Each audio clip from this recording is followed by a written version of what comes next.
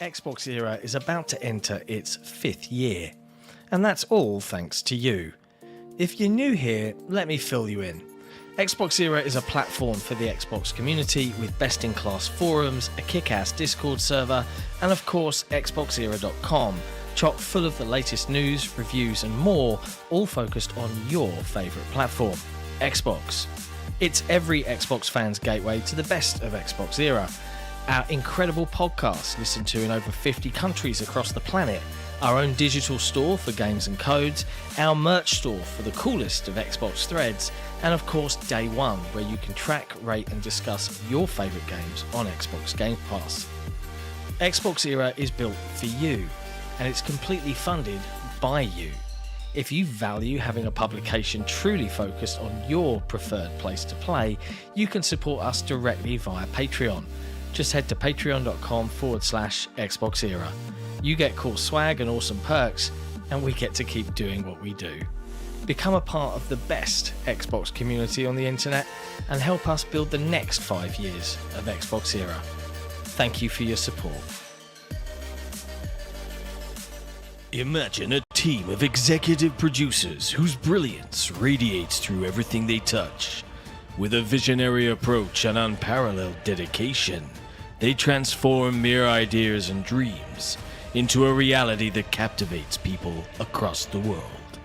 Their meticulous attention to detail, combined with an unwavering commitment to excellence, sets them apart as true titans of the Xbox Era Patreon. With each new endeavor, they push the boundaries of our creativity and innovation, leaving an indelible mark on the landscape of the Xbox Era project.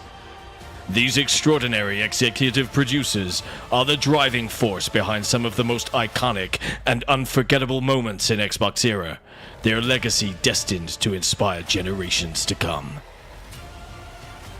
To all our executive producers, we thank you. You are fucking awesome.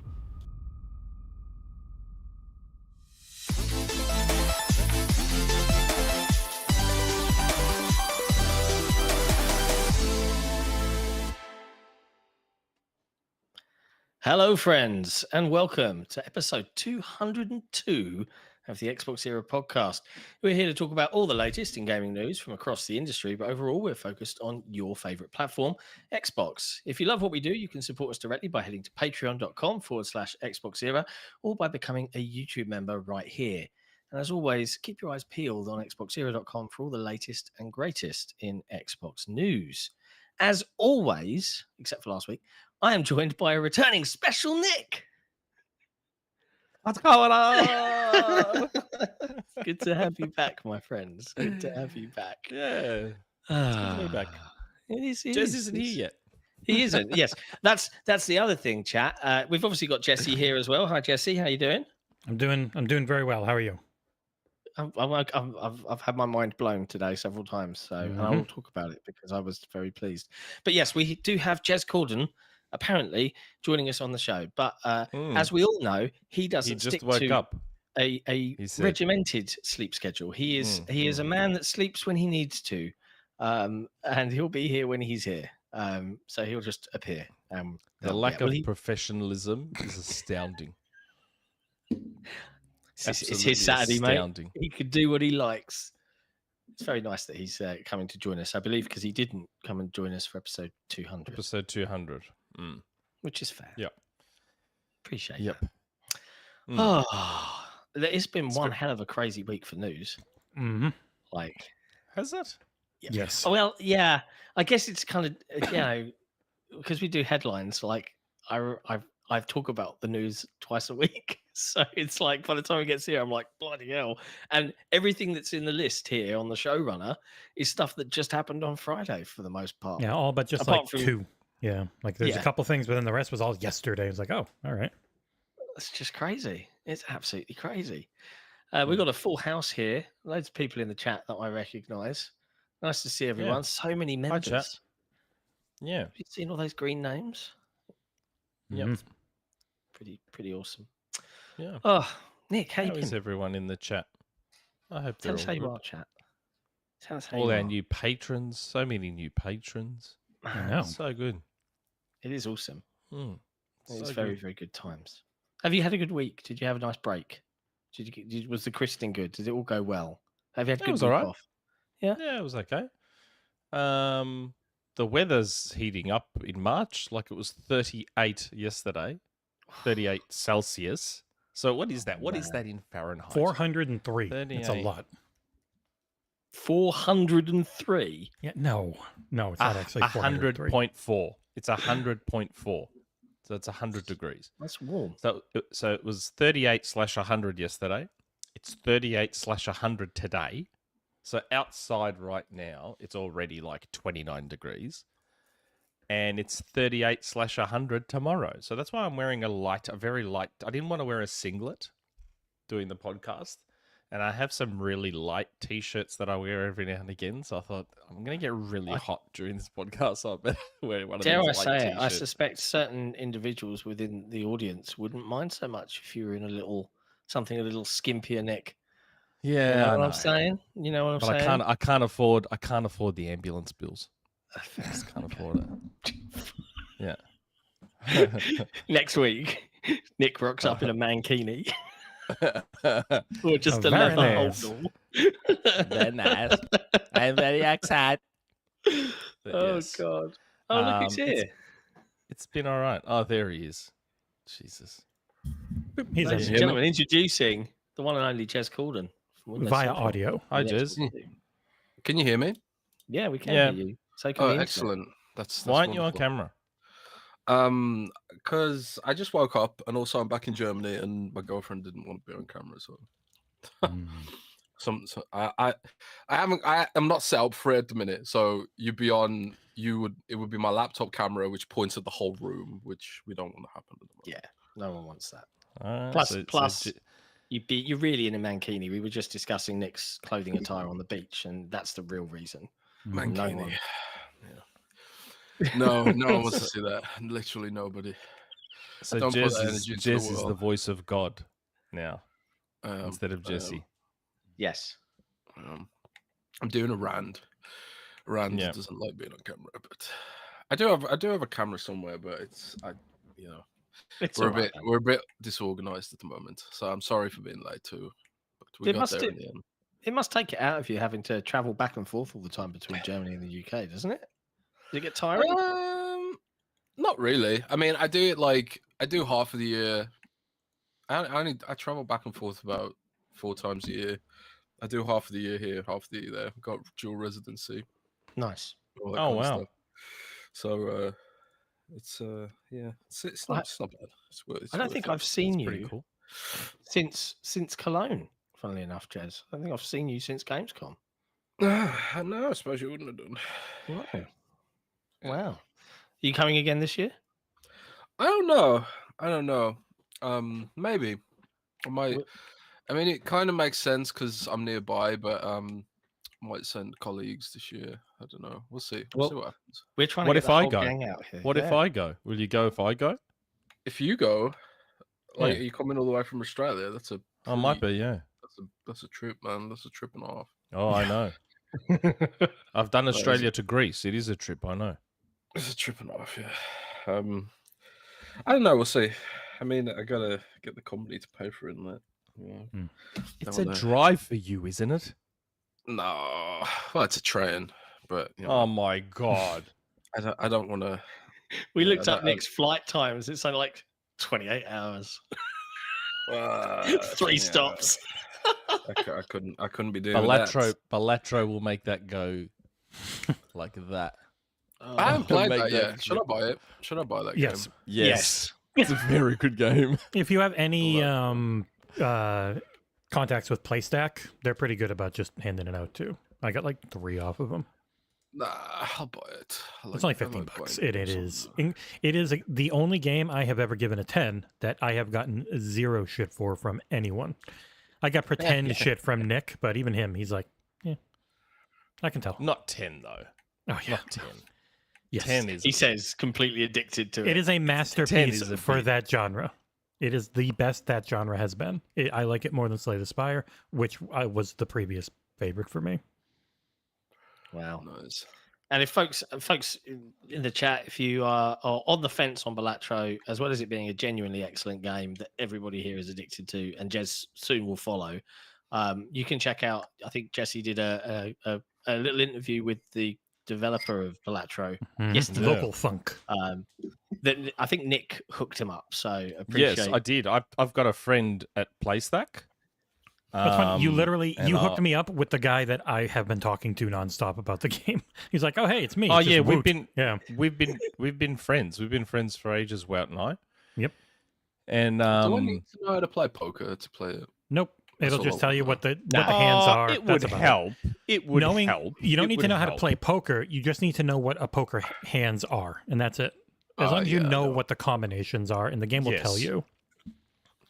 So I guess we're transitioning straight to what we've been playing. So Yeah, it felt like a natural segue. yeah. So I got, I bought Balatro. Bullshit. I've been calling it Baltaro. Sounds like a character from Conan the Barbarian. And I played it the first day, had a couple of games. I was like, not really sure what. It just wasn't clicking for some reason. I'm not sure. And the funny thing is, like, fun fact about me, I'm actually a bit of a poker player. Like I used to go to the casino here in Melbourne and play poker every now and again. And many years ago, I'd set up an online gambling poker account, like an online poker account. Like I used to be very into poker. Watch poker movies like Rounders. Like I used to love watch. That's one of my favorite movies ever. Rounders, like the first DVD I ever owned. So I was like really into poker. So I thought, yeah, I'll like Balatro. So I started playing it. I was like, it's not really clicking with me. I don't understand what's going on. It's not clicking. So I was like, I put it away for a bit. I'm like, no, I'll give it another go. So a couple of days later, I'm like, I'll go again. So I went again and started to. I kept like losing straight away. Like I just wasn't getting great hands at the start. So I wasn't getting past that first blind. And I think that was the problem. Like once I went on a good run and got a bit deeper and stacked my jokers and started using my tarot cards and my planet cards, and all of a sudden the bonuses are stacking up, and then all of a sudden out of nowhere it just clicked, and then I just started like losing hours. I was just playing it for so long. Pro tip: I was like, are you aware that you can adjust the game speed to like 4, so everything happens really quickly? The speed wasn't a problem. Yeah, well, trust me, like we were getting like we played so much of it here, my missus and I, that we were sitting there going like, oh, the animations, just hurry up and score it. You can set the default, I think game speed is like 1 and it goes up to 4. Put it on 4, bro. The addiction will be fed much faster. It's like, and when it scores stuff, it's just a ding, ding, ding, ding, ding, ding, ding, ding, and it's like, oh, it's crack. I've acquired it. I've acquired the game. I'm in the cool club now, so we'll see what this is all about. You will like it. Okay. It's Just genuinely persist at the start. Persist at the start because it may not click straight away. And again, I'm a poker player and it didn't click straight away. So just it's a game I wish was Play Anywhere. But since it is not Play Anywhere, I just have been clouding in to my Xbox, even if I'm on my PC. Like I'll just cloud to my Xbox and play it locally because it's not like a Twitch game. It works fine. To keep that save going, I also have a save going on Steam, on PC, and it's supposed to be cloud save there, but I have another. But it's not working right, so I have another save on my friggin' Legion Go, and yeah, I have played a lot. I may buy it on Switch. I might buy it on Switch. I can have it on the go. I kind of want it on my desktop here because I've been doing the same as Jesse. If I'm working and I also want to play a bit of Balatro, right, I've been using the Xbox app on PC to remote play off my Xbox in the living room so that I can play it on the desktop.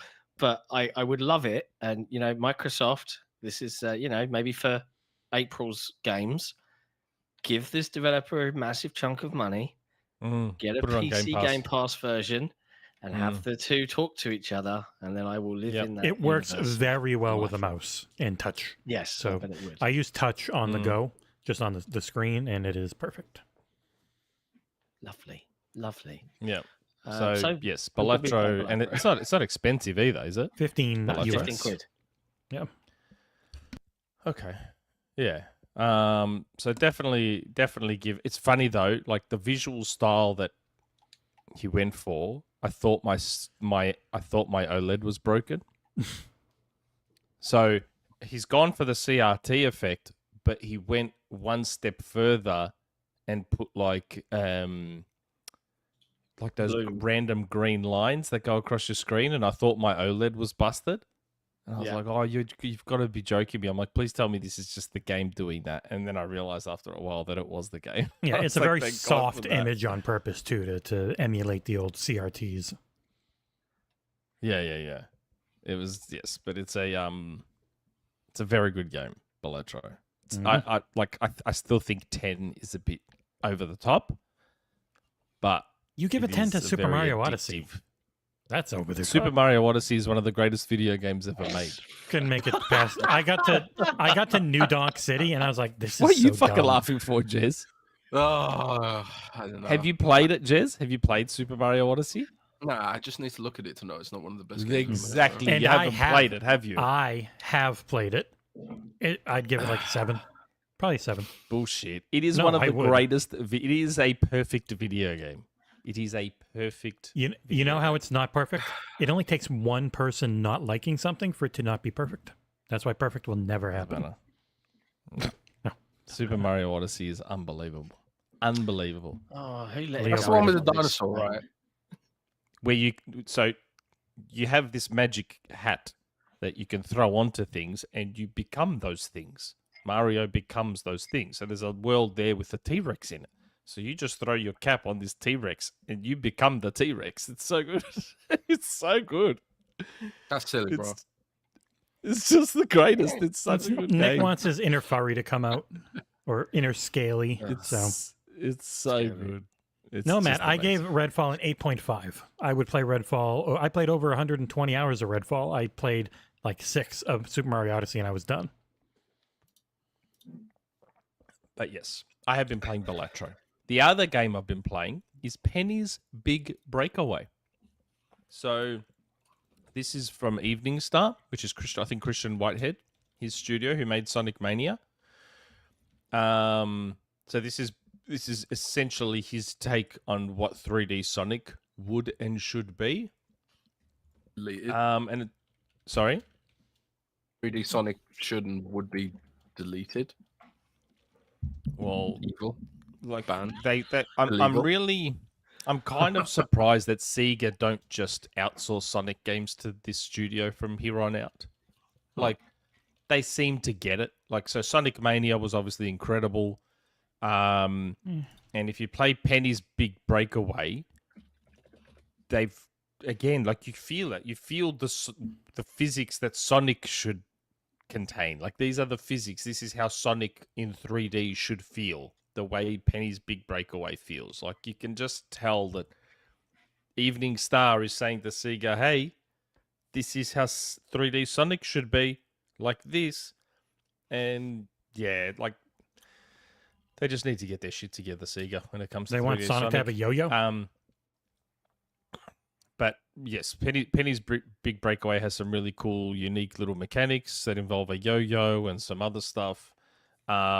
You know, once you really get the hang of, again, the momentum, which Sonic's meant to have, once you get the hang of the momentum and all the little unique traversal tricks and stuff, you can really start to chain together really cool traversal combos, almost very Titanfall-esque, but in a 3D platformer. You know what that yo-yo looks like in this traversal is Harley Quinn in Suicide Squad, where she's got the little drone that flies up and she can hook to it and swing. Yeah. But this is more forgiving than that one is. Yes. But it's a really neat little game. I'm quite enjoying it. And it's a pretty good first up kind of official debut from this studio, because I don't think Christian Whitehead made Sonic Mania as Evening Star. I think he just made it as just himself. I think this is their first game as a studio. And it's quite cool. It's very simple. It's very clean. Like, you know, you're not going to be wowed by the visuals or anything, but that's okay. The game is quite fun and very deep mechanically. It's really, really cool.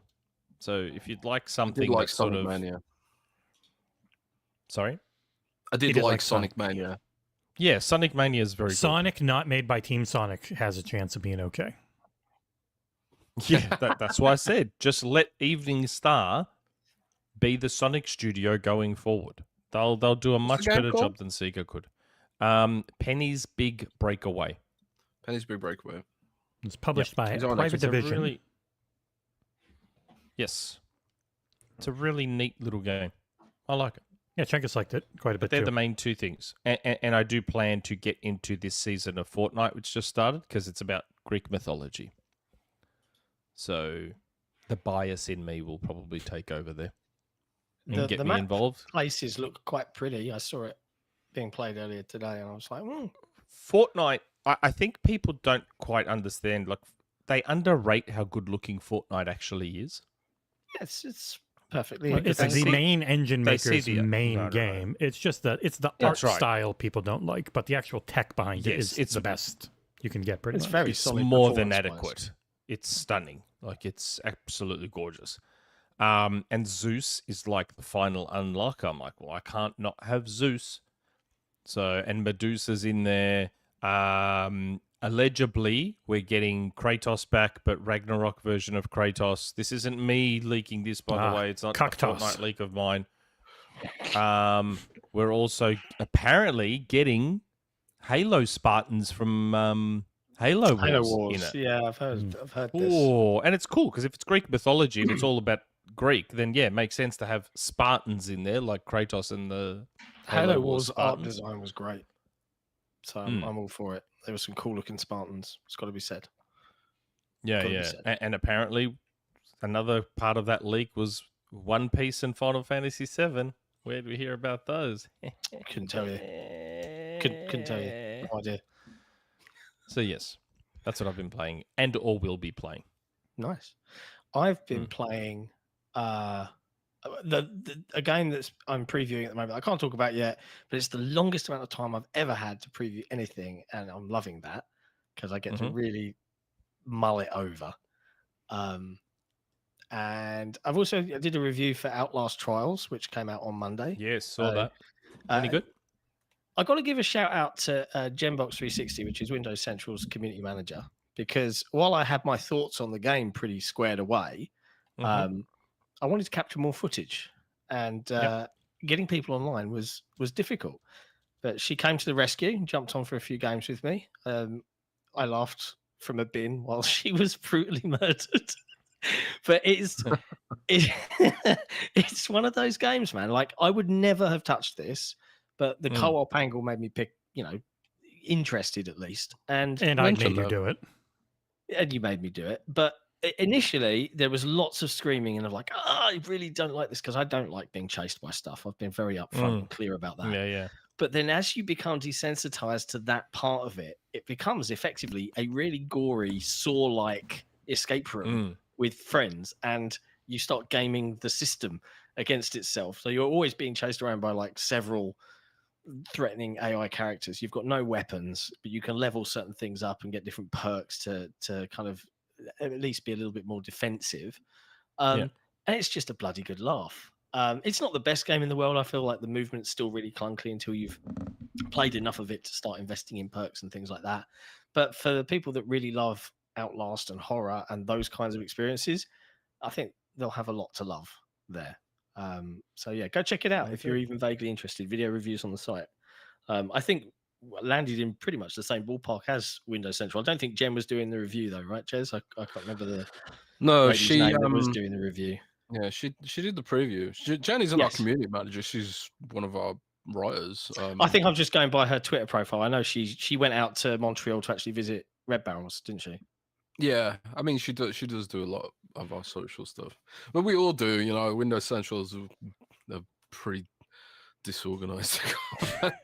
Wait, aren't you the manager? Yeah, exactly. That's why it's chaotic. But we all do a little bit of everything, really. But yeah, she went out to Canada to play Outlast Trials, and you know, a lot of our writers who played it because they send multiple keys for multiplayer game. They liked it. You know, I haven't played it myself, but so it sounds alright if you're into that kind of thing. Yeah, if you like playing with friends, it is very funny to like run away while someone else is getting murdered. Like a or guy just with a watch it from a cupboard. huge swinging dick, just massive. Yeah, A lot of nudity. yeah. Excuse There's me. lots of Yeah, funny no. things One in of the killers is just a 7 foot tall naked guy with like a enormous flaccid penis the entire time he's out there killing you. It is huge. Oh, wow. Nice. Yeah. Maybe I will play it. I think he pulled me out of a Nice. locker at one point. That was very scary. But yeah, aside from that, Beat and you to death game, with it. no, thankfully, I think he kind of just broke my neck or something. He definitely bludgeoned me with something, but I don't think the camera could quite see. But yeah, outside of Outlast and the other secret squirrel stuff, that's it. That's it for me this week. What about you, Jez? I've been playing. I've gone back to Cyberpunk 2077. Because On PC? Well, I'm playing on Xbox actually, but I've been cloud saving it when my girlfriend takes over the TV, which is fairly often. That's the cool thing about CD Projekt Red games. They've all got cloud saves now with a GOG account or whatever. Yeah, you just get that one you can always keep synced. It's very nice. Yeah, it's super super handy. But yeah, I've because I never finished the DLC or did everything else. And when I was traveling recently, I went to London to play Dragon's Dogma 2. So that's another game I've been playing. But You've been playing that a lot, haven't you? Yeah, Dragon's Dogma. Yeah, I put about 4 hours into Dragon's Dogma 2 so far, and I'll talk about that in a second. But it's Cyberpunk. I was watching Cyberpunk Edge Runners on the train while I was traveling to London, and absolutely amazing. I've been meaning to watch that for ages and just haven't got around to it, whatever. But because I needed something to watch on the train, I was like, well, this is a perfect opportunity to actually sit down and watch this now. But the anime is so good that it made me want to, go back and finish what I'd missed in the new Cyberpunk DLC, Phantom Liberty. So I've been playing through it again. Glorious 30 frames per second with ray tracing on, getting the full fat filmic experience, and it's just incredible. Like, I mean, the game was always incredible. Honestly, I don't buy into the hate train for this game. I think it had very bad versions, but if you were on a One X or a PC, it was pretty damn good. Yeah, I played on PC, so it was like the PC was probably the most polished version, and also I played through the game as a net runner, which was probably the most polished combat play style. So I think I had a very different experience to a lot of people who played Cyberpunk the first time around. But because I'm playing it again now as a net runner again, because I just really like being a net runner, which is basically like you hack people's brains and blow them up and force them to commit suicide and all kinds of stuff just by hacking their brain implants and stuff. It was insanely overpowered early on at launch. It's still very powerful now. I'd say it's still pretty overpowered. They have changed it up a little bit. Like, it's not like in the original where you could just hide in the corner and just get away with killing everyone without even lifting a finger. But it really gave me that Cyberpunk experience of being like hacking cyborgs and stuff. So I loved it. I really loved it, even though it was overpowered as hell. But there is this sort of trace thing now where you hack people and then you start getting traced by the people in the network. So they've tried to nerf it, but it's still powerful as hell. And you get powerful enough where they can't even trace you when you're hacking. So, but yeah, that's Cyberpunk Phantom Liberty. It's really, really cool. They added so much stuff. They added execution kills, and they added, they've changed the itemization up a lot. No longer will your character look like a clown because they've added transmog systems, and they've added tons of extra quests and polish and all that kind of stuff. And it's car combat, I suppose.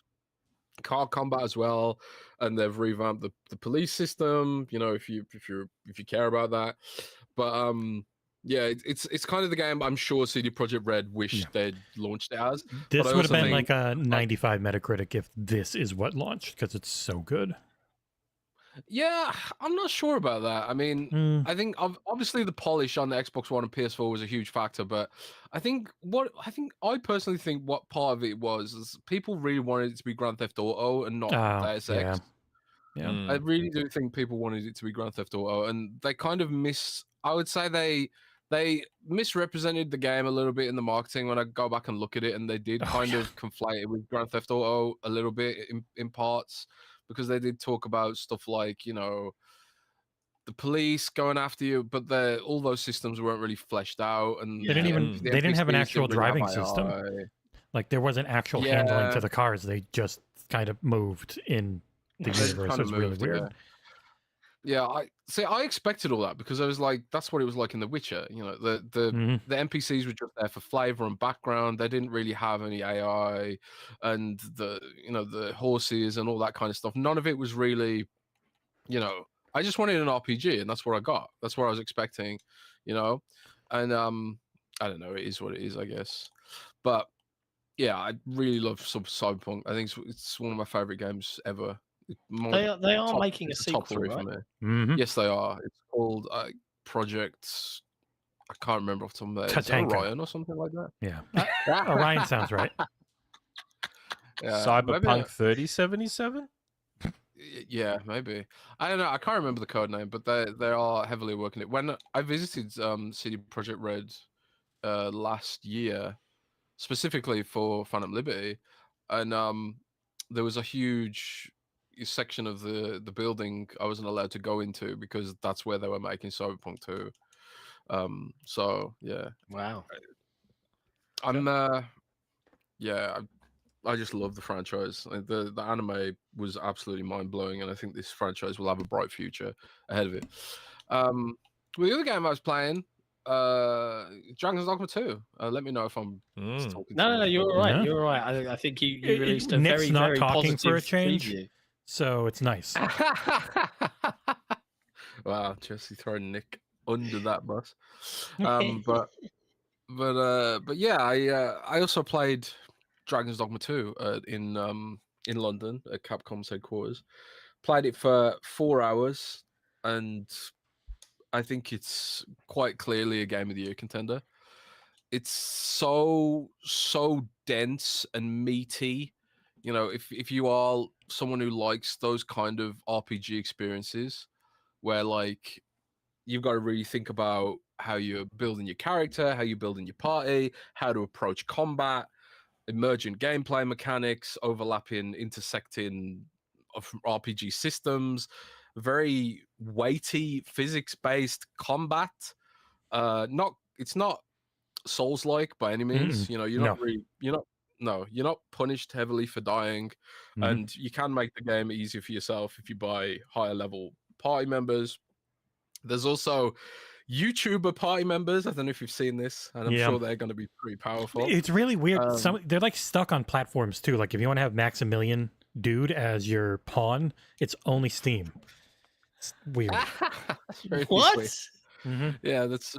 So I feel like I have to explain this. So one of the things in Dragon's Dogma, and this was in the original as well, it's got a social system. It's really unique to Dragon's Dogma, where you have 3 party members, 3 AI party members called pawns, like chess pawns, right?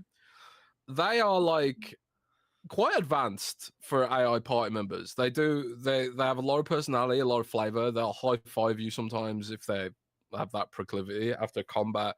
They'll go and loot things for you, like herbs and ores, and do a lot of the busy work that you might not want to do yourself. But they'll target enemy weak points. They'll avoid attacks generally, and all that kind of stuff. And but the way it works is you rent other players' pawns. So you create 1 pawn for yourself, and then the other 2 pawns are either rented from randomly generated ones in game, which are like your offline pawns if you can't connect to the internet. But then there's online pawns. So I could download you guys' main pawn into my game, and then you would get points and currency for me using your pawn. You know, it's this really interesting, really weird system, and people like in the original game, people really went hardcore min-maxing this system, and sharing their pawns around and stuff like that. And the more money you get, the higher level the pawns can be. So like if you buy a pawn at your level, it costs 0. But if you want to buy a pawn that's much higher level than you, which could potentially make the game easier or even trivialize it in some cases, you have to spend this money. So the rift crystals or whatever they're called, and some of them were like 7 million. It was like Jesus 7 Christ. million. Yeah. Jesus. Yeah, because they're just max level. So if you bought them, the game would you just one shot almost everything, and as you level up. Yeah, so you can make it easy for yourself by doing that. I mean, I suppose the base difficulty would be to just use pawns at your level, you know. But that's another aspect about it is like you constantly have to switch your pawns out because like if you go, say like you go into fight like a golem, like one of the things I did in the game was I had 4 hours to play, and the rep, it was a very uncontrolled preview, which was great. It was the full final build of the game. It was no like you can't go out of bounds here, whatever. Just do whatever you want for 4 hours, right? So like I thought I'll do 2 hours free roaming, and then I'll do 2 hours actually trying to do a quest. So like during my free roaming bit, I played as a mystic spear hand, which is kind of like a little bit like Darth Maul. You know, he's got a dual wielding spinning blade thing, and also you can do force levitation, lift enemies off the ground, and throw them around. Again, all this is physics. You can pick up a goblin and throw him into his mates, and you know, knock him off a cliff and do all that kind of stuff. Climb on a troll's legs and just hang off his ass and stab him in the gooch. Yeah, you can do that, and that's one of the things I did. I fought this golem. Yeah. I was trying to kill this golem, which was clearly much higher level than me, and I didn't have access to the online pawns or whatever, so I was just fighting him with what I had. And I just have to comment on the fact that I keep hearing you say online porn. Yeah, it's hilarious, right? It's hilarious. Everyone always says I'm a child. Use a Boston accent and say online pan. Pan. Yeah, I don't know. But love the point being is my party was not viable to fight this golem. Like it was immune to magic, it was immune to slashing damage. So like I was just getting my ass kicked. And so what you do in that situation is you go back to a rift zone, and then you'd kick out the 2 of your pawns, and you get 2 more in that were good at fighting golems. Maybe they had, because one of the things in the game is the pawns also get experience fighting specific monsters, doing specific quests, and you won't get quest markers if you don't have a pawn that has experience doing that quest. So it can be like quite difficult to figure out what to do in a quest, and like you could be like, well, okay, I want to find a pawn that has experience with this quest, and then you get the quest markers rather than having to sort of work out where it is. And also like fighting a golem, if you get a pawn that's had experience fighting a golem, they will go for the weak points, whereas a pawn that doesn't, they probably won't. They'll just slash at the feet or whatever. So there's so much to the game, right, that I can't really sort of condense it all into one short segment. But the combat was amazing. The open world was like probably the best realized open world I've ever seen. Really vertical, huge cliffs, handcrafted caves. The light and the night system is amazing too. Like true darkness, you have to use a torch. You can't see shit in the dark. It doesn't hold your hand at all. It's going to be like one of those games that people sort of really get into, unapologetically pour hundreds and hundreds of hours into. Clear game of the year contender for me, and especially I really can't wait on PC, where it will run. Isn't it better. 30 frames? It's an unlocked 30, and most of the time unlocked like Monster Hunter World was when it came out. Yeah, and a lot of times in very heavy combat, it was like 20 for people during preview. So we'll see. Yeah, I never experienced the 20, but I thought it ran quite smooth when I played. But then again, it really depends what you end up doing. I played in I spent a lot of time in caves when I was playing, which I suppose maybe helped the frame rate a bit. But bit of a spelunker, are you? Yeah, a bit of a. And it's not a Souls like at all. It's all face buttons. You only use the bumpers to like activate your abilities or your magic. Like it is more action hack and slash crazy RPG than it is. It's not a lock on Mover. It's not Stellar Blade, No, which I was no. very surprised when I saw that demo accidentally go up, and it's just a Souls-like combat-wise. It's like, huh. Yeah, it's not Souls-like. It's not Devil May Cry. It's somewhere in between. You can really customize how your classes handle. Like if you don't play a thief, you won't even get a dodge roll. So like if you're playing a sorcerer or whatever, you really do have to stay away from the enemies because they will slap you up. But if you want to play like a character that does dodge roll and stuff, then you play a thief and then you equip the dodge roll, as one of your abilities. And there's nothing like it. I can't really compare it to anything else. There's clearly Monster Hunter DNA in there. I suppose the closest game is probably Dragon Age Inquisition for people who haven't experienced the original. But there's really nothing else out there like it. It's so physics based that it's very physical, yeah. Yeah, the emergent combat shit is just so good. Being able to pick up anyone and just throw them off a cliff, or it is really goddamn fun. And I only played 1. I haven't played 2 yet. I am curious on 2 because we're gonna be reviewing it with. Like, I don't know what the online pawns are going to be like, so it's just going to be in-game ones most likely, because obviously people wouldn't have had the game yet, so it's going to probably be a lot harder. I'm not going to use the YouTuber pawns, man. But the character creator is crazy. I was looking on the subreddit today, and people have made like Kratos and Disney characters and all kinds of weird shit. It is super in depth if you have the patience for it. Yeah. You can customize your walking style, which I've never seen before in a game. Like you can change like the angle your knees and elbows and your back is when you're walking and running. It's so in depth, and it's because you can do the full Vince McMahon. Yeah, you can make yourself do the Vince McMahon walk if you want, but it's because like they want every pawn and every character to be completely unique, or as unique as humanly possible. The pawns will have different personalities. Some of them will be like assholes, or some of them will be really nice and helpful and stuff like that. But there's an in-universe explanation for why the pawns are the way they are. They're sort of like without spoiling it, they're kind of ghosts in a way. They don't really have a mind of their own, and your character is sort of cursed to fight the great dragon. And part of that curse is that the pawns just start appearing in the world, and they want to follow you as their leader or whatever.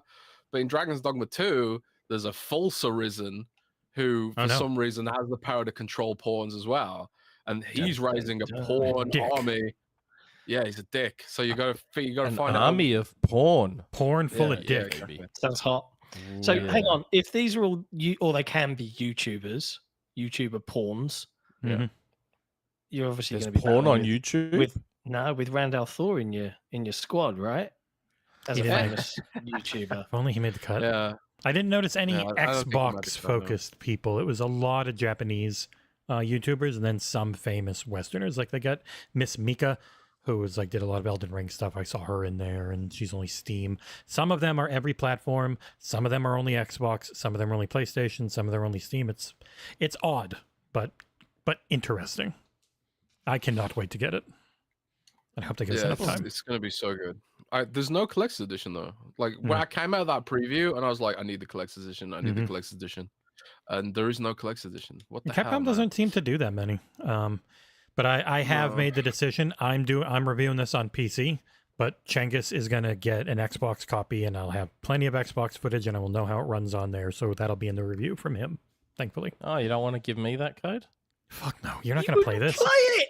It's it is a full-on RPG where you cannot ignore the text and the cutscenes and shit and know what to do, because the game does not handhold you. You will have literally no idea where to go on the first quest. You'll just be completely lost because you skipped everything, and then you won't play it anymore.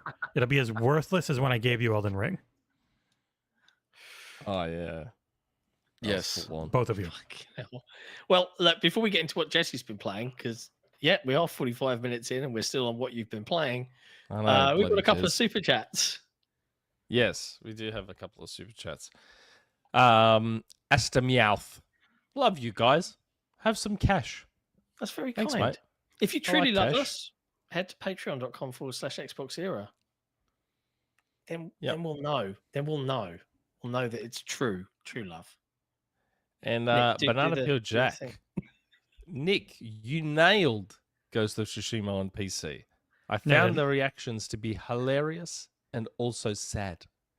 What are the panel's thoughts on why PlayStation has the most/worst toxic fanboys? They're the biggest Okay, casual audience. That's a How loaded long we question. got? It used to be Can we- 360. How long we got? Hang on. Let me introduce some rigidity to this. Nick, let's get this out of the way. Do you want to talk about how right you were? No. I It'll don't be want in to the rule news. the timestamps because Yep. we're still technically on Okay, what we've been okay. playing. But so I've kind of explained this before, Banana Peel Jack. The reason PlayStation fanboys are seen as the worst and most toxic or whatever is it comes from a place of being, I guess, spoiled. You have to understand that PlayStation fanboys have never known failure. If you think about it, they've never known failure. So, PlayStation 1, hugely successful. PlayStation 2, hugely successful. PlayStation 3, despite being Sony's worst selling console, still managed to sell 85 million consoles, which puts it up there as one of the best selling consoles of all time. PlayStation 4, hugely successful. PlayStation 5, on track to be hugely successful. They've never known failure. So when anything negative is said, when anything negative happens, it triggers a reaction in their brain because it's like, how could anything negative happen to PlayStation? PlayStation is the greatest thing ever.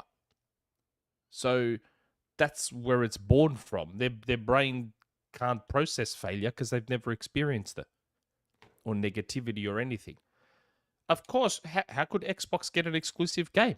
It's a failure platform. How could a game not come out on PlayStation? PlayStation is the greatest.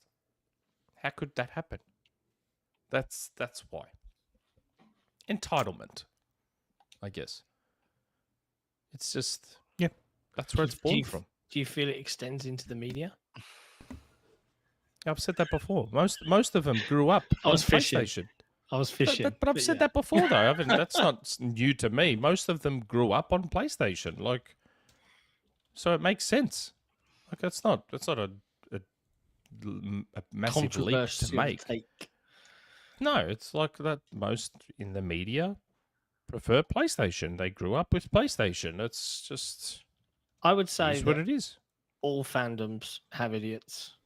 And Of they're course all they do. stupid. They all do. But PlayStation also has a larger number of fans than Xbox does. So naturally, They'll go the a numbers larger are just number going of to be there. idiots. Yeah, the numbers are going to be there. Again, that's not a controversial take. That's mathematics. Like, it's, it's just how it is. Like, what are you going to do? Exactly. All right. Well, thank you for the super chats, folks. Jesse, Yes. to round off what we've been playing, Yeah. what have you I been playing? played. Well, the two things I reviewed, I can talk about. I actually have two more that are done, but they don't come out for like another week and another 2 weeks. Were WWE 2K24, which I think is the first time Visual Concepts has really nailed pretty much everything.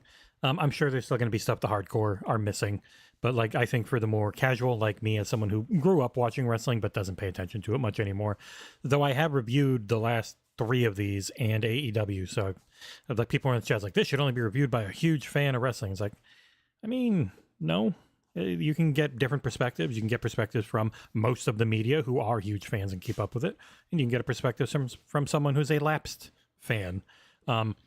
They go for the more, this is what a wrestling match looks like, but it is actually competitive and not choreographed approach. So it looks like what you see on TV, but it is a video game where you are trying to grab and counter and win. And this is the first time I felt like that was fun, because the last couple really just took control away from you too long to make it look like it does on TV, instead of being the very, this is a video game, like Aki, No Mercy approach AEW went for, where it still looks like wrestling, but it plays like a video game, like a fighting game. This plays like a fighting game that looks like real wrestling, has like 30 or 40 wrestlers in it. It's like everyone ever, essentially, except for Brock Lesnar and Vince McMahon. Is Goldberg in it?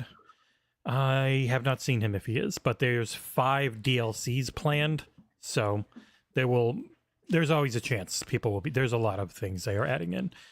Tons of arenas, tons of modes. Yeah, there's a bunch of different McFoley's in it. Sick. Yeah, because it's not just, it's like 206 people, but then some of them have like, 2, 3, 4, 5 versions of themselves. Like it is a lot. They also put in a deck building roguelike mode where that's their microtransaction heavy one. You can still do the old focus on just fighting other people to get up a ranked ladder PvP stuff, or you can do literal run-based deck building in a roguelike. That is the thing I played the most of because it was really fun. Also, like they gave us the second top most expensive edition, and it didn't break that mode like it used to. They used to just give you insanely powerful characters right off the bat with a lot of that stuff, and I think they've leaned back from that a little. Not because they're nice and they care about balancing stuff for people that just spend 70 and not 100 or 120, but because it then forces you to spend more, even if you buy the expensive version initially. It is a lot of fun. Looks fantastic. Like everything I played it on Series X, like I try to with everything, though I will have a couple of PC-only ones because there's one game in particular that I'm playing that I can't say what it is, but even running it at 1440 medium on my 7900 XTX, I'm getting like 30 to 45 FPS. I cannot imagine how bad the console versions of that one are because they won't give it to me. I don't know.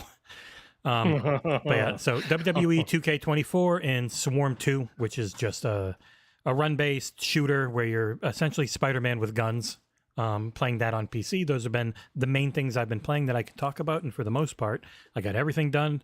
So I can get right into Dragon's Dogma 2 the instant they give it to us, and it'll be all I play. Clearing that runway. Clearing the runway so you can land Dragon Dogma and fair enough. Well, there you go, folks. That's what we've been playing. And you know what? It's a lot of video games for, a bunch of... It's been a hell of a start to the year for playing stuff. I know. I'm just like... No one else. No one else. Jez doing all that fucking talking really took a lot out of me. So you know what I need to read? You know what I need to recharge? I need some control. I need control to get my energy back. Even Rand has bought control because he deals with Jez on a weekly basis, so I totally understand why Rand has gone with control. So go to www.drinkcontrol.com/XboxEra. Use our code XboxEra to get 10% off the best meal replacement drink you've ever had. It's amazing stuff, Jez. You should try it. It's really nice. It's one of the only times Nick is right about something. It is very good. It's so nice. Ask Rand. He drinks it now. I can see a bunch of absolutely legendary people in the chat, but in particular, I want to call out the brilliant Chaos Ante. Not that I don't love everyone else, but my co-star. Yeah, your co-star in the Halo TV show. Very happy birthday to Kay's little man, who I believe turned 5 very recently. Yeah. Happy birthday, dude. He's clone. Super cute.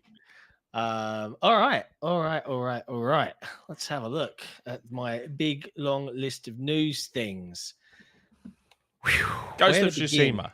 You want to talk about that first? Is Jesse going to get a review code for it? No. Everything from them comes from PlayStation. PlayStation is extremely picky. I have asked for things to stream on our channel. I've never gotten a response. Wow. From XboxEra.com. A little birdie had told me that we'd be hearing a bit about the Ghost of Tsushima PC release. They actually told me it should release in May, which I left out of my tweet. But yes, it was funny seeing the reactions to that because I said in the tweet, I'm like, we should be hearing the point of the tweet was that we'd be hearing about Ghost of Tsushima on PC sometime soon. And then I said, around the 5th. Within like 15 minutes of the 5th coming, people are like, where is it? Where is it? You let us down. Why are you lying for? Why are you spreading misinformation? It's like, do you want to calm the fuck down? So I just started bookmarking all the tweets. I just started bookmarking all of them. I'm like, oh, wait, I'm patient. I'm a patient man. Just bookmark. And then as soon as it was announced on the 6th, as soon as it was announced on the 6th, I was like, boop, boop, boop, boop, boop, boop. I was like, mate, like we must be dealing with children. Like, can't just be. If I there's don't one understand. thing I can say, Nick, is that the people don't know how to actually read. Yes, they don't Like, read. Reading standards have plummeted. Yeah. Like they're not actually reading the words in the ways that they are intended in very clear, concise language. It's a very. It's a key skill that seems to be Maybe missing. around the 5th, around that time. Because, remember, Jez would know this.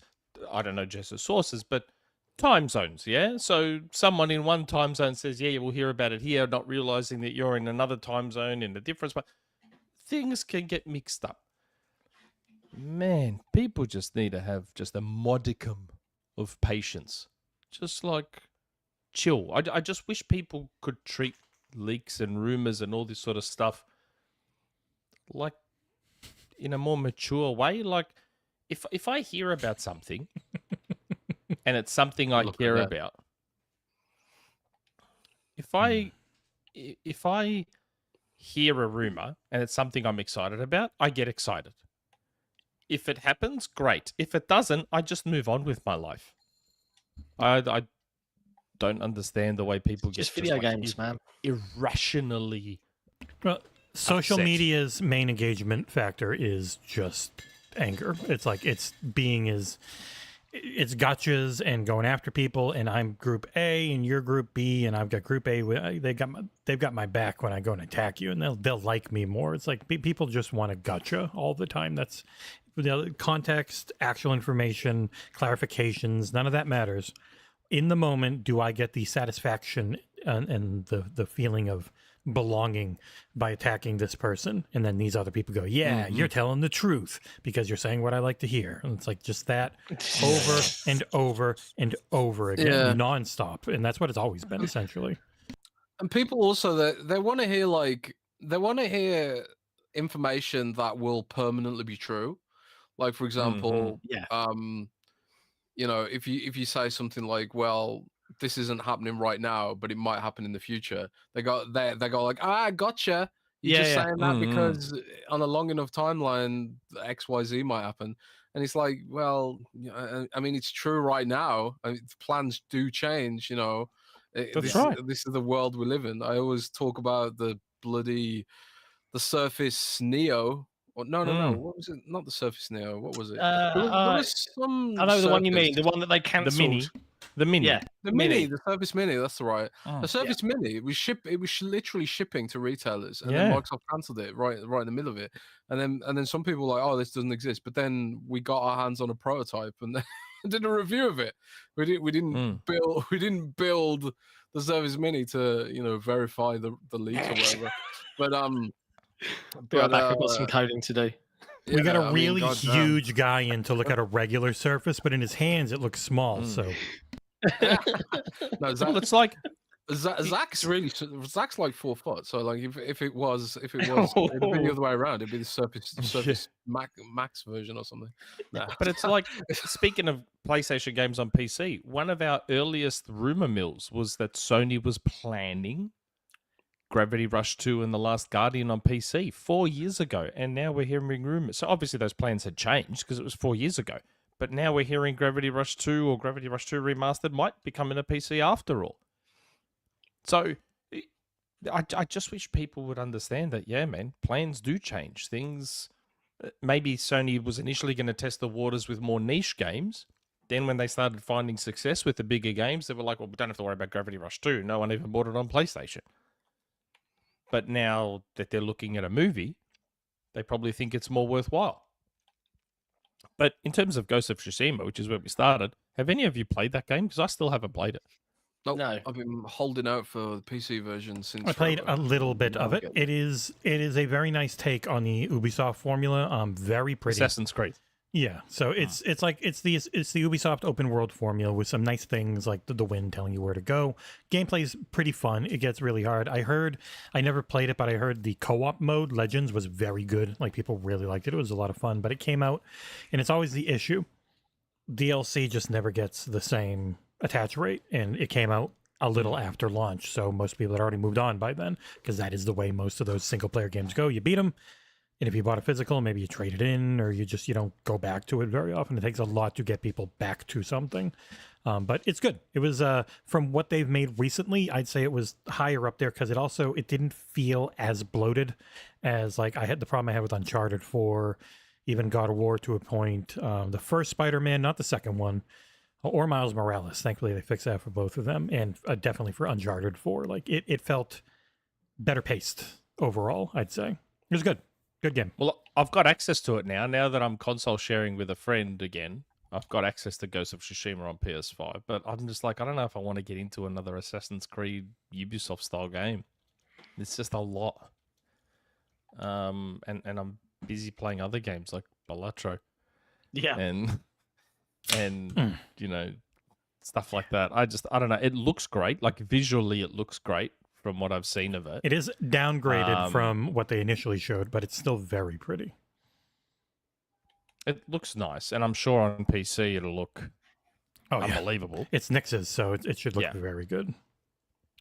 Yes, extremely, probably, arguably the best PC. It's got every type of like upscaling around. And all the tech. Like it should look really good. Yeah. So Jez, you've been waiting. Now here you go. Now's the time. Jump in. He's just gonna be playing Dragon's Dogma 2. Yeah. I mean, I've just bought Unicorn Overlord as well, knowing full well I'm probably not going to be able to play that for the next 50,000 years. So I think we gave that a 9 or 9.5. Cenk is still playing it, like after playing it nonstop for review. He is madly in love with that game. Wow. And it's reviewing very well. I think it's like 88 right now. It's an incredible time. I know everyone was really hype on 2023, but 2024 ain't no slouch so far. Like in terms of games in our hands, right? I'm not talking about the horrific state of the industry, but games in our hands, it's pretty good. Like I'm actually more excited about this year than I am or was about 2023 in terms of stuff that I want to play. You know, not stuff that everyone else wants to, like Elden Ring. You know, but yeah. Yep. Anywho's Elden Ring? Did you just call it Elfen? No. Oh. Elden. I thought you were trying to be funny. No, just failing. Anyway, the news. So Nick is right. News number one. Now, news is kind of different nowadays because if you've been paying attention, Xbox Era has a new show called Xbox Era Headlines, which airs twice a week on Tuesdays and Thursdays, where Jesse and I will get together and talk about all of the headlines from across the gaming sphere. So in order to save ourselves some time and not turn this into an 8-hour podcast marathon, we're going to just pick from some of the bigger stories. And frankly, a lot of this just happened on Friday. So if you want to catch up on all the news, go check out the shows. And as a heads up to our Patreon members, the audio version of those shows is exclusive to you on Patreon, but you can all catch them on YouTube either way, whatever your preferred listening method is. First up, and I think this is a fun one to talk about, Fallout got a really, really good trailer. How impressive was that? Like, I watched that, and as someone who is aware of Fallout but isn't really into the games, I cannot wait to watch this show. It looks phenomenal. Anybody else? Like, from a fan's perspective, Jesse, I know you're a big Fallout fan. Yeah. Like, it looks incredible. It looks like prestige TV, which is the most you can hope for. It's what Halo Season 1 didn't really hit, but thankfully 2 has started to hit. But this, just right from the off, being a Jonathan Nolan and Lisa Joy, and getting in on the hype train at Amazon of getting enormous budgets before Bezos started saying, hey, stop it, I need to build more rockets. It looks very expensive. It looks very good. I think we kind of got the hook for what it's going to be, which is a vault dweller and a member of the Brotherhood of Steel kind of coming together for some reason. Really, really good cast. Kyle MacLachlan as her dad, and just a lot of people. Walter Goggins as the ghoul. Goggins. Yeah. Oh God, is it so good? Is it? It's at least a 250-year-old ghoul, because he's there selling vaults before everything blows up. It looks it looks incredible. I cannot wait. It's also every episode drops that day. It's not weekly, which you never know with Amazon. Amazon does both. Yeah, rules. I hate waiting a week. Let me You're gonna decide have a fight the with pace Paris. at which I want to watch Him it. and Rand always go I at it. understand. Like, I get that argument. Like, I understand. Like, in isolation, yes, I prefer binging over waiting a week. Yeah. But I completely understand why all these streaming services mostly pivoted to weekly. Because if you think about it, no, see, I don't think it is that. I know that's the cynical view, and this is me we're talking about. I am Mr. Cynical.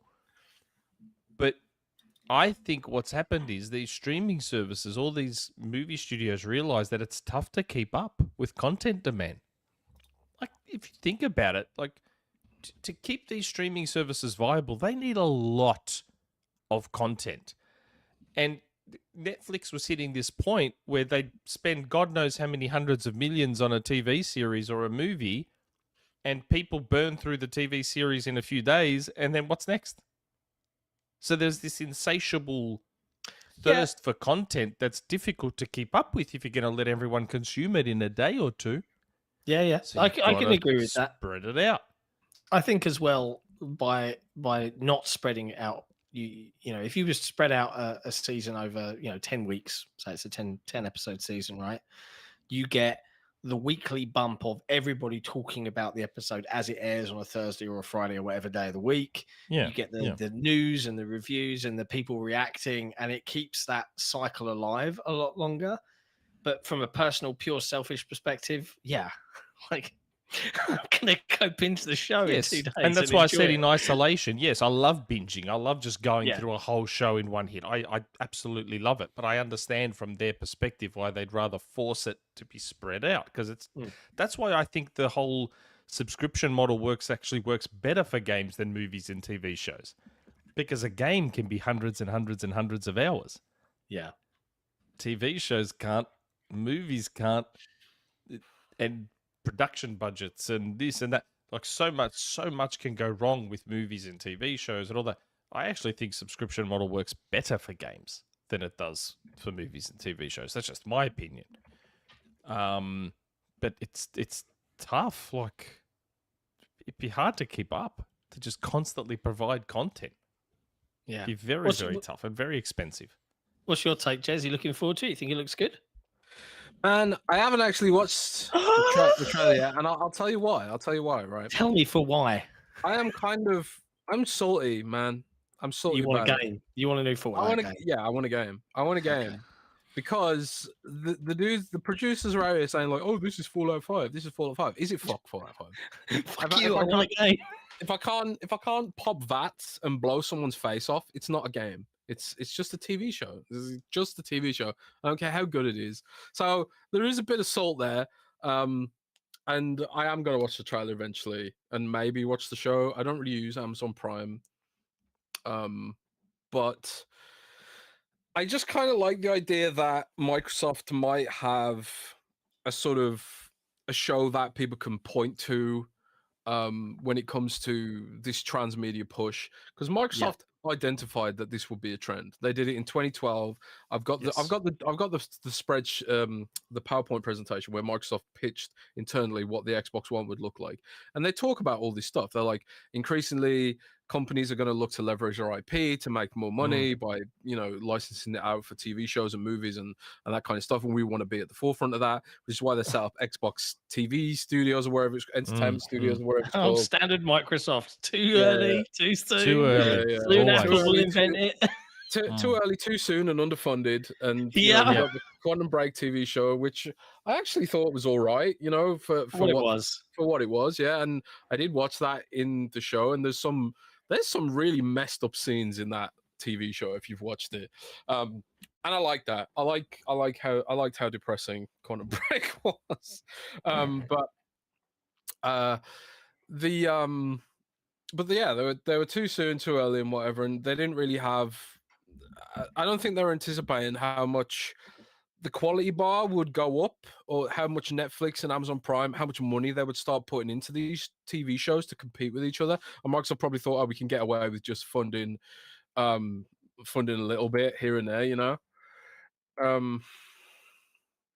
But yeah, it's nice that it does seem like they're that they do have high quality shows coming, and this hopefully bodes well for the Gears of War anime, the Grounded show, which we haven't seen, the Minecraft movie with Jack Black. Hopefully this is it's all sort of indicative of good stuff. So hopefully the trailer, the full show lives up to what the hype the trailer's driving, and also it's cool to see Halo Season 2 seems to be resonating as well. Yeah, Halo. For some. Halo. See, there's a thing you can know, Nick. Halo is massive. Like the actual viewer audience. Like they showed the Nielsen ratings for the first couple episodes, and it was third best out of everything, going against two things that dropped their entire series, not just doing weekly. So they had way more people to watch because way more things to watch, so they got more watch hours. Like the Halo series is huge, but it's huge with 40 up. Because Paramount trends 55 plus, because the Taylor Sheridan stuff is all very old people. Paramount, NCIS, all that stuff is very old people. And Halo pulled in a younger audience for them, which is why they're so happy, and they gave it such an enormous budget. But Fallout is going on Amazon Prime, which, it's big stuff. Definitely trends a little younger. So I think it might end up having more of that broad appeal. Because, like, man, even The Last of Us being on HBO and being so critically lauded, HBO is in such shitty shape now. It's like they need The Last of Us to carry them in a way because of the mismanagement they've done. And I'm curious where Sony's got a God of War show. They've got a Horizon show. I don't think I think some of them are with Amazon.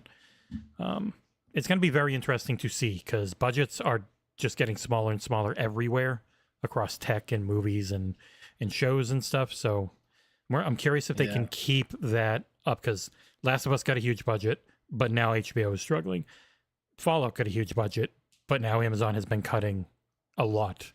Like where Halo's the one in the position where it's going to keep seemingly getting budget because Paramount's doing good enough, and it's one of the few things that really brings younger people in. So I saw some big screen ads for the Halo season. Oh, 2. I see ads for Halo everywhere here. I saw the side of a building had a painting, a painted ad for Halo, and buses, and it's like, man, the game didn't get this much advertising. But I tell you why I bring it up specifically. That I saw it today in the cinemas, because I saw Dune 2 and it was fucking transcendent, and everybody should go and watch the film at the cinema, because holy shit, if there is an excuse for needing to be at the cinema to see a film, Dune 2 is it. Go and watch it. Holy shit. Especially because the first time since Return of the King that I'm actually willing to, if someone said to me, do you want to go see Dune 2 again tomorrow? I'd be like, yep. Go see it in IMAX. 3 hours it's the best IMAX thing I've ever seen. Also, I'm really curious about the next movie or two, because the next book's not very good. And it's not the same. Book takes a 12. The next book is Palace Intrigue. It's not this big grand epic, fighting thing too. It's going to be very different. Dune Messiah, not a very good book. It got better with later things like Children of Dune, so I'm very curious how he changes it, what he does, because where it goes is so crazy that I cannot wait to see how they do that character. But to get there, I'm very curious, because he said he only wants to do Messiah. Like he said, he doesn't want to do the ones after it. So, but yes, Dune 2 rules. Atreides story. Yeah, and we'd be doing it on second Netflix, except for Nick doesn't want to. I found Dune boring. I found no accounting for taste, bros. No accounting. I watched it because everyone was so fucking excited for it. I was like, oh my god, Dune. I was like, all right, I'll watch Dune. And I was like, this isn't doing it for me. I forgot something in the when I'm playing section. They sent me a play date. I forgot. Oh, the crank. Yeah, the little cranky one. So that is this is the play date from God, I forget their name. Panic, I think. So it's 2 buttons. It's like an old Game Boy, 2 buttons, A and B, direction pad. But then the big thing is the crank. Whee! It's also very loud when you're doing stuff. Like it's got a nice little speaker on it. So it is like $200, but they sent me one and they gave me access to every game that's on it, which is really cool. So I'm going to be doing some coverage for this for the site. Cool. That's awesome. I will say for the Halo show, I'm going to have faith that season 3 will be good. Season 2 is good. Surely they go to Halo at some point, right? In this Halo TV show. That's about a game where they go on a Halo ring. Surely they go to a Halo ring at some point in this Don't get me show. started. Like, The show has been mostly That'd be about silly. the Halo and getting to Halo. So yes, of course they're going to eventually go there. so I'm like this. Jeff Goldblum, then Nick. Yeah, You're gonna Jurassic have, Park. gonna have dinosaurs on this dinosaur tour? right? Yeah. Right. I really hate that man. That's what Yeah. I was saying that line in my head. Yeah. We're going to go to Halo at some point in this Halo show based on a video game that takes place on a Halo. Like, I'm like this for season 3. I'm like, just let season 3 be that season where it's just the video game. It's Where never just going to be the video story game. It's from never going to be the Halo video game CE. story. The story in Halo CE come isn't on. a story. It's barely It a is, it's story. great. It's not. Even I liked it. Nick, I liked it. It's just action. You can't do that in a TV show. No. It can't just be action It's to a action to story. action to action. There's almost no story. There's so little story. They're getting chased. No. They got to save some people. They got to save another guy. Oops, they let something out. Shit, I gotta blow it up. We're out. I understood the story of Halo, that they found a Halo ring, which was like a weapon, part of a greater weapon to take out the Flood made by the Forerunners. Is that correct? Nope. Is that right? No. What is it? Okay. So they did So one Halo's not a job. weapon. It Halo's is a a weapon, weapon. is it not? Thank you. It is a weapon. But Yes. they didn't fight. They didn't like go there looking for it as a weapon. They accidentally I didn't say stumbled that. I didn't know upon what it. it I was. didn't say that. I What said did that you say? Halo was a weapon made by the Forerunners to take out the Flood. Yes. Okay. To take out the Flood's food So I source. was right. No, you got it. No, They it's- didn't take out, it's to not to take take out out the Flood. the food of Yeah. the Flood. The All Flood can't sentient be Which then life. destroyed. kills the Flood, which then takes out the Flood. The whole Which point was stops to stop the flood from growing. They don't really die. So I understood the story of Halo. So Yeah, because it was just had an to be a action decent game story. that was mostly referential to old sci-fi movies for the most part. Like that Still was the make story. a better TV show than the one we've got for the last 2 No, seasons. wouldn't. That's not a TV show. That's an action-heavy video In game. an effort to keep things on track, we've got a couple of super chats. Let's prepare for some spice. Yeah. Okay, my good friend Messiah. It's funny, actually. I'll mention something in a sec. Starfield on PS5 Pro. Rumors that it's holiday 24. Jez, you want to take this one, bro? No, it's not. It's not. I've There you go. not heard anything to suggest it's 2024. No, But your it's not. article. It's not 2024.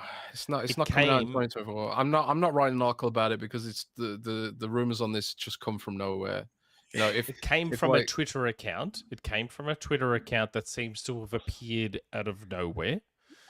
That, mentioned Ghost of Tsushima on PC as well, as I've since learned.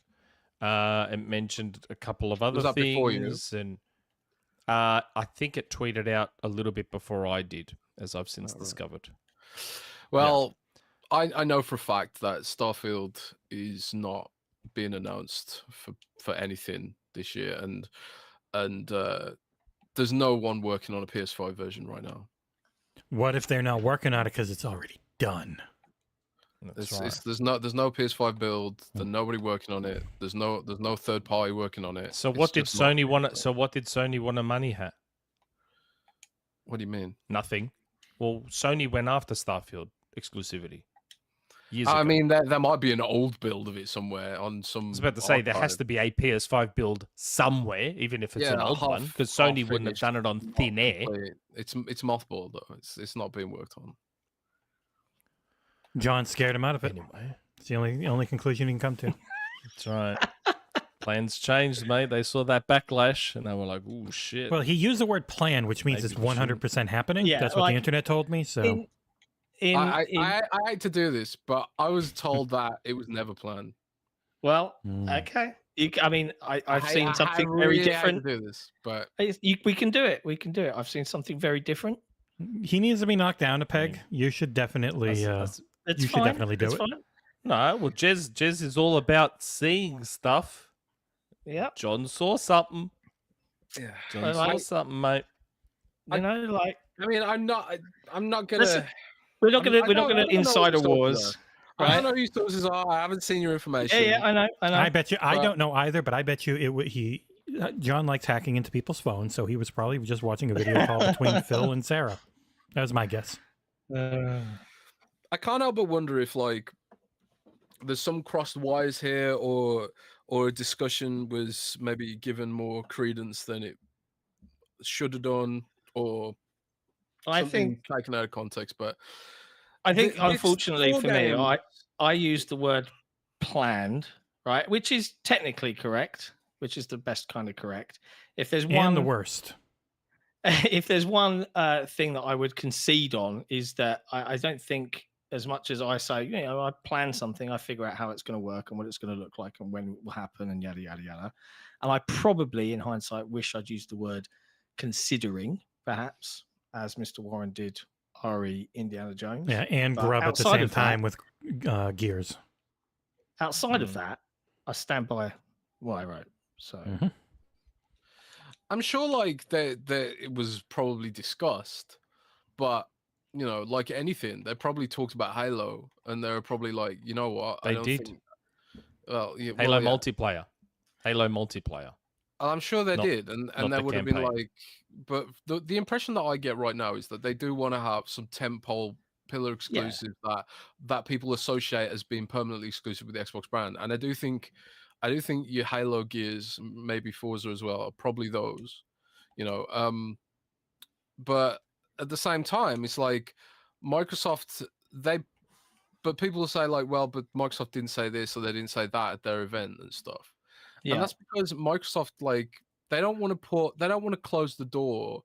Yeah, there's no And benefit innocent for them. they don't want to close the door because they don't know what the industry is going to look like in 10 years. They don't know if there'll be some kind of technological, and you got to remember, Microsoft are technologists, right? They don't know, and if there's going to be some kind of technological breakthrough which makes the cloud fully viable as a business model. Right now, it's bottlenecked by Apple and Google not letting the monetization happen. It's also bottlenecked by the amount of energy it needs. Like, why pay for the electricity to run a console in your cloud if you can just have someone run a console in their own home and you don't have to pay for it? So there's a lot of things that stop cloud being viable today, but the technology, like, there'll either be some kind of video encoder technology breakthrough or an energy breakthrough or something. Like Elon Musk, as much as annoying as Elon Musk is completely right on the fact that things like AI and cloud is totally bottlenecked by energy generation right now. And to really achieve like AI that is actually smart and isn't dumb, there needs to be some kind of energy breakthrough. We And need in that human scenario- batteries like in the Matrix. Yeah, something like that. But in that scenario where you've got infinite cheap energy, right? That's infinite cheap green energy. The cloud becomes fully viable, and then it's kind of like, well, people aren't going to want nuclear energy. I mean, God knows, I mean, everyone's still scared Actual of nuclear fusion. energy. I think Fusion Clean, energy or it's something clean like and that. cheap. It's just it's dangerous. not just a technology problem. There was a really great interview that Peter Moore did, and I know the IGN headline was what the IGN headline real was, bad. but there's a quote from Peter Moore which I think is pretty succinct, right? And he says, the question would be ultimately, is the reaction of the community since all those rumors started burning was enough not to make a fundamental business decision for the future of not only Microsoft's business but gaming itself. Those hardcore, this bubble that we're existing in, that we're communicating to each other in right now, are getting smaller and older every year. No, You've got to cater to right. Microsoft talks about that all the time. yeah, internally. you've got to cater to the generations that are playing Fortnite on their phones, and they're coming up. And he says you've got to cater to the generations that are coming through, because over the next 10, 20 years, they're the ones that will drive the business. And I see people in the chat like, why should Microsoft give PlayStation anything? Microsoft don't look at it like that. Like, I'm sorry to say it to everybody that has a little console, and I'm not calling you a console warrior, but this mindset of us versus them, platform versus platform, has been encouraged historically for the last 30 years of console gaming, since Sega and Nintendo, right? This is how it's always been. But now they're like, well, who gives a shit? We get loads of money if we release it all these places. Yeah, Matt Pescatella. The business is selling games. It's not selling consoles. It's never been selling consoles. Exactly. I mean, Nick was saying earlier, like, oh, Sony's so successful because they sold so many consoles. And it's like, I'm sitting there thinking, like, oh, yeah, HP sold so many printers, but it's like they don't make any money unless you sell the ink, right? It's the same business model. You sell the printers at cost, and you make the money on the ink, and you make the money on the games here. And there's fewer and fewer people who think consoles make sense, and we live in a growth-driven economic system, and there has been no growth for consoles. There's been no growth whatsoever. It's the same 200 million. Yeah, 200 million, 250 million-ish people buying the same consoles over and over again. Maybe they buy one console, maybe they buy two, maybe they buy all three, but it's the same 250 million buying the same ones over and over again. And the business model cannot be like hoping that you grab that market. It can't be that. It can't be. You can't say to Xbox, "Oh, we want you to follow Sony's business model." It's like, bro, Sony's business model has given them an 8% margin or 6% now. And it's like, you really want Microsoft to follow a business model that is failing, or just not working? I mean, Sony still has a huge amounts of revenue, but where's the profit margin? The profit margin isn't there because they're not where the youngsters are, and that's on their phones. The youngsters are on their phones, and that's why you're going to see Call of Duty Warzone Mobile blow the fuck up. It's going to blow up so big because it's going to be on everything. And Fortnite, I know Fortnite's had its issues with Apple and stuff, but to Epic's credit, they did just beat Apple in Europe, and that's the first brick in the wall, right? There's going to be more. There's going to be more of these regulatory decisions where they're looking at why should Apple have the final say on what business models live or die on mobile? They control the whole computing paradigm. They shouldn't be able to decide what kind of innovations can exist on these computing paradigms. Exactly right. And regulators are increasingly looking at this, and Microsoft has betted on this, that regulators will eventually look at it and say, we need to Windowsify iOS. And in that scenario where America forces iOS to become Windowsified, then you start getting real disruption. You'll start seeing Epic Games, maybe they start a gaming store that's like the Steam version of the mobile version of Steam, and Xbox talks about their mobile store as being the Xbox for mobile being their version of Steam on mobile, and that's where Steam isn't right now, and where they don't really care to be. I mean, they've cornered the whole market on PC, and they don't really care to be on mobile, and they're a private company, so they have different motivations to a lot of the other companies out there. But the industry's changing, and it has changed. Couldn't agree more. Yeah, and the inflation issues have accelerated those changes and those desires to find actual growth and not just keep doing the same thing over and over and over and over again. Microsoft's gone first because they always go first. Microsoft always goes first, and sometimes it doesn't work for them. And a lot of the times it doesn't work.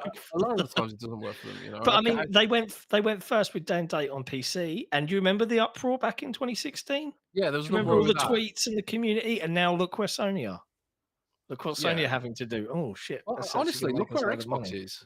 Look where Xbox is. It's record engagement, record revenue. I know.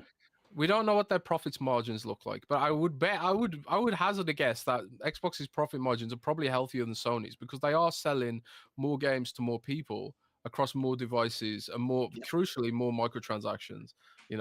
Microsoft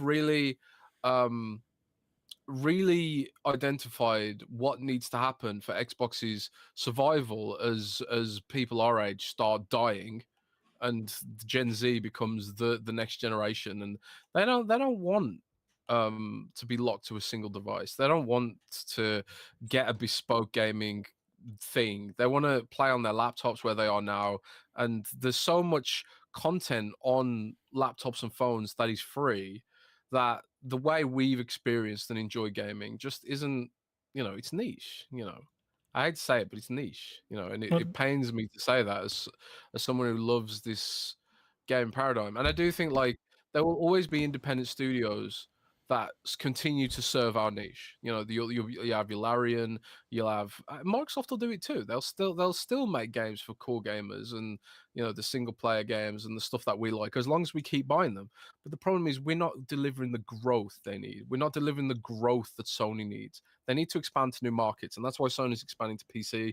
That's why Microsoft's going to expand to mobile. That's why Microsoft bought Call of Duty and Blizzard and all this stuff, and they wanna have their cake and eat it ultimately. And having your cake and eating it means like some people are gonna not have any cake and they're gonna be upset about it, but they'll move on. I've always hated that phrase. If I've got a piece of cake, I'm eating the cake. Yeah, Like, the cake's what are you meant to be talking about? eaten. Cake is meant to be eaten. No. But like, if you have your cake and eat it, then you don't have a cake anymore because you've eaten it. That's the whole purpose. But that's the purpose of the cake. The purpose of the cake is to be eaten. A cake is not for display. A cake is for consumption via your mouth. Maybe some people want to display the cake. I don't know. I think a lot of it goes But it's back food. to. No, but that's what it cake is means. food. That's what the saying means. It means you. I you- know you it want- does. I know what the Okay. saying means. I know Just what the saying checking. means. Just checking. John and It's a I are funny aware phrase. of what the It's saying always means. a funny phrase. I don't know what you're talking about, man. That blew my mind. I'm going to spend It's the just next one of those 20 silly. minutes It's just reading. one of those phrases that the more you think about it, the sillier it gets. Yeah. Anyway, other super chats. That was a tangent and a half. Loved it. Hytham G. Yeah, super chats. Holy shit! I need to find them. Okay. Thanks, my PlayStation fanboy friend Musayed, for that distraction. It's exactly what we needed. Hytham G. Did you gents hear that Rooster Teeth is now dead? Yeah. Yeah, you did. That's the end of an era, isn't it? 21 years. Red v Blue. That's how, Used to be you know, funny, Red v Blue. It was for a very long time. It popularized a lot of stuff that exists today. So they were owned by WB, weren't they?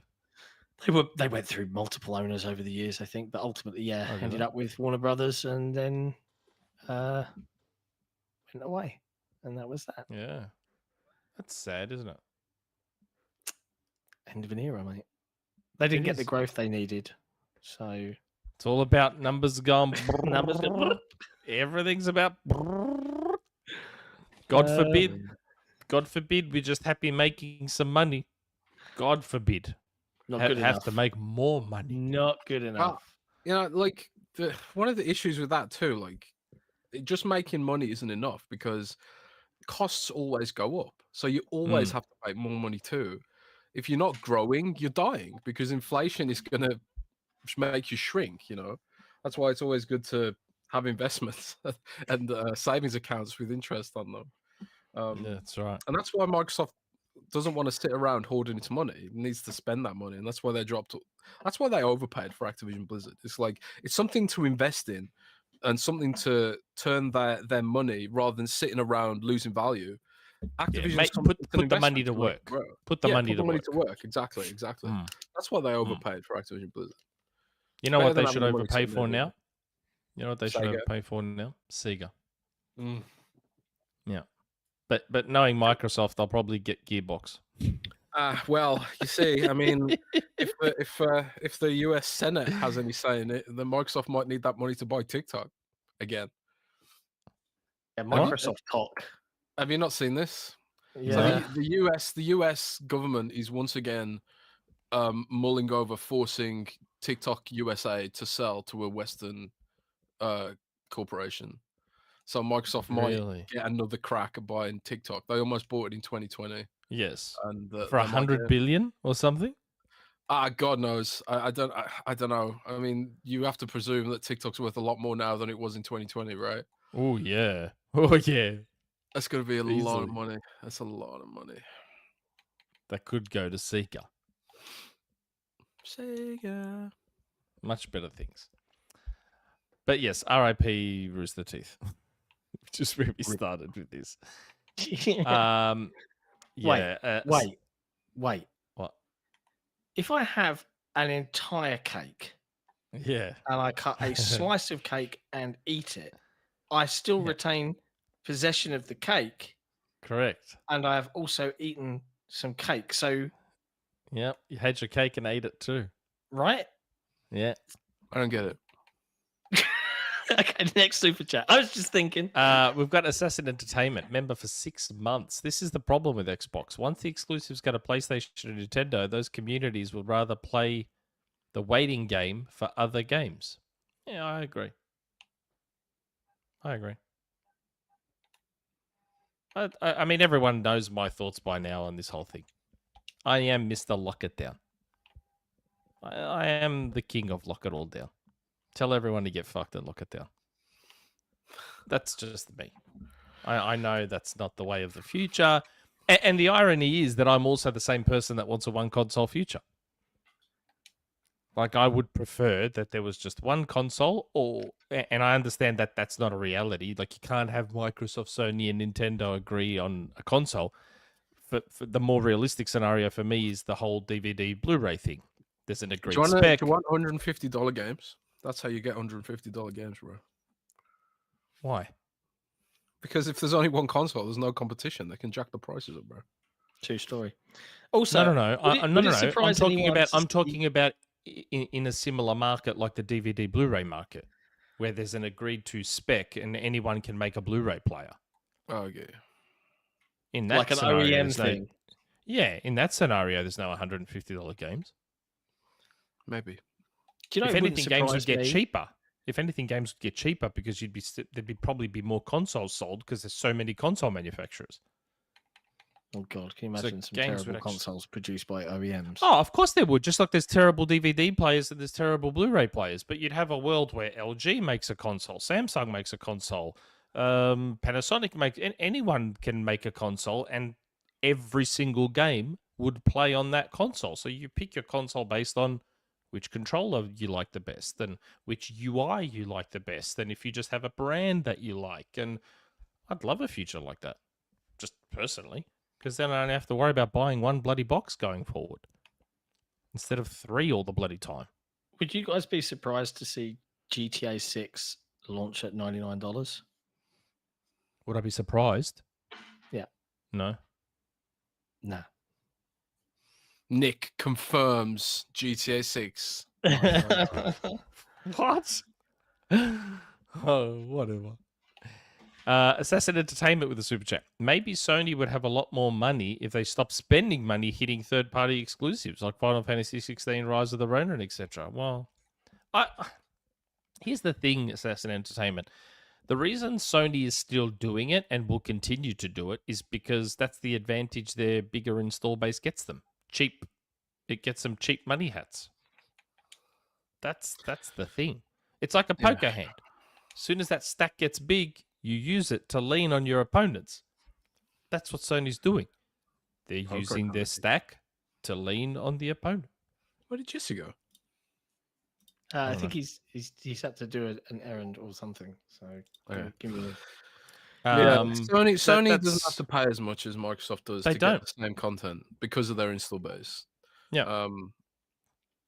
But the inverse of that, is that Sony is rarely going to get big third-party AAA launches on PlayStation Plus. Because Sony would have to pay more for those than Microsoft would.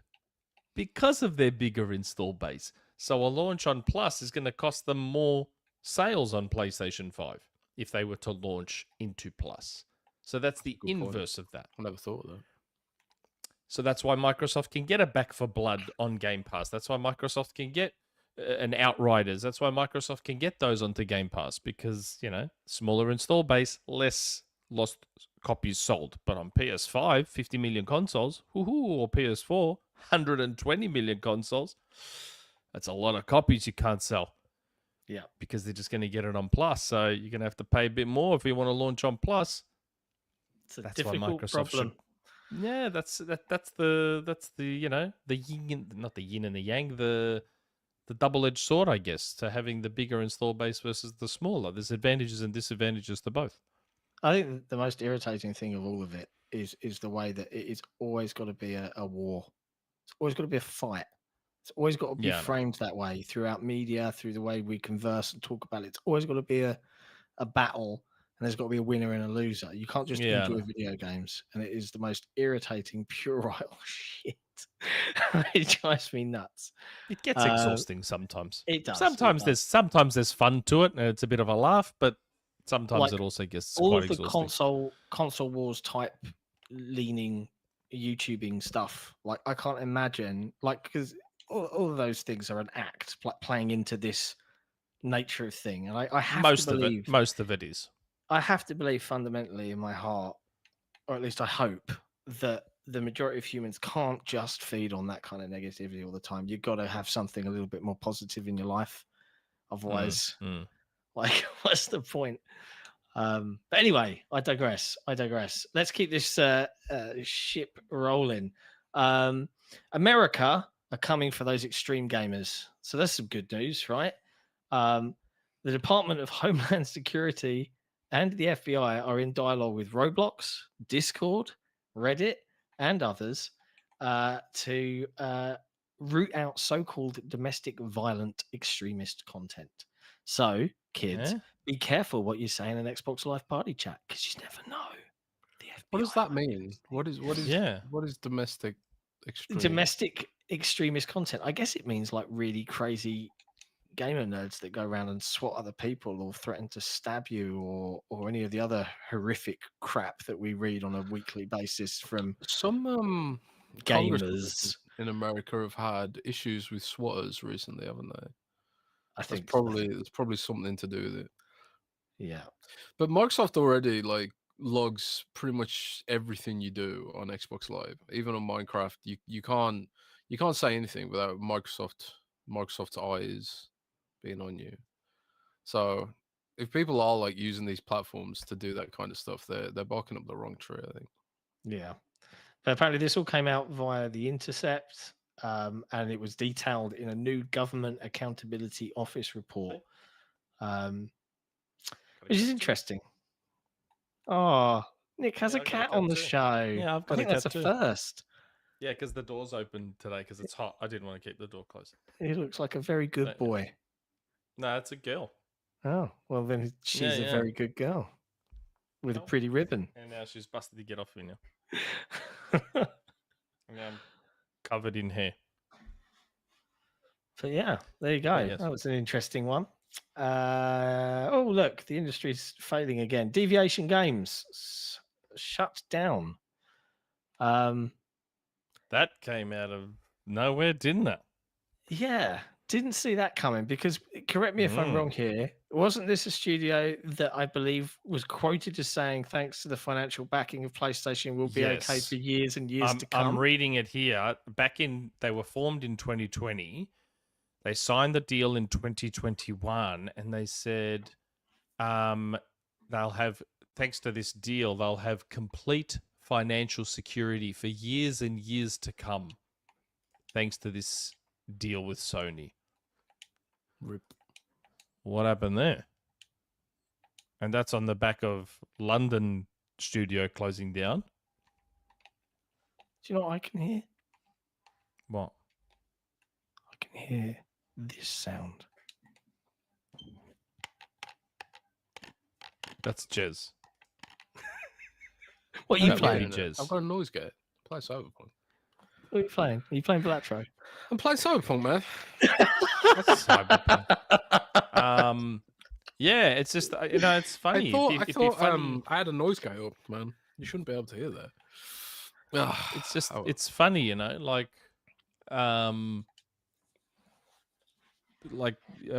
if this was a partner studio of Microsoft's that shut down. Man, it'd be all Microsoft's fault. It wouldn't be an industry problem. It would be Microsoft's fault somehow. Yeah, but that's the problem I was kind of getting to earlier. Is that the way these things are always framed, always constantly on repeat, is so. Yeah, but I'm curious as to what happened there. Like, if Sony was funding them and they were working on a AAA shooter, supposedly, allegedly. Supposedly. What are these words? A whole nother first-person shooter. Yeah. I mean, for all intensive purposes, it was basically their Call of Duty clone, wasn't it? I don't know. I'd love to know what that game was that they were working on. And then, look, if they've got a deal with PlayStation to make this game, how do they then close now if Sony were funding them? Like, is that? Well, it would suggest to me that Sony said, "Yeah, we're not funding this anymore," and unless they could stand on their own 2 feet and go out and get funding and go out and find a publisher, well then, because they didn't acquire the studio, right? No, They but just said, everyone "We will-" assumed so they- assumed this would lead to an acquisition. My assumption would be that they cancelled whatever project that they were working on, and the studio was forced to close. But because nothing has been announced, you don't get a "this game has been cancelled." The studio just shuts up shop. But they were all, I think, or the majority of them, ex-Call of Duty veterans. So, yeah. That's just, I don't know. I find that really sad. I just find it sad, just that specific situation. Like, this studio sets up, and rather than trying to just stand on their own 2 feet, Sony comes along and goes, "All right, well, we'll fund you and make this AAA shooter for us." And then, for whatever reason, they're like, "Oh, well, I don't know if we like this," and see ya. I'm reading And in now the the chat. studio's just left out in the cold. Like, Yeah, I'm reading in the chat that co-founder left and other workers left, and I'm like, yes, this is the second story I've heard about co-founders leaving a studio. Like Ridgeline Games was the other one with Battlefield, and then suddenly the studio's closed down, and I'm like, hey, co-owners, do you know that it's going to happen? Like, I don't know, man. Yeah, it's just that I feel for the people that were at that studio, like, because I assume that as a brand new studio, when you enter into an agreement like this, you're putting your life in that publisher's hands, straight up. Like, my guess is that Deviation Games went into this thinking, "Oh, well, cool, Sony's got our back, and they'll probably end up acquiring us, and blah blah blah blah blah." So they've just, God, that just feels a bit icky to me. Well, and I'm sure this isn't the first time this has happened, and I'm sure it's not unique to PlayStation either. I'm just saying, in this specific instance, it's just, I don't know. I feel for them. I'm seeing Rand is in Tom the chat Henderson saying Bungie probably cancelled their game just like they did to Factions, and then boom, they are shut down. Tom Henderson, there was a lot of internal disagreements from what I've heard. Okay. Interesting. As in disagreements within the studio or between Deviation and Sony?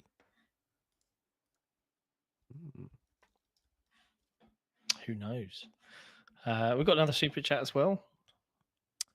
Another super chat. Where is it? From Hush Al Ghul. Hush Al Ghul. I can hear the sound of silence. That must be from earlier, I assume. I don't know. But thanks for the super chat, mate. Yeah, but yeah, I don't know.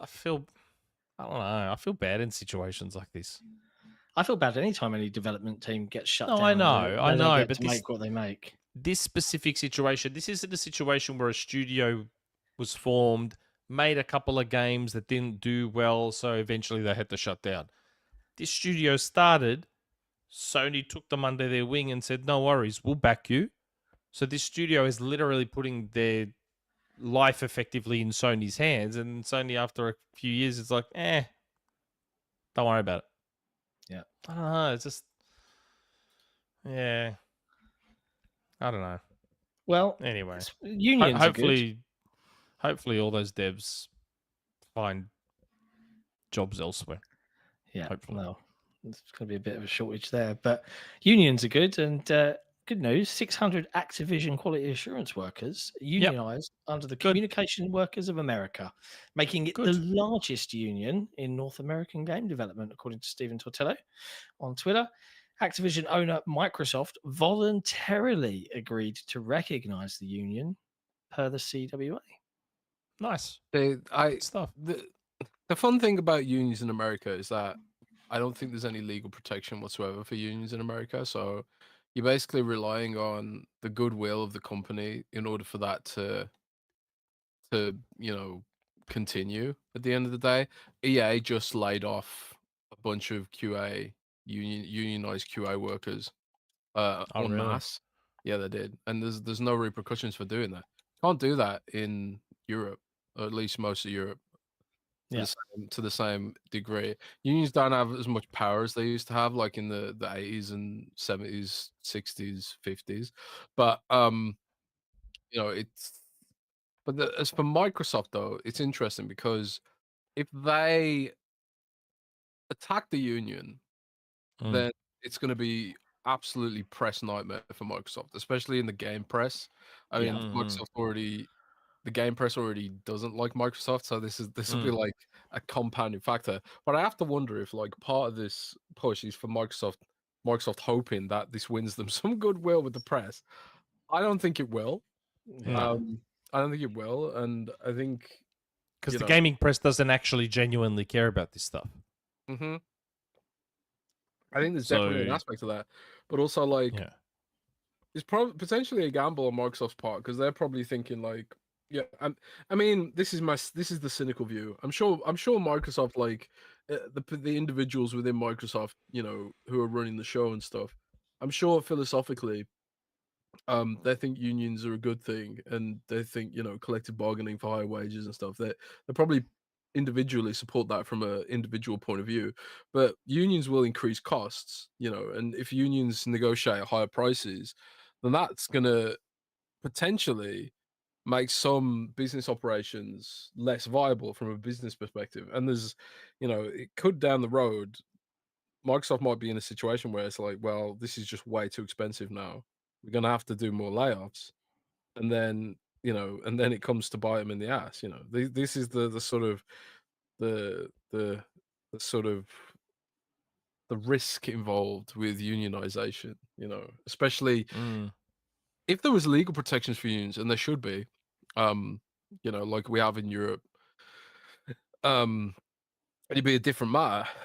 I mean, it feels like unions are constantly on strike in Europe. Yeah, I think like I just when I was coming back from Frankfurt Airport on the train, I just threaded the needle between two major train strikes here. So theoretically, it's supposed We to have be a them good down thing. here too. Yeah, but every week of here in course. the UK. But it's also at the same time, it's like there's pros and cons to this. If unions are on strike a lot, then that's not good for the customer, and also increases cost, which increasing costs can also decrease the quality of the service being received. So there's always sort of like this push and pull when it comes to unions, but at the same time, it's like you don't want the corporation to have all the power. So it's this weird thing. I still. We'll see how it goes. Imagine, I'm interested to see how it all plays out. I can't It's a imagine delicate working in balance. America without the protections that I have here in the UK. We are about so lucky in the UK and Europe. Like, Down here too, man. Yeah, Down here too. You guys are doing right. Australians aren't lucky. Whatever. You have to deal with spiders and shit. Man, So basically, the so in white-tailed Europe- spider that I saw crawling like right outside my bedroom the other night. I walked Oh my out, this God. big ass white-tailed spider. I'm like, holy shit! Man, Lucky this I is didn't exactly fall what I'm asleep with talking that about. thing So, walking like, around. So in Europe, we get all the same benefits as Australia, minus that. So I hate bugs and shit, man. I could not live in Australia. It's a country where there are spiders that literally eat birds. Birds. Yeah. That's messed up, man. Fuck Yeah, man. that. Oh dear. People find Anyway. snakes and shit just in like their backyards and stuff. Like the really venomous ones as well, like is it the brown snake? I Brown can't remember snake and stuff. Yeah, yeah. what- Yeah, like oh, there's one right next to my The other kid. night we were driving home and a fox just ran across the road. And like we live 10 Ks from the CBD. We're not in the country or some shit. And this fox just ran across the road. Well, we have foxes everywhere, urban foxes. Like foxes aren't Do ya? a big woo-ha. We don't normally get foxes here where I am. So it was weird to see one. We get a lot of foxes. Yeah. They're But quite urbanized, the foxes- animals here. Yeah, foxes don't, give Eat you you. eat you. Yeah. No. I have a shit ton of bats in the tree in my front yard too. Bats Yeah, are see, like we get everywhere. bats here. here. We get but- bats as well, but you don't really see Yeah. them that much. And I hear the bats and the possums punch on in the middle of the night here. You hear them just brawling with each other. Yeah, Like it's see, full on. I think the way to frame it is, you seen Arachnophobia, the movie? Yeah, Yeah. You know the scene at the boy. end when the baby spiders are just fucking everywhere in the house, right? Everywhere. That's what Yeah. I picture your daily life is like.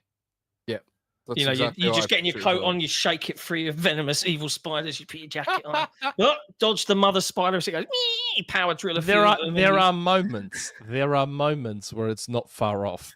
There are moments here and there where it's not far off. I'll just walk No. outside and there's like this big huntsman just there right in front of me. And it's like, No, well, I can't. don't let the No, kids no, out no, for a no, second. no, Let me no. just get rid of this spider. My missus has spent the last 7 or 8 months because, like, I hate spiders. So my philosophy, aside from like tiny little money spiders, where I can be like, okay, whatever, I can barely feel you existing, but anything bigger than that, and I'm like, nope. And like for me, if I see a spider, it's you're gone. You've chosen, spider, to walk out in front of my line of sight. You're ended, right? Oh yeah. But my missus is like giving them names based on size. So like the money spiders became little Christophers, and then anything bigger than that, like a house spider, would be like a Nigel, and then if you have something bigger than that, it'd be like a Kevin, right? And she's been slowly like persuading my kids to be like, it's all right, it's just a Nigel, and we'll just Oh my put it in a God, glass and no. take him outside. No, He's no, not no. doing If, anyone if any you're harm. in my house, then dead. Yeah. If you're in the house, then you're dead. In the same way a shark would eat you if you're in the water. It's okay. You're in their home. You're It's in funny their though. home, mate. She doesn't It's a have the gamble you same. take. She doesn't have the same patience for like moths, as an example. If the moths I'm the don't same. bother me. Moths can be like, Nah, see, flat moths around. annoy me. Moths annoy they're the annoying, shit but out they of I me. don't moths. scare me. I hate moths. My daughter is scared of butterflies. Wow. It's the weirdest thing ever. I think it was from a weird experience we had at Melbourne Zoo once, because they've got a butterfly enclosure thing there, and they were just fucking everywhere, and it freaked her out because she was only little when we went there. She was very young. She would have been like 3 or something. And the butterflies were just everywhere. And I think it just freaked her out. And ever since then, she's been scared of butterflies. Oh. Just take She's her back 12. now. She's a bit older. She's Be like, come 12, on, and she's face your still fears. scared of butterflies. They ain't gonna hurt I you. just- They only live for a day, like, and then they're out. I mean, even if you lightly tap them, they're dead because all the thing is off their wings, and that's it. They're gone. You should show her the footage of monarch butterflies.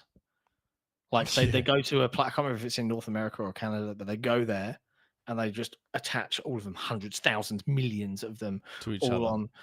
on those trees. So the whole forest is just monarch butterflies, Yeah, and then yeah. at a certain point when the weather breaks, they all just go whoa and launch, and it's just the sky is full. Show her that. Be like, see, nothing to worry about. Oh man, right, okay. I think that's How the pretty hell much did it. we get onto this topic? I have no idea. We just winged Oh it. yeah, Jez. Talking about it was unions. Jez. It was Jez. We're Unions. talking about unions, and I said, "Yeah, we're the same down here," and then just started.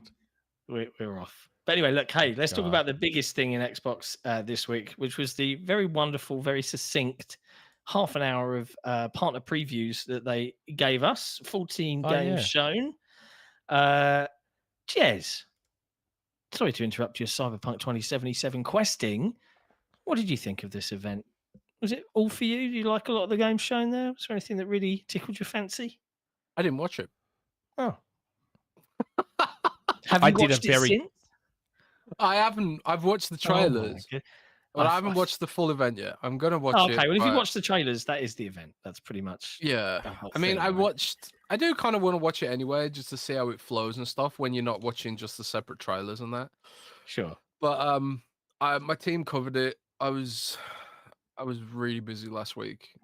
So shout out to my team for picking up the tab there. But yeah, I haven't watched it yet. But I have seen pretty much most of the trailers, of course. Anything that took your fancy more than anything else? Well, I'm a big fan of 11-bit studios. Like They when you announced talk a about lot of things. yeah, they did. When you're talking about the games like Frostpunk, but also like the games they publish, like Moonlighter and stuff, they have a really good eye for picking high quality indie games. They're a really great team there.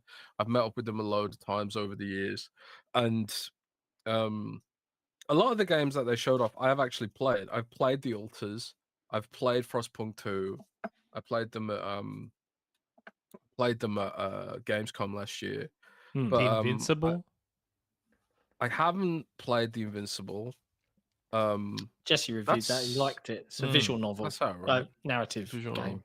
Yeah, I haven't played that, but one thing that I was surprised about was that sort of creature collecting game, the Pokemon allegory. I can't remember what it's called now. off the top of my head. Creatures of Ava, Creature Saver. That looks cool. That Yeah, looks yeah. cool. It looks like what I think Everwild might be. All right. Is that leak? It kind of looks Nick like Everwild. confirms. No, that's not what I'm trying to get at. I'm Damn. saying like Nick all confirms, the man. talk around Everwild, and then I looked at that Creatures of Ava, and I'm like, that kind of looks like all the talk of what people think Everwild is. Yeah, maybe. Or the rumors floating around of what Everwild is. Yeah, it could be. It looks great. I love the visual style of that game. It looks really cool. It almost looks like Pokemon Snap. Like they're taking photos of the animals and stuff. Yeah, that's true. There is I do kind of feel like there is this sort of a rush of Pokemon-ish games coming, and I think part of that's born of the fact that Nintendo's completely dropped the ball on that IP or Game Freak. People get so upset, right, when you blame Nintendo for the state of Pokemon, and they're like, "Oh, it's not Nintendo's fault; it's Game Freak's fault." And it's like, yeah, but Nintendo owns a huge chunk of that IP, and you would have thought they would have tried to protect their investment some way.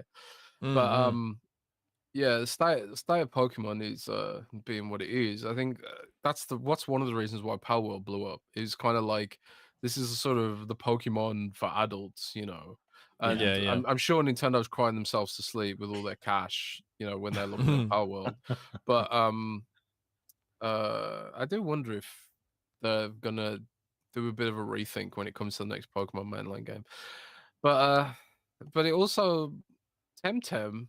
On the topic of Pokemon likes, Temtem announced they're pretty much shutting down development of the game.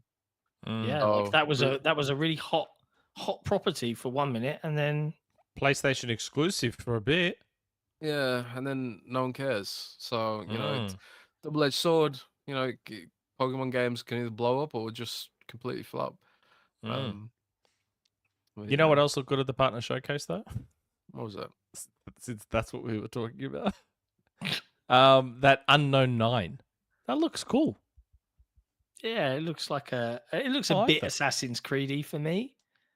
Like, not that that's a bad thing, but it's a third person with stealth, and okay, but it had magical powers and stuff. Wait, But hold on. I think you're thinking of Unknown 9, or are you thinking of that other deck builder one? Nope, I'm thinking of Unknown 9, where she was taking over bodies and using them. And I mean, would you believe that was actually announced back in 2020? Was it really? Yeah. Wow. And now here it is, 3 years later. 4 years later. 4 years later. Small Jesus. world.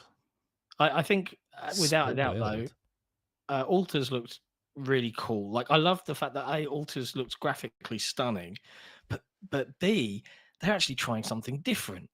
Like they're actually experimenting in the world of video games and making something new and different and cool. And like the whole idea, I wasn't completely sold on, oh, you've made one decision that's different and now you've got a gruff accent like this instead of talking how you normally talk.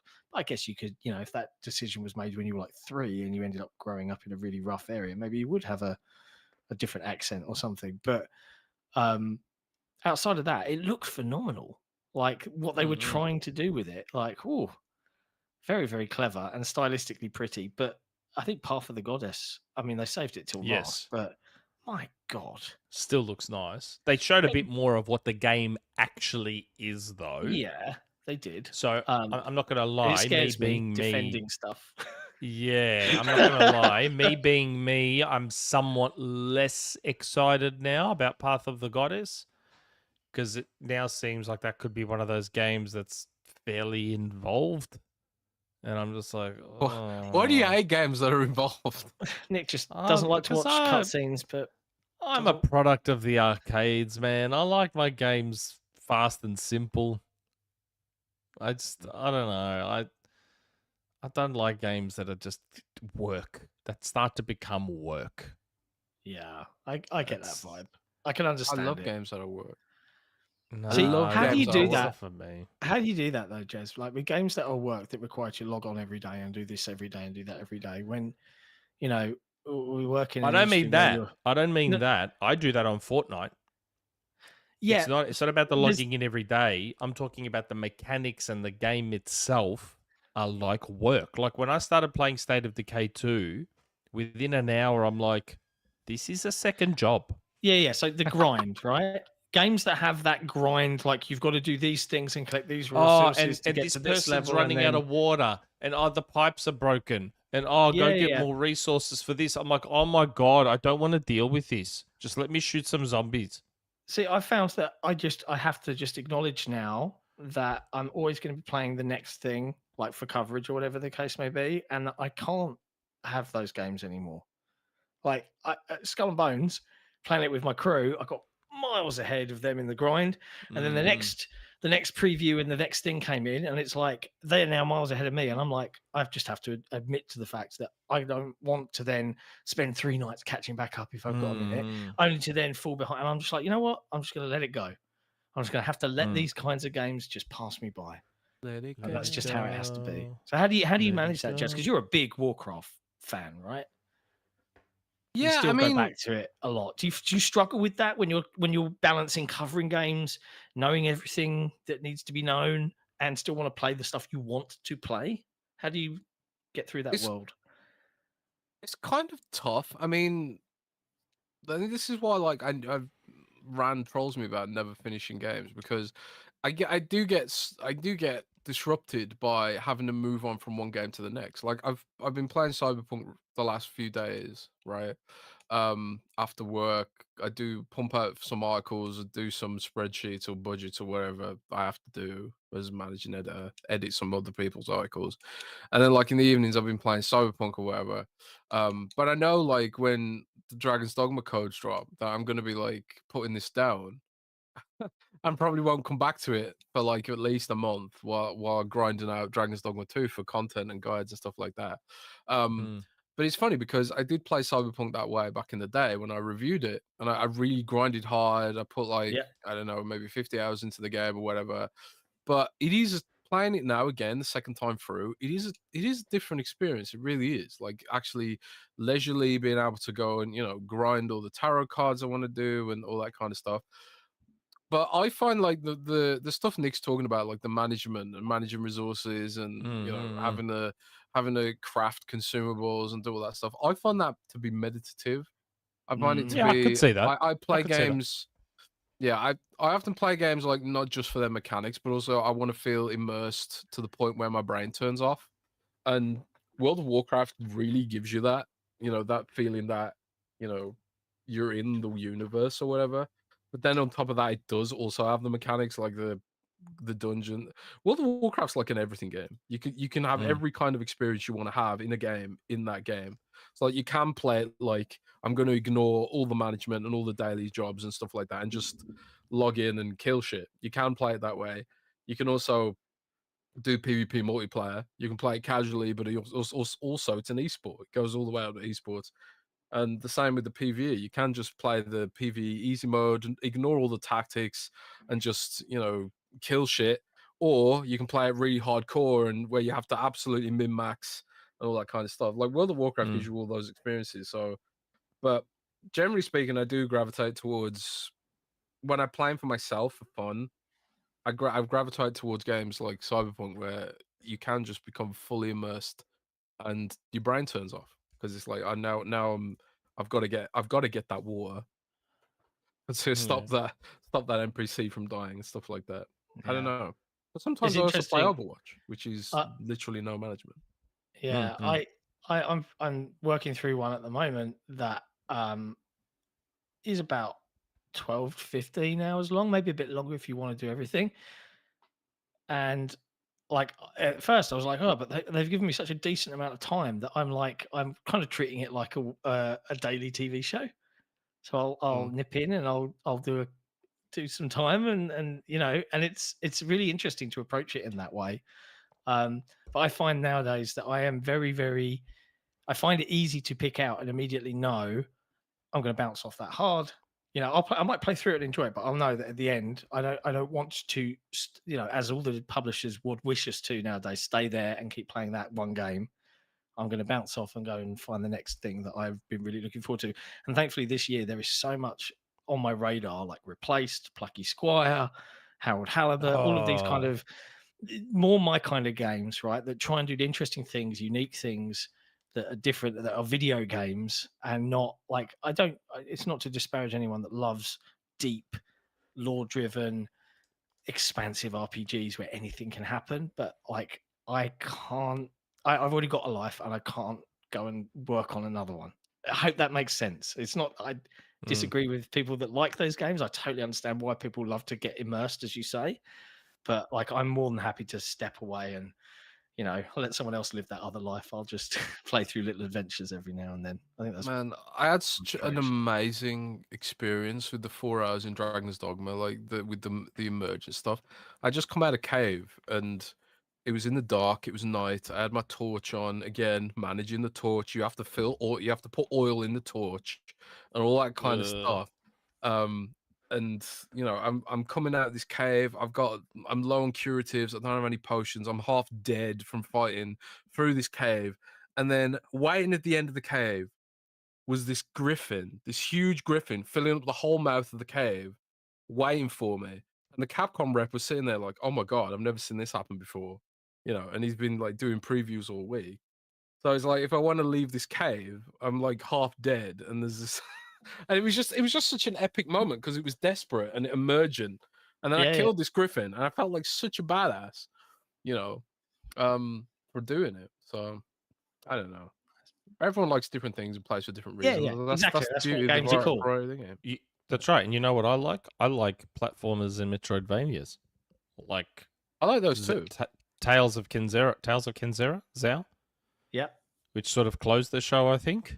No. Path of Goddess closed the show. Oh, Tales of Kenzera was like Goddess early on, but yes. Yeah. That also looks very, very good. Doesn't look as good as Prince of Persia to me graphically, but it looks. Yeah, nice it's a shame I don't have a gaming PC to have tried the demo on Steam. Hopefully there'll be a demo on console to try it out. You not have Steam Deck? No, I don't. You should get one, man. You're a Switch player. Surely. I think I'd rather a ROG Ally. Yeah, well, there's that too. You get a ROG MSI clause available now. No, don't get that. Yeah, Proton. No, it's Proton. Intel. That's it's Intel. It's lame. Don't get that. MSI Claw, like, I haven't heard good things about that, but Asus ROG Ally, rock solid. I use the Lenovo Legion Go now because I do love the kickstand on that thing. But I think Jesse overall, ran an entire podcast on the Lenovo Legion Go once when his PC power supply went pop. He literally plugged it all in, USB'd in all of the mics using that, and ran the entire show. It wasn't just that. I had a powered USB hub that also had another 12 USB slots, so it had all my normal stuff. Yeah, I love those devices. Are really versatile, you know. Yeah, the Legion Go is way over-spec'd compared to everything else. It's got the two USB-C 40 megabit per second slots on it. Yeah, that's so useful. Yeah, it's incredible. We keep getting sidetracked. I tried to talk about Tales of Kenzera Zao, and you guys sidetracked us, and you always blame me for making the episodes go long. Okay, I did notice that. I was hoping to potentially get the developer of that game on the show. That would be very cool. Come and talk about building a Metroidvania. I like my platformers and I like my Metroidvanias. Again, I don't know if I'll end up liking this game as much as my current game of the year, Prince of Persia. But it's good that we're getting a couple of those games. Yeah, I love the fact that they exist. I love the fact that they exist. 343 should do a Halo one. Oh, that would be so much fun to see, like a little, like just section off like 30 devs and just make a really, really cool Master Chief Halo with a grapple style. shot in just a Metroid clone. Style. Just a Metroid clone. Ooh, do it, boy. Do it. Perfect. Oh, but you know, like 343 would do that. Oh, they would. It's would the executive allow them to do that? Yeah. Oh well. Whatevs. Oh well. Cool. Jesse, So that's the anything Xbox else? partner preview. Yeah, anything else from the partner preview that you particularly loved? Oh, it's mainly the big one. I like Sinking City 1, so very interested in Sinking City 2. I thought that was Sinking a City really 2 looked good. the least Nick game ever. never It played is that. entire. It is a detective game. You are a detective essentially. It's not an action game. Like, yes, it's Frogwares. They made Sherlock Holmes. It is detective in the UI talking to people games with action. It's the same thing. But yeah, they like, have said that this is more horror, I think. the first one like the was sequel. very class struggles with horror, and this one just seems more horror with probably the typical, yeah, that guy was pretty racist and his overtones and his stuff was pretty bad, and they went into that a bit in the first one. You're talking about Lovecraft. Lovecraft, yeah.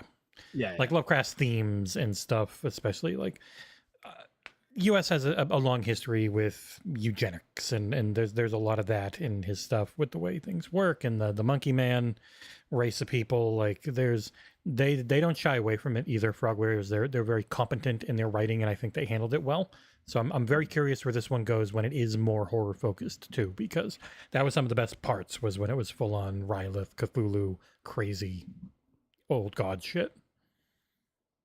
That sounds cool. was Well, very the good. trailer looked cool, but now Jesse's explaining the game, and I'm less excited.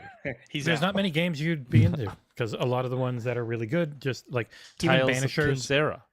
Tales of Kinzera. Yeah, you want gameplay and you can ignore everything else. And there are a lot of games that the story just adds so much and it's such a big part of things. If you skip it, you're gonna have no idea what's going on. Kind of like Alan Wake 2, but you just like that one so But I much. still loved Alan Wake 2. And I still imagine love if you Alan Wake kn- 2 was my if game you of the knew year. what happened. I know. And imagine if you actually knew what was happening most of the time. It'd be even But better. obviously, I didn't need to. That's how good you the game did. is. You just don't want to. No, It I would have didn't. made it better. It only makes it when it's good story. It only helps. It never hurts.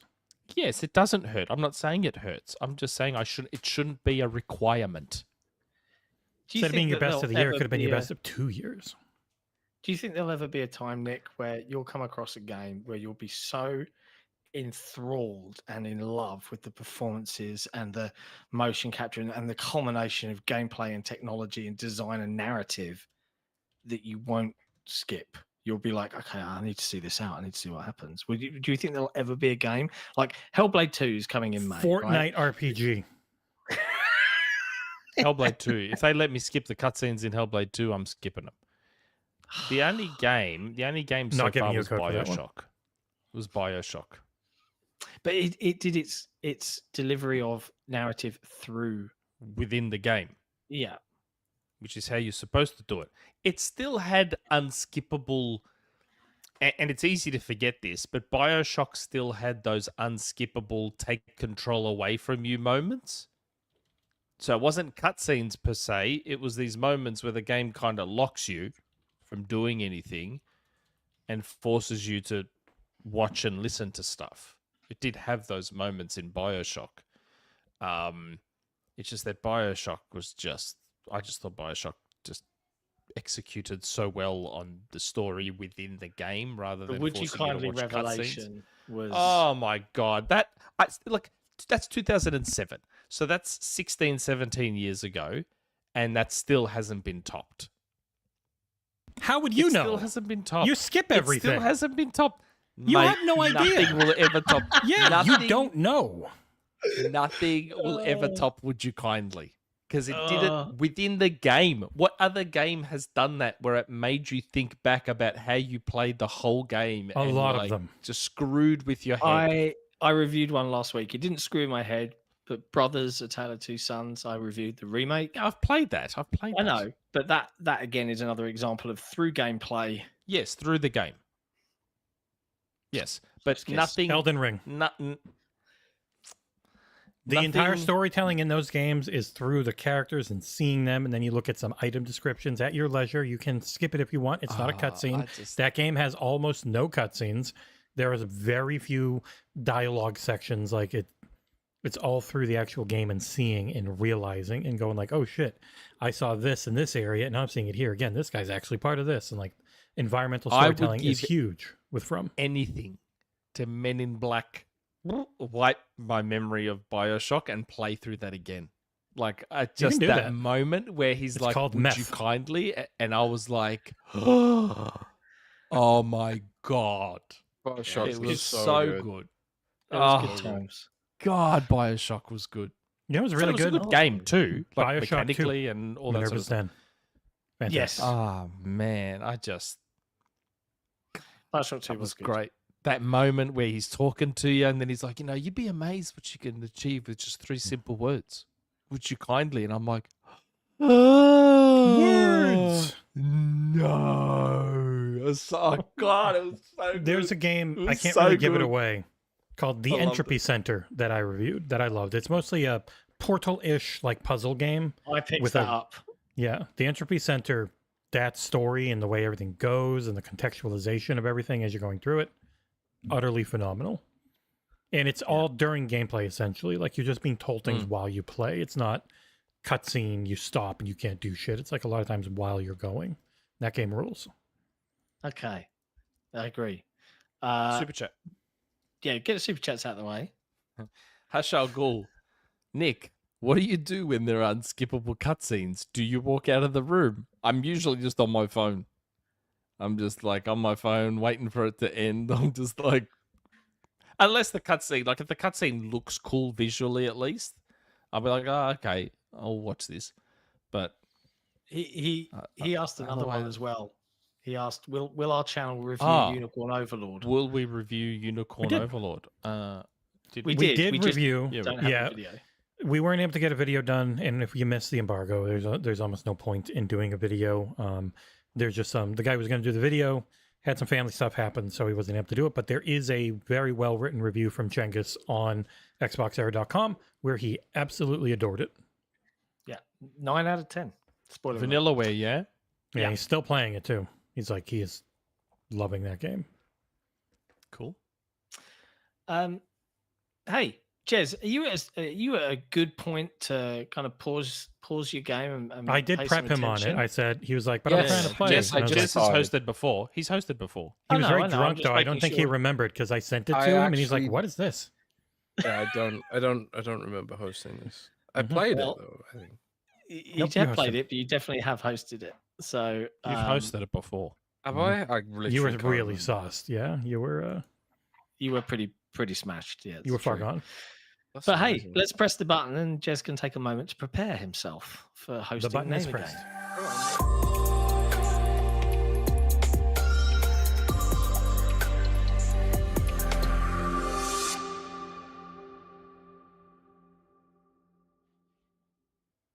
All right, Jez, this is Name a Game. Now, you have hosted this before, but due to alcohol, you might not remember it as clearly as we all wish you would. Let me explain. Name a Game is a weekly show that Nick and I play for our wonderful patrons, who are amazing and brilliant, and we love them. And because we love them so much, they get all sorts of cool perks beyond just the excellent merch that we've recently refreshed via loyalty programs and stuff like that. If you're interested and you're watching, head to patreon.com/XboxEra. But every week, Nick selects 2 patrons at random, preferably ones that have never been played for before. And Nick and I act as champions as we try and decipher Jesse's riddles. And what he does is he takes the names of games and swaps the words out for synonyms of those words. An example I always give is a perfect dark becomes immaculate shadow. So that's the game. Nick, which of our wonderful patrons are you playing for this week? I am playing for Torn Raptor, executive Oh, producer, Executive producer, legendary. and John is playing for Brandon. Okay, Brandon, let's do this. Brandon. Just That's it. Brandon. Just Brandon. So, All right, Jez, what's the second line is going to say, name a game category. If you would let them know what that is. Name a game category. Oh, I need to go into Buzzing Live. Yep, I already Yes. gave the code a while I've got ago. my Excel spreadsheet Okay, so open to update. yeah, okay, we got it right. Yep. The category is games that Jesse, John, or Nick have reviewed. Oh my god. Why is it always this topic? You had that didn't you have that a No. couple of weeks ago No, where it's like it was games just me. Xbox Era has Just reviewed? me, just Xbox Era. Now it's you and John mixed in. Have a topic like games Sega released at the arcades. No, don't do that. I would fail. Capcom scrolling beat 'em ups. Yeah. Right, No, I'm glad so- this is the category. Let's go. Okay, so the first game You say the is fake. Fake game. Don't say the real. Booming Beam. Booming Beam. You got to figure out which game is this. 2 words. Booming beam. Nick. I see what you did there, Jesse. Thunder Ray. Correct. Nice. That's correct. Nice. I see what you did there. You tried to sort of spring one of my reviews on me straight away. I mean, just trying to make it kind of easy. All right, the next one's probably the worst I've ever done. You're welcome. All right. Yeah, this one is shocking. I have no right? idea how to make this fit on the screen. Hold on. If anyone gets this, I'll be really impressed. So this one is small cut, Spanish for the dog from Garfield, forwards small car, traces without the T. Oh my god. Triple goo tempo method. Okay, hold. It's in chat. How many words is this? How many words is this game? That's a lot. 6. 5. 6. Small cut, Spanish for the dog from Garfield, forwards. I'm trying to base it on Dog from Garfield because I know who That's that literally is. the only clue I know. Yes, I know Odie. Tracer So I'm without trying to tracers think- without the T is literally tracers without the T. Races. Yeah, thank you. Yeah. So it's Clear the buzzer, by the way. No, I it's a want John bunch to of win. words. So this is the first word. Sick. Small cut. I think I've got it. Spanish I've got it. for the dog from Garfield forwards. You ready? Yeah. Nickelodeon, kart racers 3, slime, speedway. That is correct. Yeah. I suppose there was a lot of, even though it was really confusing, there was a lot of clues, I suppose, overall in that list. You only need to get a few of them, and then you get the rest. But I was like, Here's I another did, one. I did that. As soon as I got Nick and Odie, I was Nickelodeon. Ah! I was like, okay, there was a racing game. Spanish for the dog from Garfield. L-O-D. The famous Marvel writer Fable, opulent version. Oh, whoa, is this the next one? Yes. Wait, what?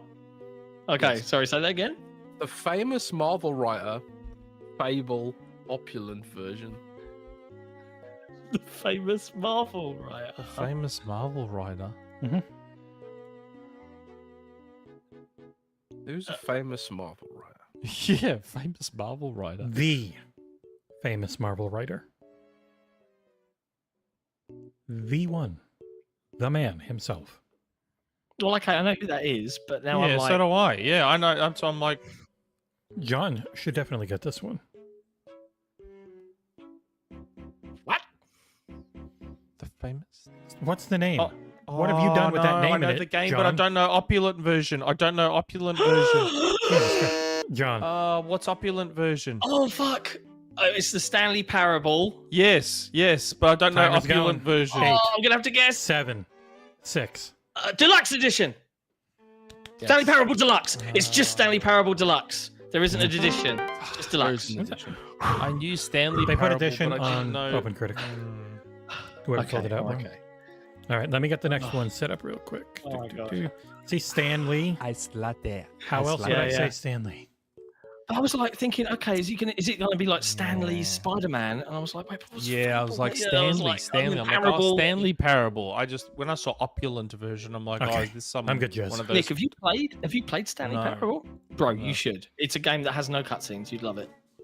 0 cutscenes, all done in gameplay. Okay, but that doesn't mean I just play any fucking game without cutscenes. It's also very fucking funny. Trust me, bro. Anyway, sorry. Next one. Jez. The That's next you. one Jez. is like fuck up. Purple Ninja from MK on your procession. Oh. Oh. That's the Purple Ninja from MK. I know who that is. And if I say it now, John's gonna be like, I know it. and he'll get it. Wow. And he bloke. should. He did it. Dumbass. John. I reviewed this one. Yep. Long time ago. For us. Relatively okay. long. Oh god. Oh wait. Oh, hold on. Am I getting my purple? Twas a ninjas Game from Pass Mortal game, Kombat but is mixed not up? anymore if memory serves. Purple Was Ninja. a Game Pass game.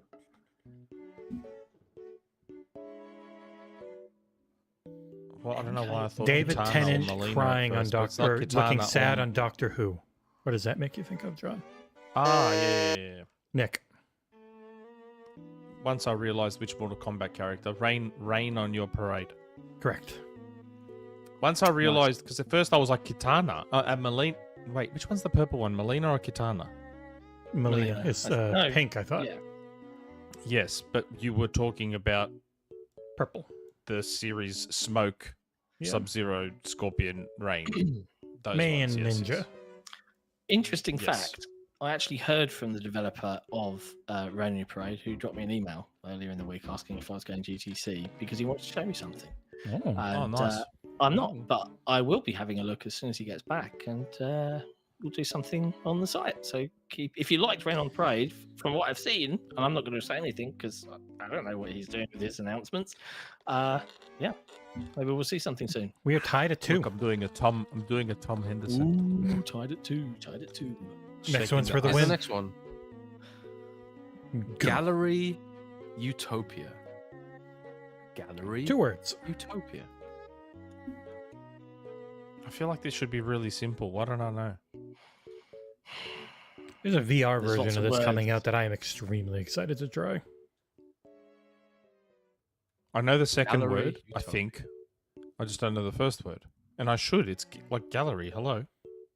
Timer started. 8, 7, 6, I 5, don't know the first word. 4, 3, 2, Gallery. 1.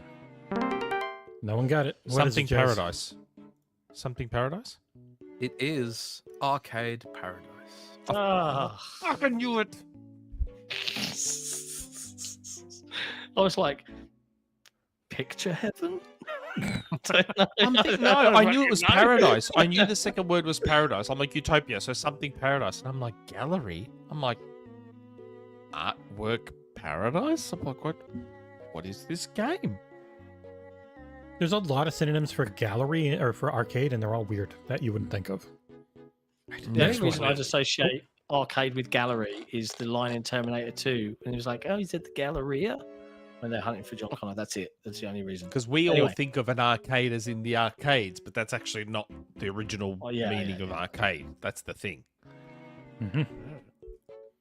You want another one? Yes, sir. Yes, please. Yeah, go on, Jez.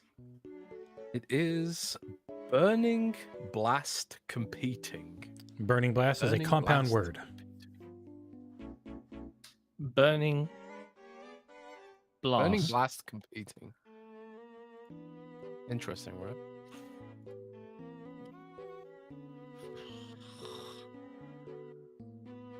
Not the Burning biggest Blast. game. Burning Blast competing. Starting the timer.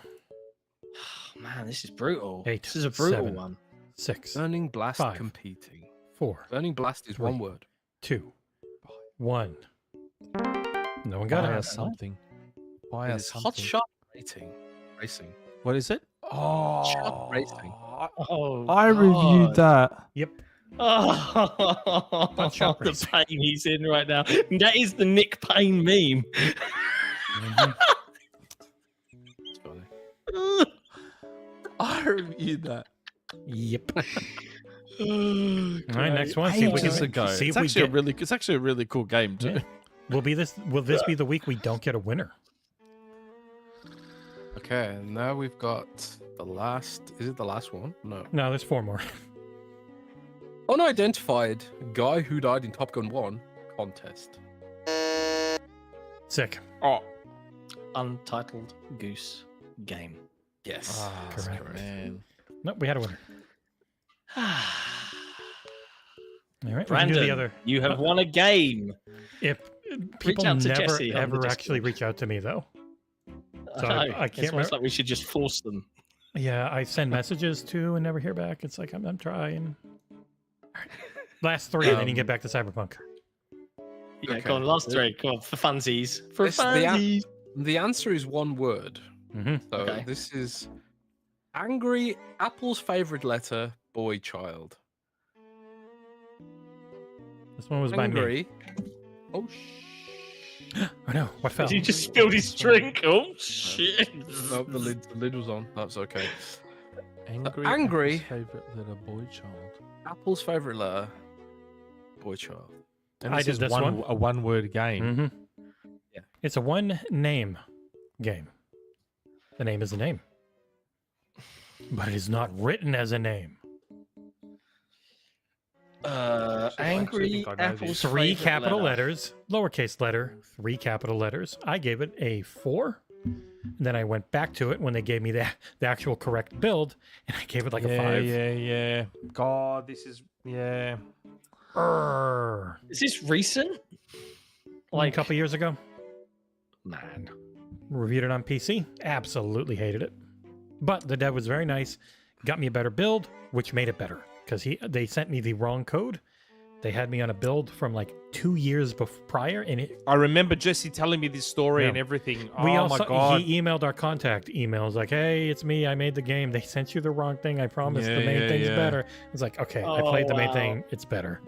Thank you. I remember this story so vividly. I even read some of those emails. Starts with an M. Give you that. Yeah, I know. What's Apple's favorite letter? What do they use in most of their stuff?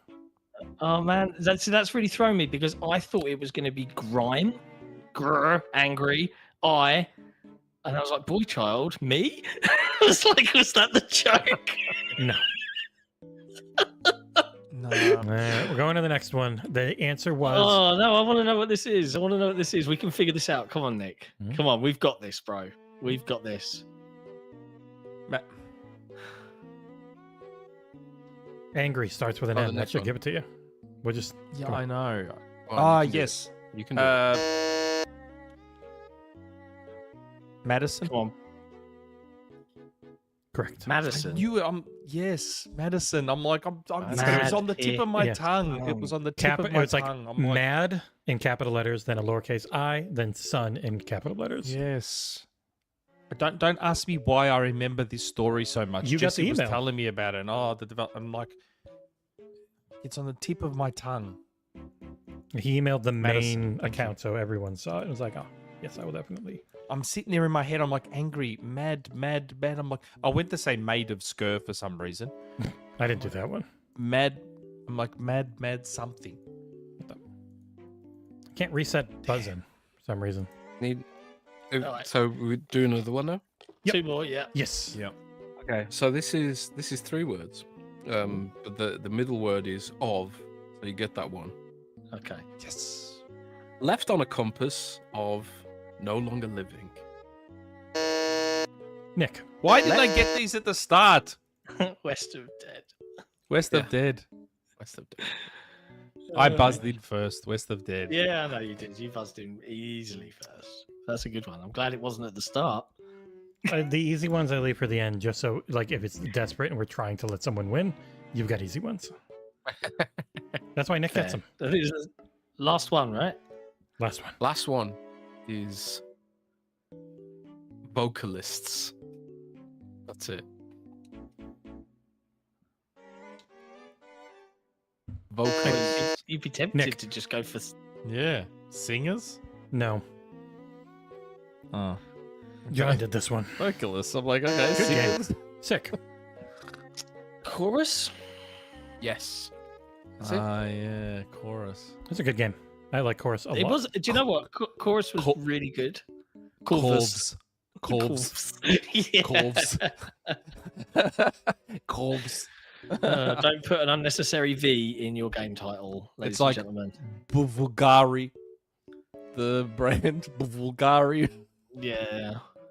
I have to People give those. like that game, but I couldn't get into it. Even Do though you it know seemed what? like a game that I'd like.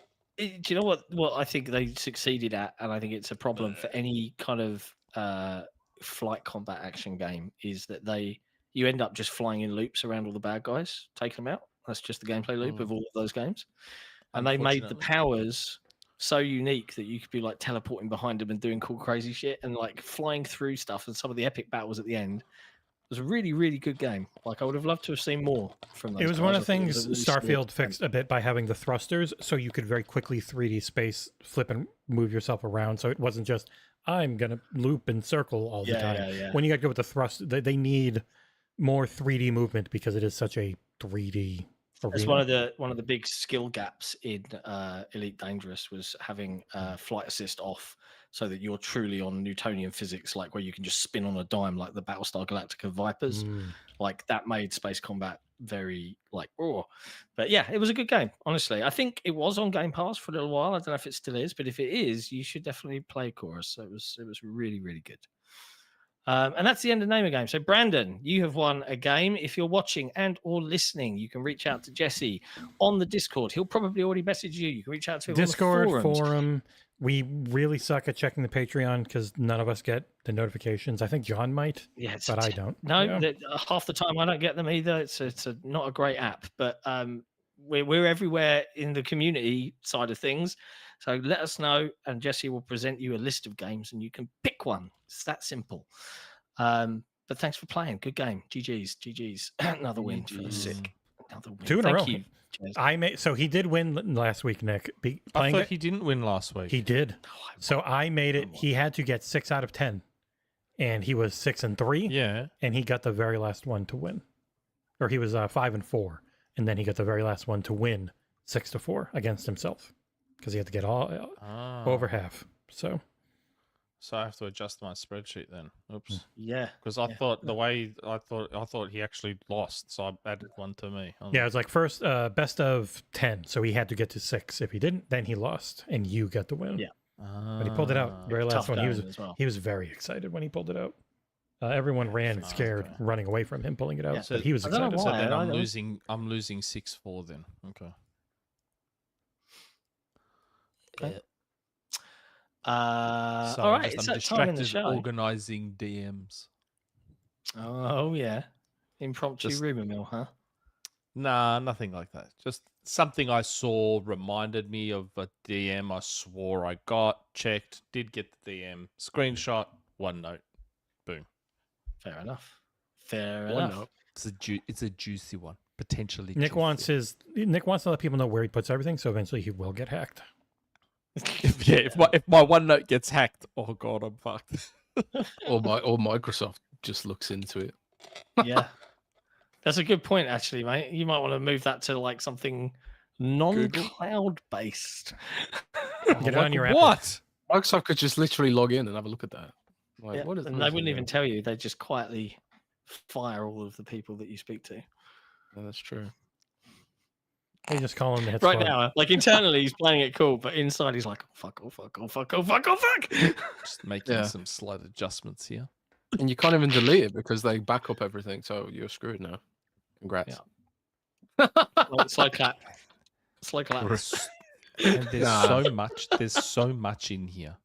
To be fair, I think well, I suppose if you never found out about it, but I don't think Microsoft would violate user privacy for something like that. They would get so much, not shit, but it'd be such bad press. No one would trust them to keep their documents secure and stuff. I can't delete Ass4ssin Entertainment because I forget everything. That's the reason I have it set up this way, because I forget everything. Like, yeah, that's why you don't watch cutscenes, because you start watching them and then they end. And you're like, what happened? I don't remember. The way I do it, right? I just tell Rand everything, and then Rand remembers for me. So he's like my OneNote. I tell John and Jesse. I tell John and Jesse a lot of things, but there's certain things that I don't. I do tell them a fair bit, but I'm still selective.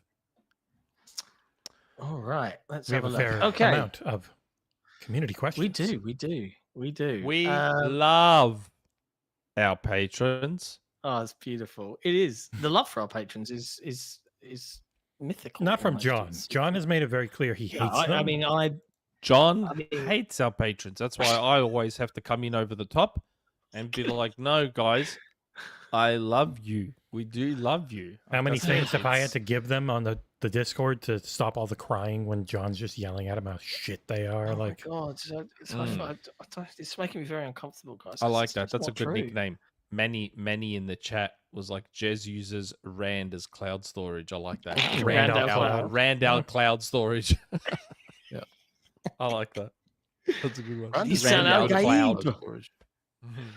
Anyway, God, my legs are sweaty. brilliant. Our patrons are fantastic, and we love you guys. And you're all incredible, and you enable us to do all these cool things. We hope you're enjoying the new shows that we've started over the last couple of weeks. And we are bringing more, so stick around. oh god, I got to If do a you Game are Pass show for interested- this month, don't I? Yeah, I've got some stuff lined up to do on that Mm. with you. If you're interested in becoming a legendary Patreon member, you can head to patreon.com/XboxEra. Check out the recently refreshed loyalty program for each of the larger tiers. There's some really cool merch that's exclusive to Patreon, i.e., we're not releasing it on the merch store. Only you guys will ever get it. And it's all been designed by Predrag. And some of it is genuinely wicked. And I'm kind of sad that I don't have it. But one of the perks. We're bad at promoting our stuff. We need to always all be wearing our merch to try and sell it to people. Yeah, I've recently picked up a load of the new stuff. Speaking of, I have put a bunch of new designs up on the Xbox Era merch store. Can you send me a including our couple new- of t-shirts, please? Yeah. Let I me know would what buy ones you want. some, So but I can just wear them. I want just my spent ones. 100 on a new monitor, so I'm not spending any more money on the site. I want my ones. I want What's Going On and Eve. I want those ones. Okay. I like the record one with you guys in the face. That one's nice, but that's only a The final. reward That's one. a Patreon exclusive. Yep. Yeah. That one's nice. But one of the perks Yeah. of being on Patreon is you get to ask us community questions every week, which is what we're going to do now. Gives you access to the Patreon lounge where you can do this. So come and check it out if you want to be in the Cool Kids Club. Nick, who's up first? Let's go through these. He's got a dead picture in his thing in the first post. So I apologize, Hugh. Is he? No. It's working for me. It's Yeah, let me animating for refresh it. me. Okay.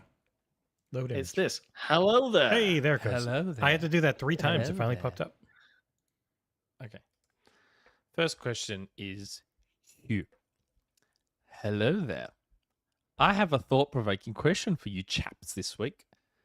If you were given a button and were told that if you press it, you will be forever famous for changing the world, but it had a 50-50 chance of doing something either amazing or something terrible, would you still press it? If no, what if it was a 75-25 chance in favor of doing something good? No. And it, no. It would be a no for Ooh. me. No issue, no desire to be famous whatsoever. So I I'll would pause. 100% push that button. Of course you fucking would. I would 100% push that button. Mate, I wouldn't Okay. risk it. No, Yeah. I'm a risk averse dude. And Nick But doesn't it's care about what changing happens to the the world. world. He only cares about getting It's changing the world, but it's changing the world. possibly for the worse. Like you could be the next Hitler. How much famous. You worse could can be the Hitler world get? too. Twice as bad as Hitler. Yeah. Imagine How Hitler the much- sequel. how That much- could be you. How much worse could the world get than it is right now? I assure you, quite a lot worse. I don't know, man. You could be looking at 40 Celsius and be like, remember when the world But was that think cool? think about the positive side, glass half full. Push You- that you button, wanna- bang. World Something hunger great ends, happens. or poverty ends, or Oh, that's know, just the tax disease billionaires ends. button. Yeah. yeah. I don't know, Oh, man. dear. You just end up driving up inflation in that scenario.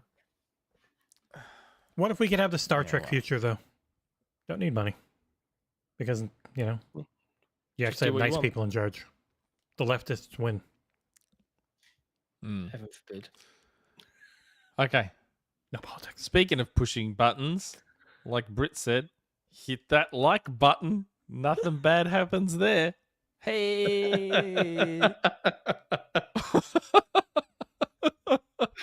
Okay, Man, that I'm one. playing Dragon's Dogma God. 2 footage, and this game looks so flipping good, man. I cannot wait. Looks boring.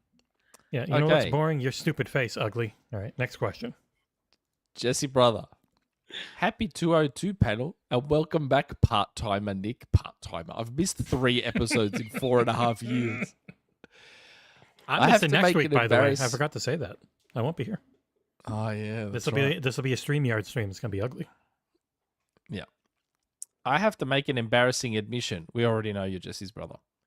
Until this week, I had never seen the original 1979 film Alien.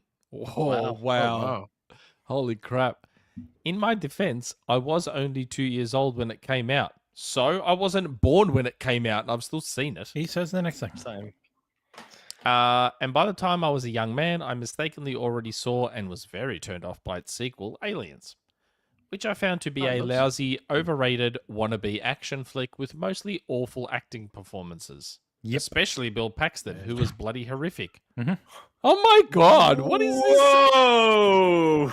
But Alien was actually a damn good piece of triggered right now. sci-fi horror. Oh my god, what He's is not a this? he's not a James Cameron fan. Okay, let me find his name. I'm banning him from the channel forever. It's fine. His If he was name saying this is about- Sicka Mechanico. If he was saying this about, like, I don't know, The Abyss, I'd be more inclined to agree.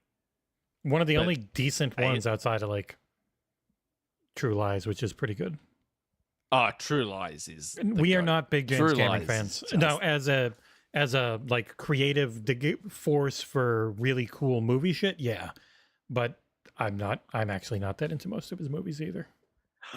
Neither am I. Wow. Terminator 2, yes. True Lies, yes. Terminator, yes. Avatar, no. Ah, right, Titanic, Ripley. no. What an athlete. The Abyss, no. Man. What else has he made? A lot. You I pretty much forget a lot of named his movies. The Yeah, majority. All the avatars Yeah, are I did, terrible. didn't I? They're gorgeous. Yeah, They the are Avatar just terrible movies are boring as batshit. Yeah. Terminator 2 is a classic. Terminator's a classic. True Lies is just so good. True Lies. I haven't seen True Lies. True Lies. Oh, is a It holds up pretty Jez. well. It's True- still a True solid Lies, movie. Jez. True Lies is James Cameron wanted to do James Bond. He asked. They said, no, you're not the director for us. So he went and he said to Arnie, do you want to make a James Bond movie with me? And he brought Arnie back after Unfortunately, Terminator they 2. brought Tom Arnold in, which really hurts it, but it's still good otherwise. Because Tom Oh, Arnold, I still so find great. Tom Arnold funny in it, but yes. He is It's funny good. in that movie. he did yes. Piranha 2, The Spawning, his first big movie. Yeah. It's just, Jez, you have to watch True Lies. Titanic, It's which is so terrible. good.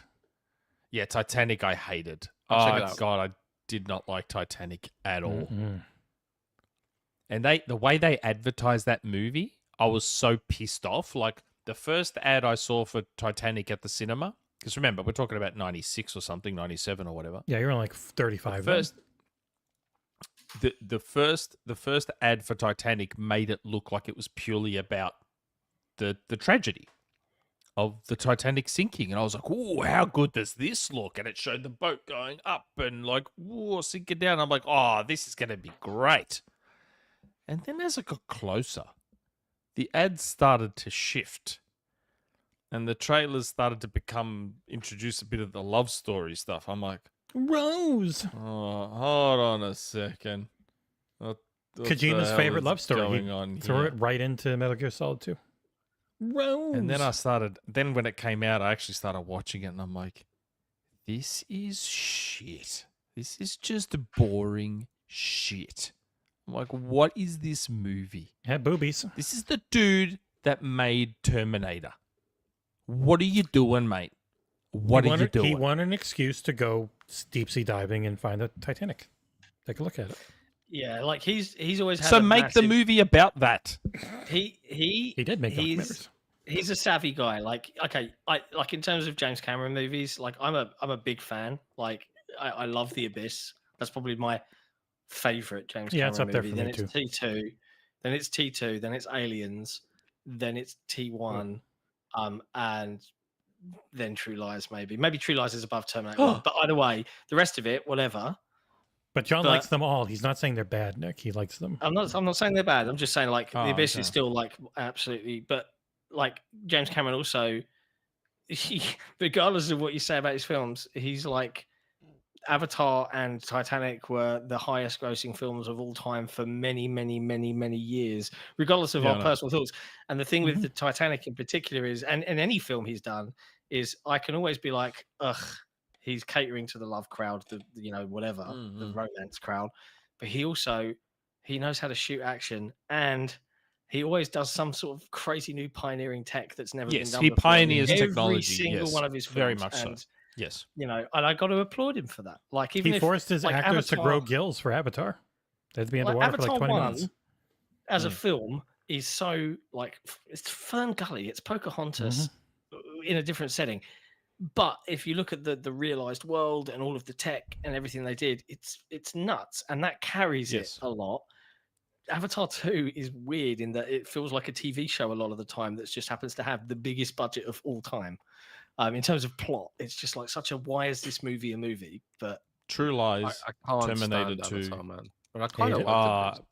You know what? Avatar is just like, how can you have a movie that is one of the top grossing movies of all time, or it might still be because they re-released it at the cinema so it could overtake Endgame? I don't know anyone who likes it. It's so Yeah, weird. minority. Like, who's Not just that. watching these movies? Does anyone know? Can anyone quote that movie? Jake it's been Sully. 84 years.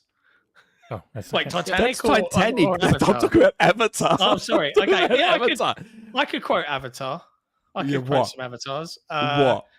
Pandora will spit you out for jujubes. There you go. There's a quote from Avatar. Oh my This ain't god! Kansas Yeah, what a anymore. classic line. You know What the a only classic good line that is, Avatar? the jujubes. The only good Avatar is What? Ubisoft's Avatar Frontiers of Pandora, and that is a very, It's a really very good game. fun video game. Yeah, really good. Yes, Britt. That's the only thing I remember from Avatar. The stupid name for that material, unobtainium. What a Oh, fucking dumb name for a classic. material that is. It's so It's a bit on the nose, isn't it? It's a bit on the nose. Stupid. We need this really, really valuable stuff. What's it called? Unobtainium. Unobtainium. Raratorium. It was named by a 6-year-old. Like it's so Uniquium. stupid. It's so dumb. Oh my god, that We have movie. super chat. Yeah, we've got a super chat. And then do you want to read the rest of Trav's Oh, yeah. statement that's thrown the entire show off? It's so sad Fucking entertainment. Aliens is a bad film, Trav. Honestly, Doesn't mate. bother anyone that the Shit. lady in the film doesn't remember her husband or kids, but some guy she banged over 60 years ago, love died with Titanic. Yeah. That's just a terrible movie. I've seen hated that take before. I hated it. Fun fact, and I was making sure that I was right about this. Unobtainium wasn't invented for the film Avatar. Oh, yeah. It's actually a term that's apparently been used since late 1950s by aerospace engineers when when referring to an unusual or costly material that is theoretically perfect but doesn't actually exist. There you Interesting. go. Fun fact. Doesn't make it any less of a dumb name. We have a Oh lot yeah, more it's totally on the questions. nose. Yeah, cool. Anyway, rest of Trav's statement. Rest of Trav's question. Aliens is a great film. We've established that. Next segment. Greatly overrated. All right, Yeah. go on. So in honor of good sci-fi, I continue to call EA's Andrew Wilson on his bluff. If he really means his whole we want to focus on our own properties and isn't totally bullshitting, then let's see a Dead Space 2 remake as well as Titanfall 3. Dead Space 2 remake seems like a safe bet. I hope so. Yeah, I think To it's a me. shoe-in, yeah. One I was think that so will happen. good. God, it was good. Oh god, it's fantastic. Don't just be another Australian who's completely full of shit. There's a lot of those going around, isn't there? We've already got journalism school valedictorian Alanah Pearce, who spewed her bullshit about our beloved Mr. Clark. We got you back, John, and I can't wait for your Alien Isolation streams now. No question from me this week was getting too long as it is, and if I know you guys, you're letting drunk Jez read this with the words "world's worst American accent." Oh, okay. Now I God, need to hear this. Jez, can God, you give us Alanah. the world's worst American accent? Alanah Pearce, eh? My American accent is supreme. I don't know what you're talking It's about. superb. It's absolutely superb. Superb. My Superb. American accent Superb. is Oh, awesome. God. Alana. If you ever want to do a really good Alana, American what are accent, you talking just about, Alana? talk like you're from Boston. Fucking easy, though. Alanah Pearce. I'll do Boston. Boston's weird. Alanah Pearce had one of those moments where she forgot that she works for a game developer while she was doing one of her YouTube videos and probably said something she shouldn't have said. You know, it's really funny because I heard that Sony really doesn't like that stuff. They Wouldn't surprise me if they don't. They like to be in complete control of every aspect of the narratives with regards to. I think Alanah, she had one of those moments where she forgets that she has a big, massive following, and that following will come after you when you say shit about people. Like, a part of me watched her video, and I kind of like shouted at my screen saying, "Go fuck yourself." Like, while I was watching that video, like, I just. I probably shouldn't say what Nick I wanted and I to say know right John now, but is a liar, but only we can say that. She can't say it. I Only think, us. yeah, literally saying I made something up for clicks. yes. Like When you say we they own lied fuck for all. clicks, That's so said irritating. they lied for clicks. And I'm like, that's not a very nice thing to do. That would be like me saying something baseless and without evidence, like, oh, Alanah used her looks to get where she is today. That's not very nice either. And I have no evidence of that, and it's completely baseless. So it wouldn't be nice of me to say something like that, would it? Just on a YouTube video. Like, come on, man. Like, I would remember say it who about you are. you, though, Nick. remember who you are. Like, you don't. Man, it was disappointing to see an Aussie go down that route. Like, Australians are really known for tall poppy syndrome. We're not normally known for punching down. Normally. Maybe she's been in America too long. I don't know. But, like, just... there's no need for you to punch down like that. Content creators, I've found, like, since because I've been doing this for 10 years now, and I've found, like, there are some really awesome people out there, you know, who've supported, given advice and stuff like that. But there's an equal amount of game journalists and people from that sort of sphere, that friend group, who do love to punch down. There's a lot of them. We've seen it happen and a to lot you, of them, bro. it happens. We've seen it on the regular, and it really pisses us off because there's just no respect at all. No. Like, there's a way to say things. Like, I'm watching her video and I'm listening to what she's saying, and the irony is, like, she talks about how she knows journalism and she's got experience in journalism, but then she failed basic reading and comprehension. Like, you know, she could have said something instead of saying, "Ugh, they just lied for clicks." She could have said, "Oh, look, I have a sneaking suspicion that maybe their source, you know, misunderstood, or maybe they need to recheck their sources, or maybe," like, there's ways you can say things when you're mature and when you have decorum, and, like, you don't have to. You don't have to when you're super big, and you don't have to worry about, like, when you badmouth someone, if it's going to come back to haunt you. And that's what punching down is, you know. And it takes strength of character to not punch down and to actually, like, think. And that's you what know, I was about to say. It speaks volumes about her as a person. Yeah, it you know, I don't know what was said with Alanah stuff, but there are people, like major journalists out there, who have shat on me the moment I came on the scene and have never given, like, and just sort of made personal attacks against me without knowing anything about me, knowing anything about who I am or what I do and any of that kind of stuff. And, you know, and the it's the people gatekeeping is unreal. It's the people who are very big about they really are. Very big about not attacking journalists. Like, hey, you know, you guys stop attacking stop shooting the messenger. But then the moment it's, you know, especially like just constantly putting out, it's an Xbox guy. Yeah, and it's like, yeah, Jesus, they do love a dog pile. Yeah, they do. That's what it feels like. I watched that and it disappointed me. It was really un-Australian to do that. I mean, the fact is, and I think you actually said this a couple of weeks ago, Nick, is like, if we were in the business of just making up anything for clicks, like, wouldn't we do it like every day? We just do it every day. We literally just do articles every day. Just be like, what would cause a lot of controversy?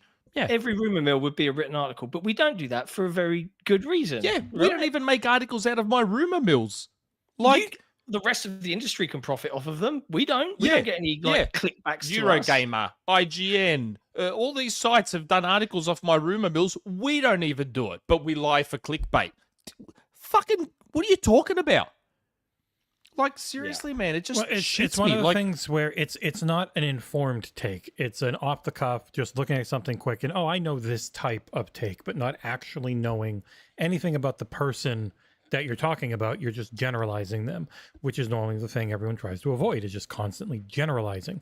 But then people just do it when they feel like it, and then they're like, oh no. And Tom Warren very nicely in the comments trying to be like, hey, no, not really on this one. Maybe it could have been worded differently, but John didn't go back and update the article because nothing Phil said refuted the article. What Phil said was very clear about how it is not one of the first four. And Microsoft, to Tom, said like, yeah, things change. We're not going to just straight out say it's never going to happen. That's why you don't have to go back and update the article, because nothing actually changed yet. The article isn't, it's guaranteed to happen no matter what. It's going to be one of the first four that does. Like that wasn't the case. Yeah, but that wasn't what I said. Then I heard her in her sarcasm voice, and I can imagine her air quoting, oh, according to our sources who shall remain nameless. It's like acting like, so what? Everyone just names their sources, do they? Or journalists, it's just standard practice to name your sources with journalism, is it? Well, it's the annoying thing. Claiming journalism. Like, it's lumping everyone in because we have Xbox in the name, and so you just look at Twitter console guys who are just do make shit up and then say, oh, I've got sources that are telling me this, and it's just lumping everyone together and generalizing because there's Xbox. But so Jason Schreier names all his sources, does he? Mm-hmm. He just names them and shames them. All Todd Howard every time. Yep, they all just name them. Every journalist out there names their sources. What fucking journalism school did she go to? Like there were a lot of responses to John, like, "Well, what was your source on it?" And I was like, "That's not how it works, man.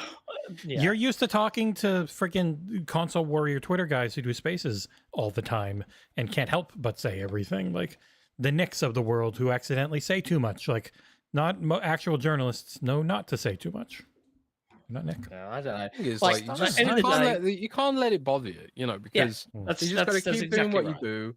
And the big creators are punched down. Like I remember being punched down upon when I had like 5,000 followers. Now I've got 130,000 followers.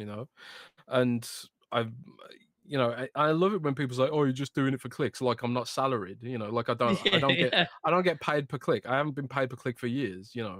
And whatever clicks I get is not incumbent on how much I earn. Yeah.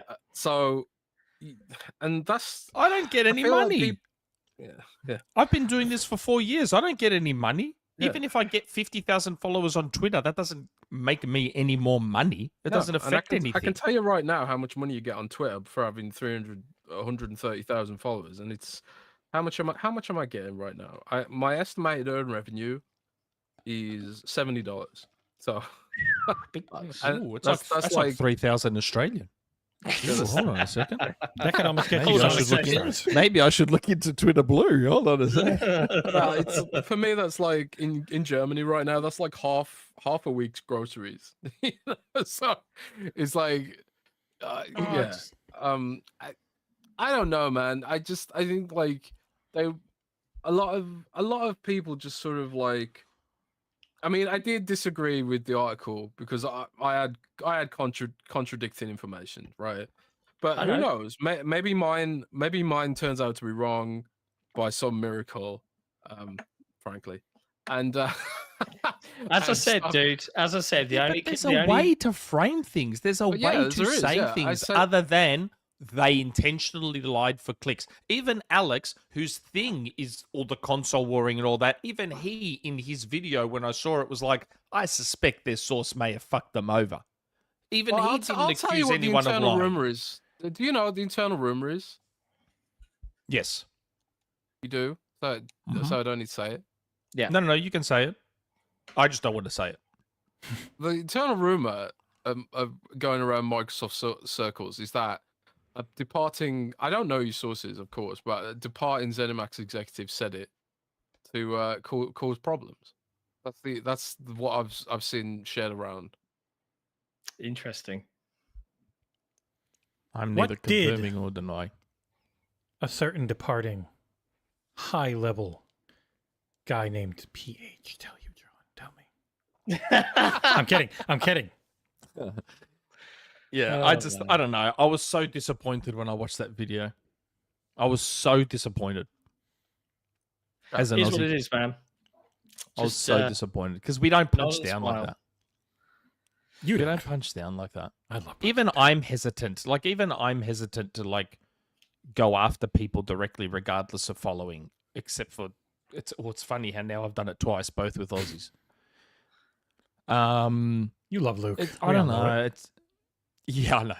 It's just I just find that so annoying, just to see her punch down like that.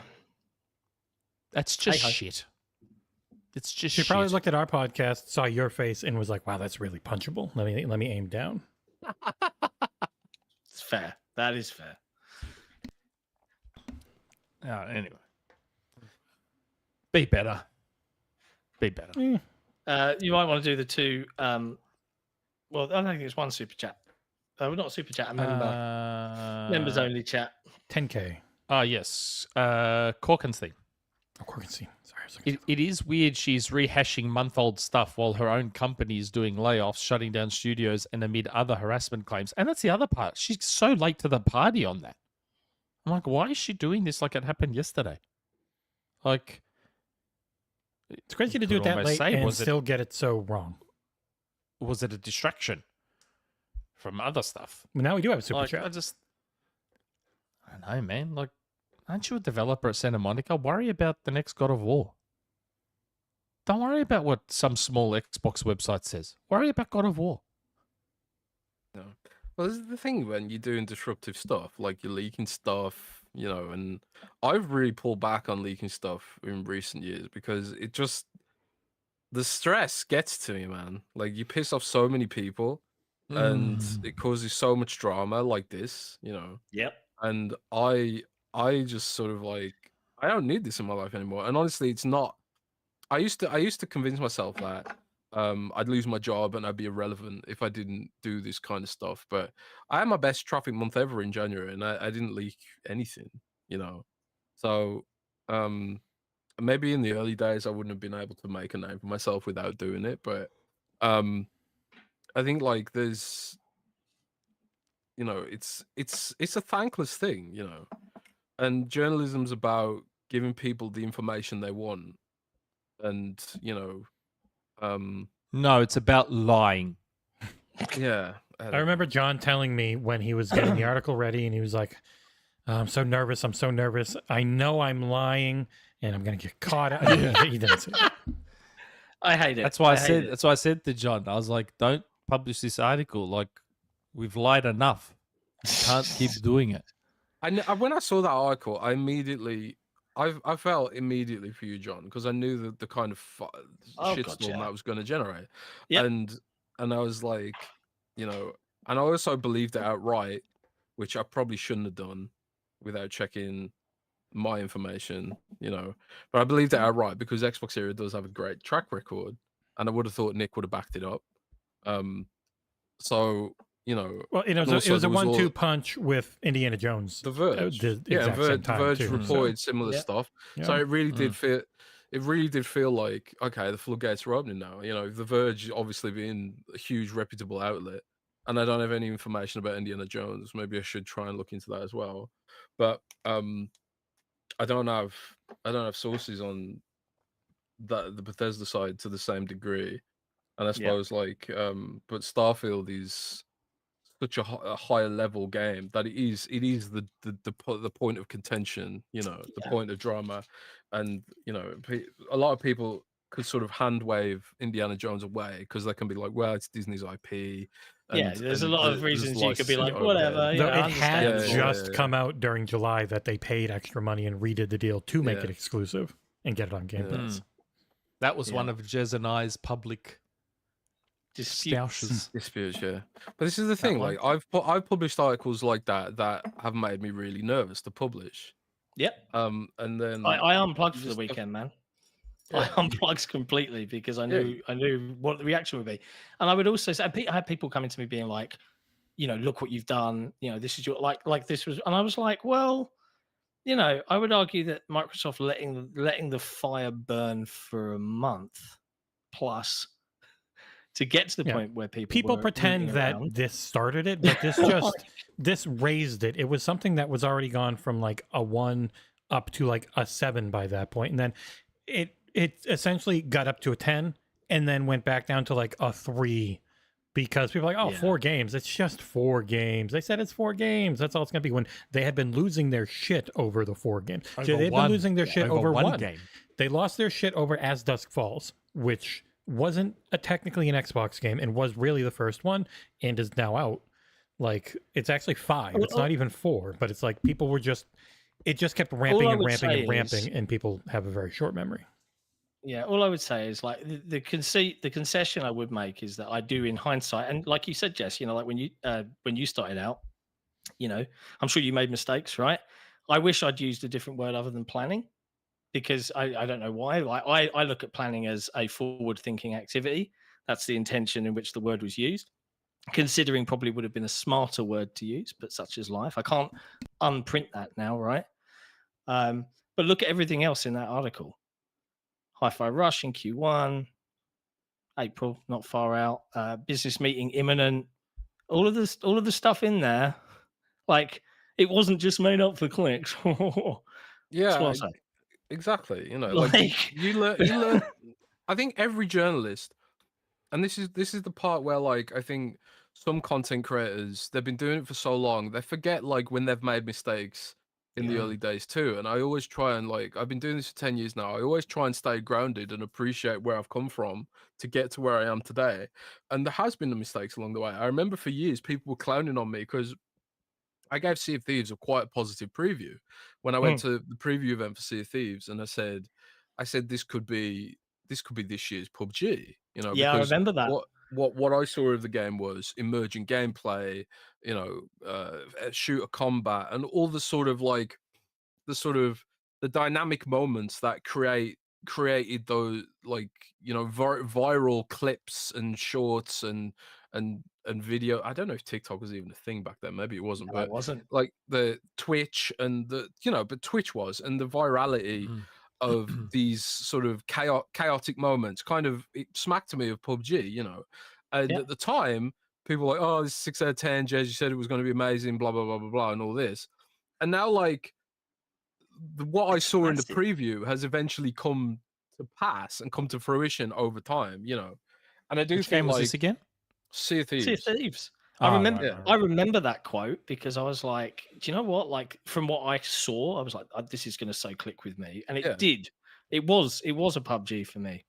Yeah. So now I'm like, I learned something, but still, I learned something. I learned to like, control my hype a little bit more, and sort of, it was the first time I'd ever been to a studio visit, so I was a little bit giddy, and I felt like, oh wow, I'm legit now. I've been to a studio visit, so I was a little bit overexcited maybe, and so like I've learned from doing that now and overhyping things, which I'm not. Maybe I don't have a full picture of. Like when I talk about Dragon's Dogma, I always say like, if the full game is as good as this 4 hours that I've seen, then I mean, I pretty much know that it is going to be that good, but I'm still like, I still think about that Sea of Thieves mistake, quote unquote, that I've made, It's learning why businessmen couch their words, because people will always come back to you and you need to give yourself wiggle room because people want their gotchas. Like that is so much of the online discourse in the business world, really. Yeah. One thing that Lulu Cheng Mezuvi, from Activision, or well, formerly of Activision, one thing she said that really stuck with me was the first thing they teach you in PR is that you're always on the record.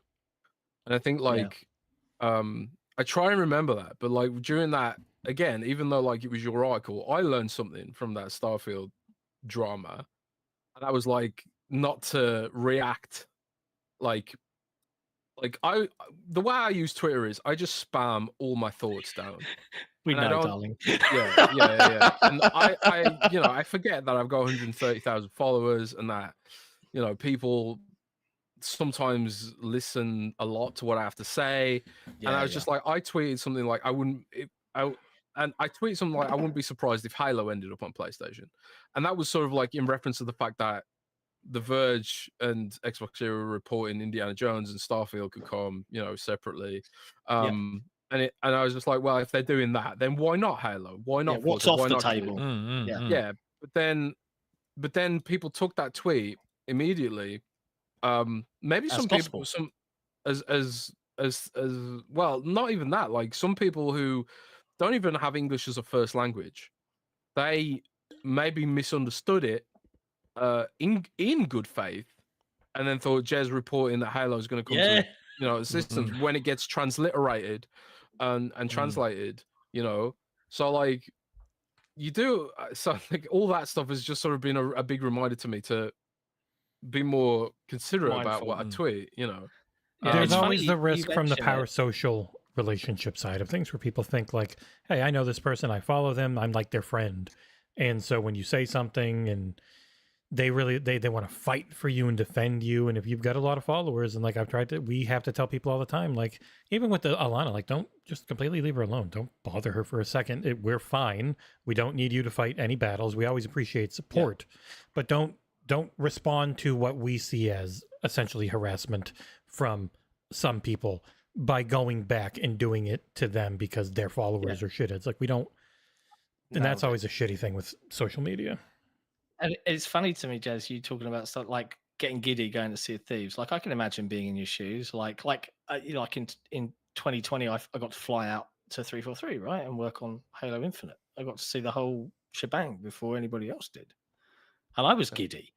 But I fast forward. I was at Gamescom last year, and I'm at this press event for Alan Wake 2. Right, they've hired out a boutique cinema, and they're shuttling people from the Gamescom con mess to the cinema. Did you go? I can't remember if you went or not. I don't think you did. No, and that's another thing. Like, one of the over the years, ruffling feathers. I don't get invited to stuff like that anymore.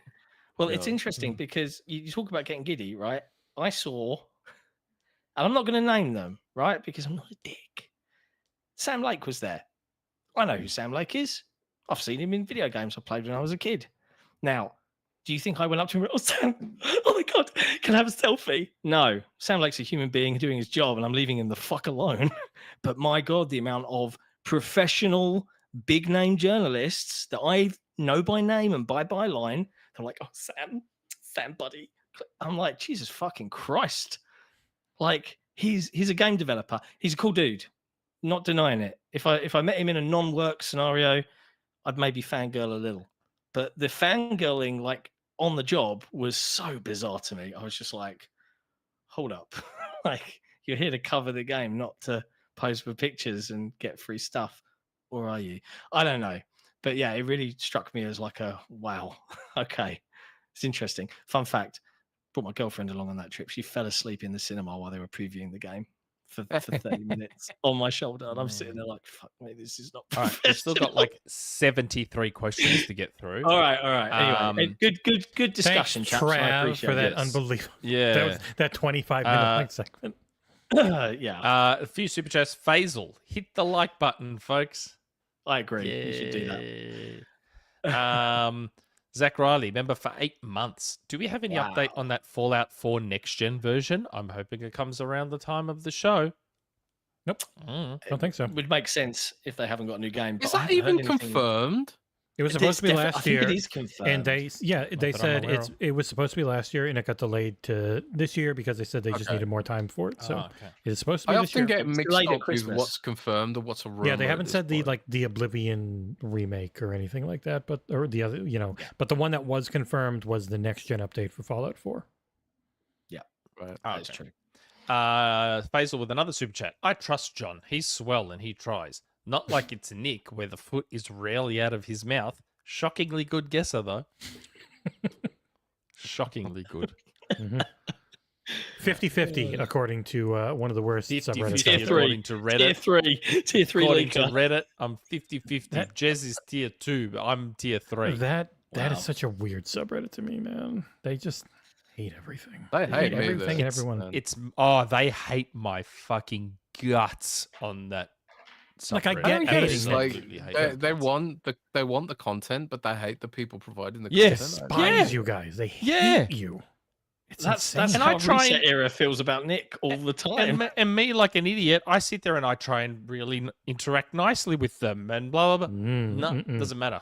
No, a toxic Reddit is the worst thing. Like, don't go on our Starfield. Go on my God. No Sodium Starfield. No Sodium Starfield is actually just people who want to engage about the thing, because then most of the main, like our Destiny, the game is horrible. But then No Sodium Destiny, you can actually have a decent discussion about the game where it's balanced and nuanced. It's like Reddit's, if it's not really properly moderated, like I know Korkenstein and Foreman try very hard in their group to moderate Xbox Series X subreddit, and even there it's fucking terrible. Like I've jumped in a few times, I'm like, hey, and they're like, oh, you guys fucking suck, you hate Xbox.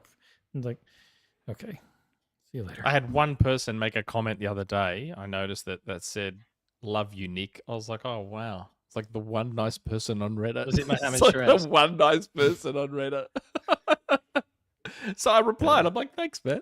And then it just said, I don't remember "See in bio." you got one thing you see in bio. One thing you got to remember about comments though is that people who are happy with everything, they don't comment, because Yeah, why that's would right. you? They're just like, oh, that's cool, and then they don't comment. But people who are mad, they feel like they have to comment for some reason. It's like Yeah. online reviews. Except for Mohammed Shiraz and Abdel in the chat, always commenting. Abdel114 is always like, Nick, mate, best. It's like, thanks, buddy. How often do you go and review something you loved versus this isn't working, it broke, I'm pissed, I'm gonna go review it on, like Amazon or BestBuy.com or something. Like most of the time people go and review the shit that really pissed them off because that motivates them, like, hey, you shouldn't go buy this. How often do you actually go on Xbox and say, man, I love Sea of Thieves, I'm gonna give it a positive review? Like, it takes a certain person. Yeah. True story. Tier 3 Anyway. Nick, next question. Yeah. Next question. Come on, Nicholas, Mr. Oh, let's avoid the. No, that was still you guys. Hytham G. When you gents go shaving, have you gents ever suffered a razor bump from shaving and had ingrown hair on your face, but your gents' experience of your irritated face? P.S. Ramadan is coming soon, so Shukran, who wishes me a happy Ramadan and you're welcome, is Afwan. I have no idea what that last sentence was. I wish you a very happy Ramadan, Hytham, and Yes. all of our... Yeah, Okay. Islam. Yep, I've had ingrowns here under my neck a lot. I have Every human being. terrible skin, eczema. Like there's loads of scarring on my inner arms. I don't know if you can make it out on camera there. Mhm. And I was told when I was 18 I would grow out of it, and it grew out and stopped on my face, which is very irritating. It's been much better this year because I found some new treatments that work. But yeah, that's why I have a beard predominantly. I only shave this bit once a week, if that. And yeah, I'm pretty fortunate. I don't get razor burn anymore, but I do get the occasional stuck hair there. But that's about it. What about you, Jez? I Your don't know. shaving I think- habits. I don't know. I shave the neck, and that's about it. Yeah, me too. Yeah, I don't know. I don't I think I've ever cut had an here. ingrown hair, but maybe I have in my back. I got a really hairy back. If you want to know, I do. Super hairy. Hairiest back. I ever. do. I do a little bit too, unfortunately. I look I like mean- that dude from the Attitude Era in the WWE. I can't remember his name. Was it Jesus? I don't know. He had a really remember. hairy back. Yeah, I think I haven't been into wrestling since the Goldberg days. You look WCW. like the Steve Carell from the 40-year-old virgin, but on the back instead of the front. Yeah, I also have a hilariously hairy back. Oh, you're You British. I can mean, plait that I shit. hate it. I want to get electrolysis or laser done. I've just embraced it now at this point. It's just Nah, so I be fucking careful. You're hate gonna it. get shut down. I hate it. Embrace a group too. I wanna get electrolysis or laser. people in the chat now asking if we shave our body in various ways. I do. Well, Manscaped. Yeah, baby. I trim thoroughly down there for I the do. lady in my life. God, but, are we seriously talking about this right now? Yeah, come on, man. Do you want to throw in a How's your gooch? Manscaped You advert plug while you're here, Des? Manscaped like Okay. we used to. Code XB2. 20% off. Well, the Xbox Era code's not there anymore, so yeah, use XB2 if you want. Okay, next question. Question number 4 out of 57. Wow. Anorexic. Salutations, you magnificent beasts, Jez included. I used to dig spoof movies from the Hot Shots series. Oh, how good is Hot Shots? Hot Part Shots deux. is so good. Part 2. So good. That spoofed action movie and the Naked Gun series that spoofed buddy cop films to the scary movie films that spoofed horror. The pinnacle of the genre for me was Loaded Weapon 1. Perhaps consider a watch for Sick and Nick's flicks. Gaming needs its own version of spoofs, something that mercilessly mocks, in a loving fashion, the story, gameplay, and marketing of the most popular titles out there. What game series, genres, or gaming tropes do you think are ripe for lampooning? I would call that Sony's high games. on life. Sony's games. That lampooned a Sony's lot about games, video for games. sure. Dad. Yeah, it did a little bit. Yeah, I've got to agree with Jesse here. High on Life does that a lot with it in a lot of various ways. I would also say it came up earlier in the show. The Stanley Parable is quite literally about video game tropes. And the hilarious thing about the sequel is that it asks you, have you played the Stanley Parable before? And if you have, it kind of quickly segues you into the new. If you haven't, you get to discover it on your own through the normal sequence of play. The whole, it's really hard to describe. The whole point of that game and the fact that they even did a sequel is that they take the piss out of it.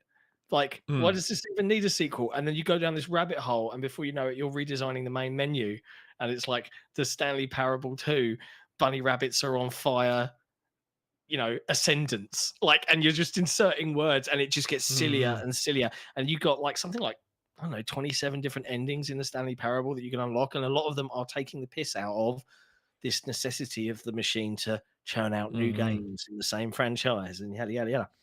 Go play it. Honest to God, anyone that has a passing interest in game design should play this game. It is fucking awesome and very fun. I will say they mentioned the airplane movies, and I just reviewed a game that'll come out next week that has a lot of airplane style humor in it, and it's done so poorly that I wanted to smash my head against the wall like after a few hours, and I pulled the Nick.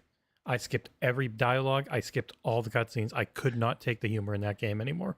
It was so bad. Oh dear. Yeah. Never seen Loaded Weapon 1. I will look it up. I remember it being pretty good. Spaceballs. Loaded Weapon, Emilio Estevez. I think Loaded so. Weapon. Yeah. And Samuel L. Jackson, John I want to Lovitz. say. Yeah. Okay. Yeah. I'll check it out. It was I making vaguely fun of, remember Loaded yeah, Weapon. Emilio Estevez, Samuel L. Jackson, John Lovitz, and they're really making fun of like Loaded Weapon or Lethal Weapon. Way 3. more subtle though. It's way more subtle than Hot Shots Kathy Ireland. Okay. and Naked Gun. But Hot Shots Part 2 is probably pretty much my favorite out of all of those. God, there's this Hot Shots moment Part 2 is burnt great. into my memory where they're in the middle of this war, this firefight, and the actor, I can't remember his name, but he's in RoboCop. He's the bad guy from RoboCop, or one of the bad guys in RoboCop, and he just stands up in the middle of everything, and he's like, he's shot someone or blown someone up, and he's like, war. It's fantastic. And I fucking lost my shit. I lost it. That is such a good bit. I lost it. It's the cheesy Miguel Greek Ferrer. war. It's fantastic. It's fantastic. So good. Yeah.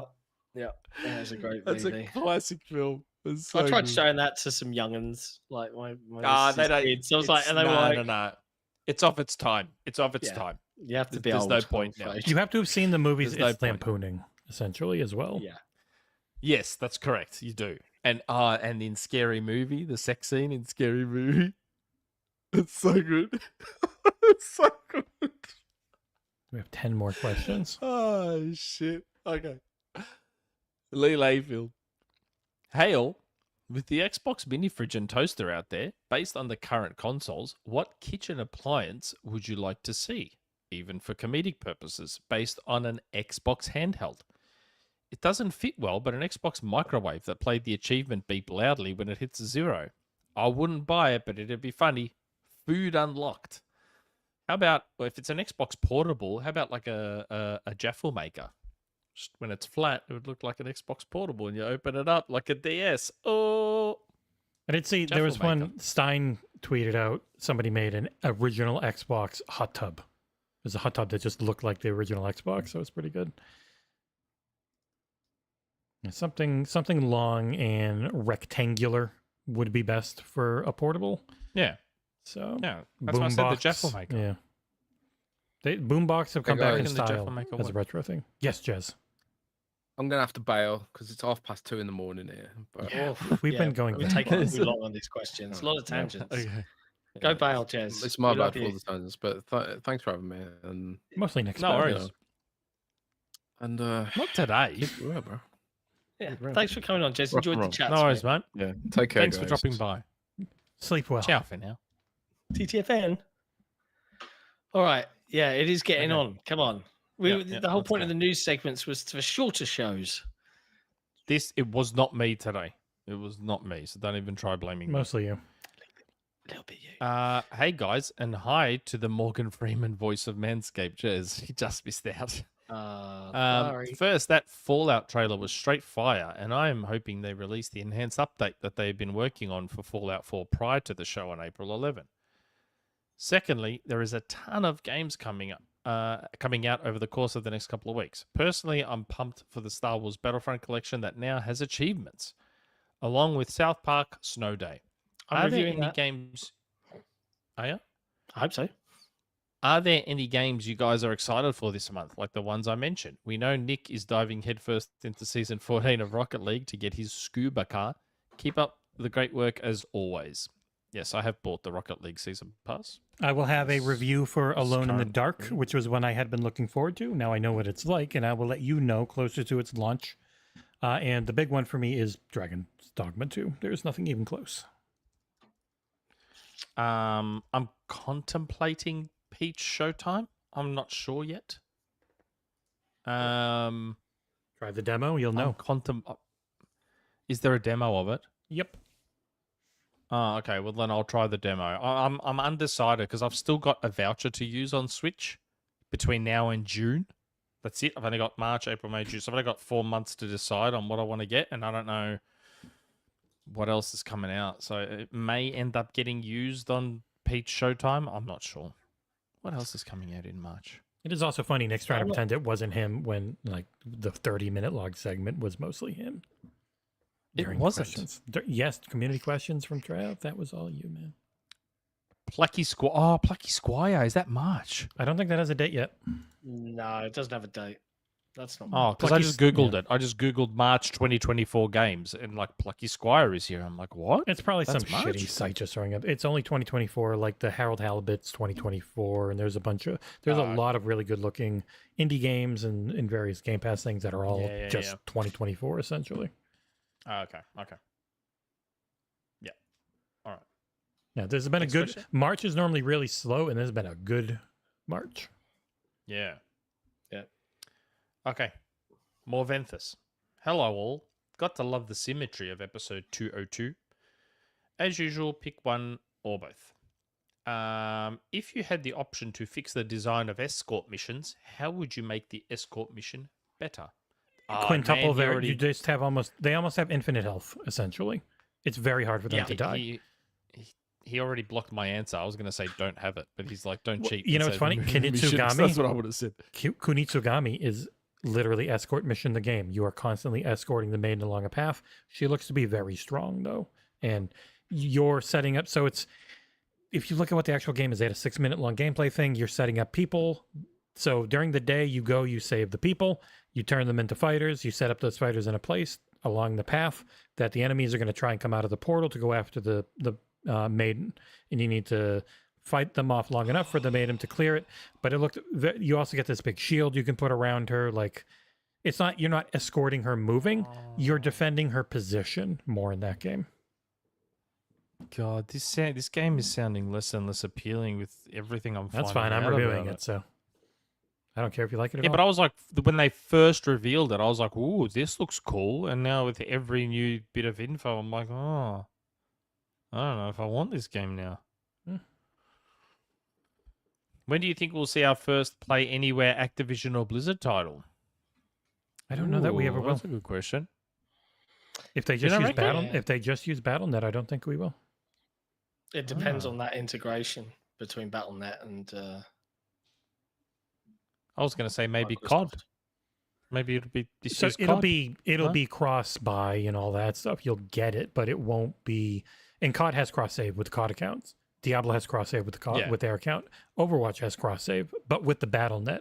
So it will be cross-buy, cross-save, all that stuff. It's just not going to be Play Anywhere Microsoft Store on Windows. So you still get all that stuff, but probably not with the old ones. That outside of the old ones, they have to port because they already have a bunch of old shit on Steam. So if you can port that over to the Microsoft Store, you can get Play Anywhere out of that. Maybe they didn't do that with Bethesda now that I think about it. So probably not. That probably just be Game Pass. Or buy it.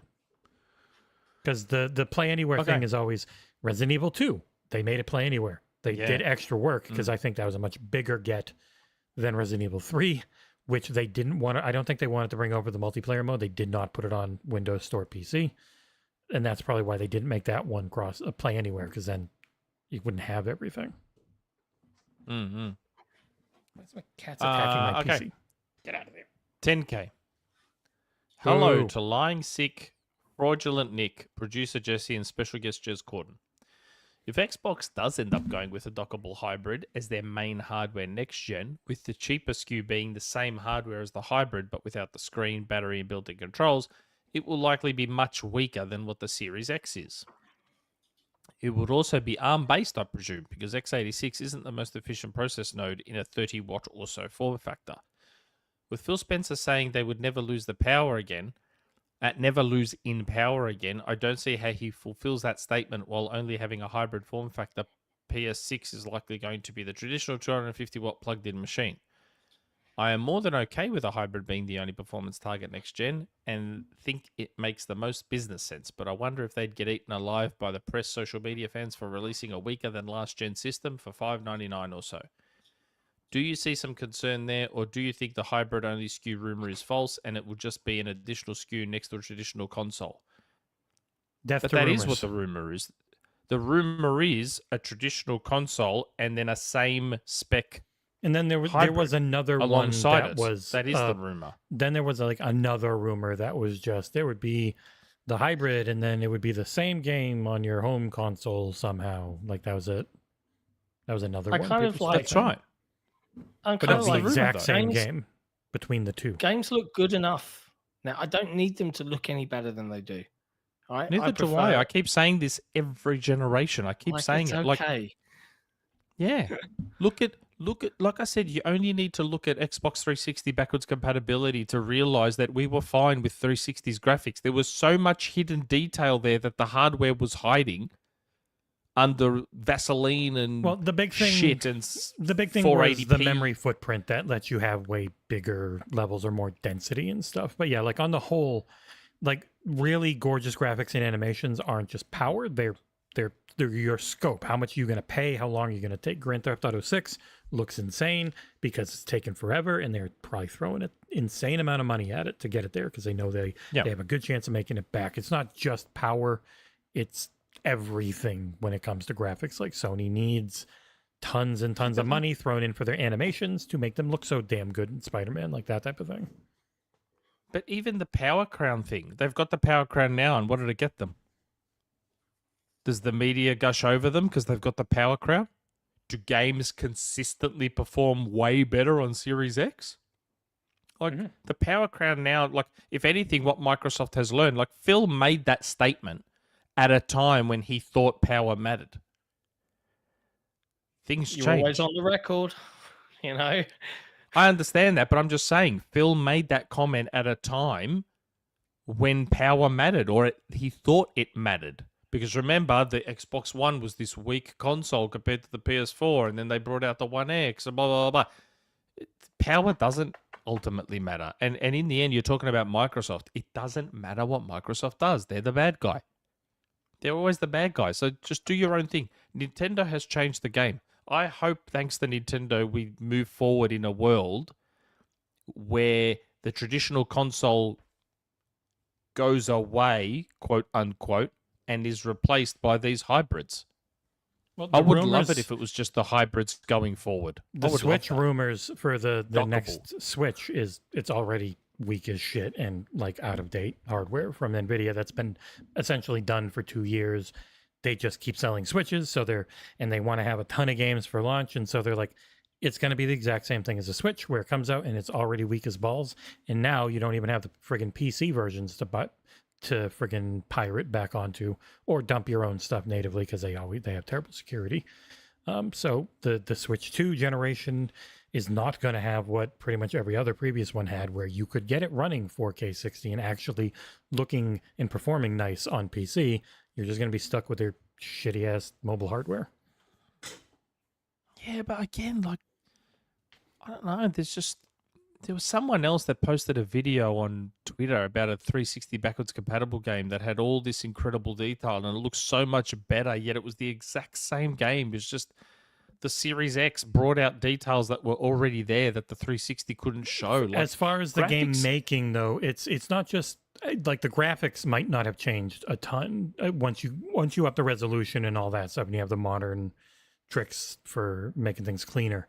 It is the memory footprint of like the 360. You had to have such tiny levels, and it really impacted game design. And that is still the very slow memory bandwidth on like the Switch and all that stuff. It does impact things in other ways that I understand, we don't but know. It's never going to be enough though, ever. Because developers are going to keep pushing beyond what they've got, and they always want more. Look, this is why I reckon Nintendo's like, fuck it, because it's never going to be enough.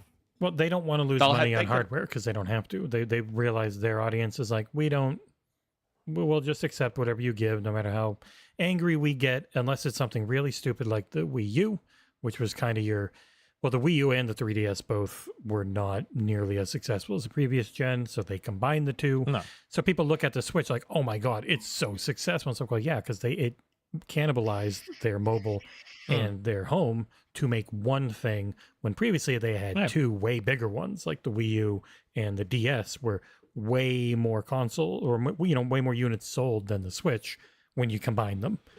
So even they had to heavily adjust because the Wii U and the 3DS pretty much killed them that generation.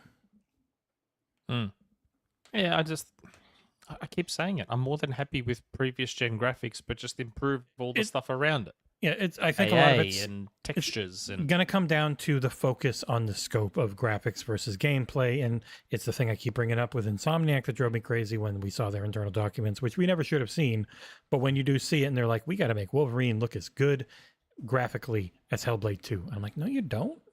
You don't. It's too big a scope. Ninja Theory is making it look like that because it's a huge part of telling their very small scope story. Like the Wolverine's not going to be 6 to 10 hours. The Wolverine's probably going to be 20 to 40, depending on what you build out of it. It's a huge superhero game with big open areas in modern times. It's not, we're going to go photo scan a bunch of... And ultimately, who are you doing those Iceland. graphics for? Because the casuals don't give a shit. So you're doing it for the console warriors and for the gaming media. That's it. That's who you're doing it for, ultimately, aren't you? Because the kids, all these kids that we keep talking about who are growing up playing Fortnite and Roblox, they don't give a shit about graphics. So who are you doing it for? For Digital Foundry. That's what I mean.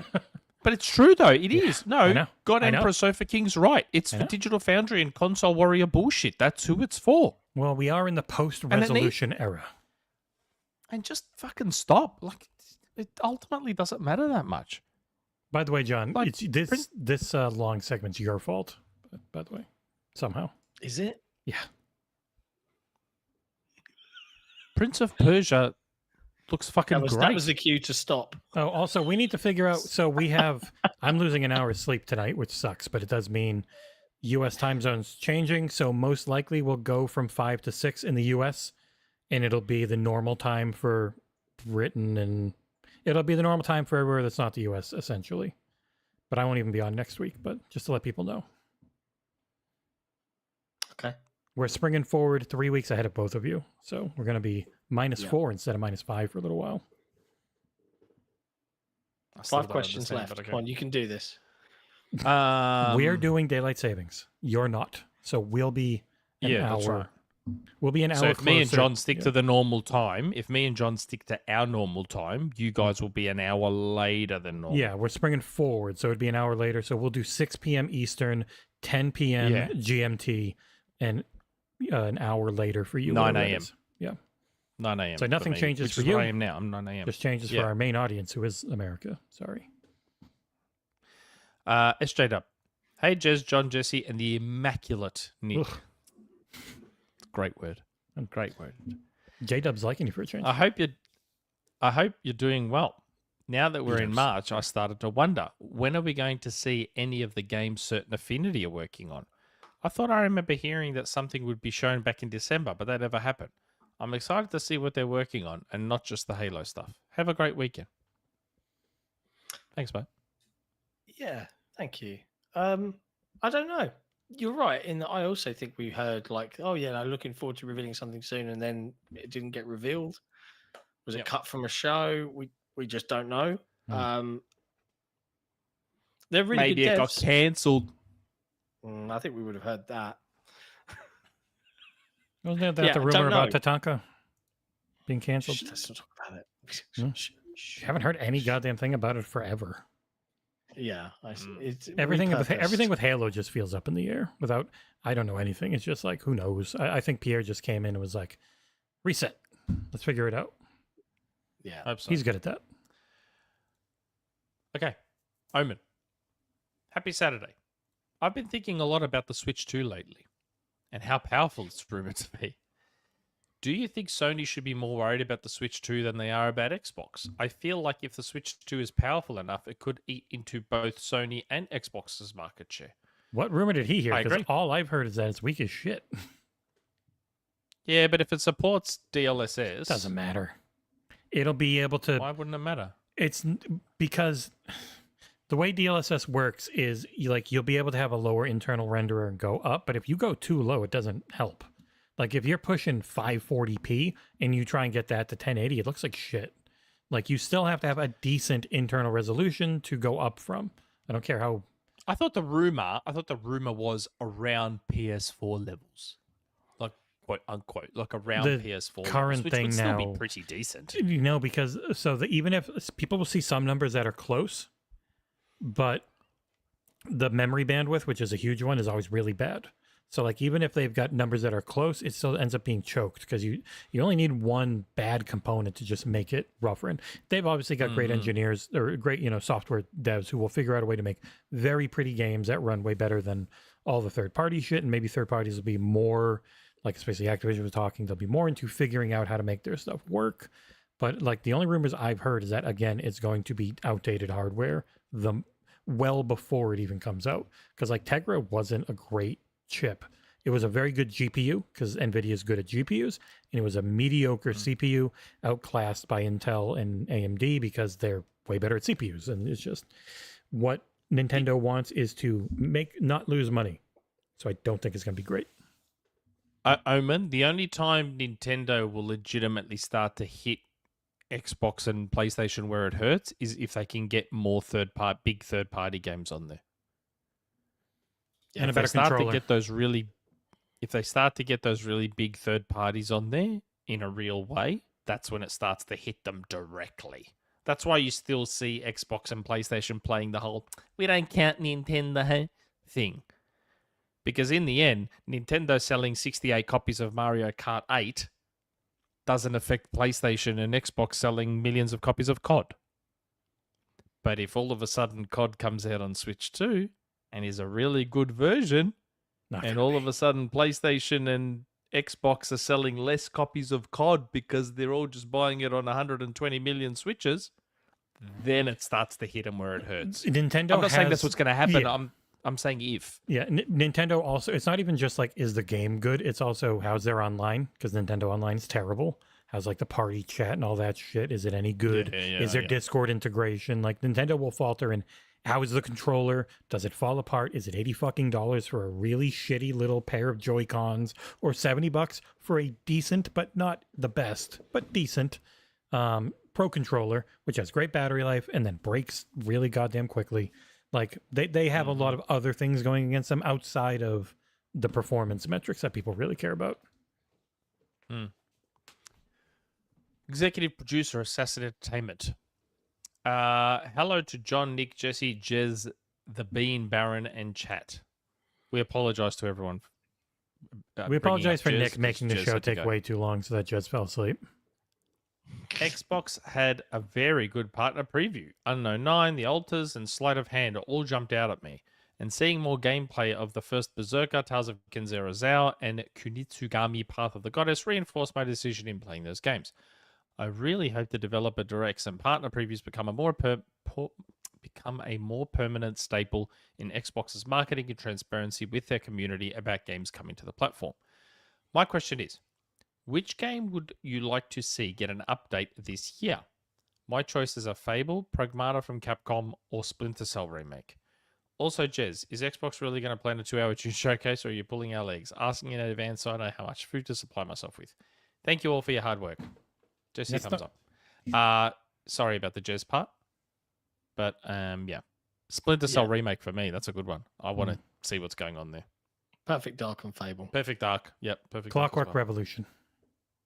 Good choice. Good choice. There you go. That was a quick Splinter Cell answer. Remake Wow. for sure. Splinter Cell Remake for sure.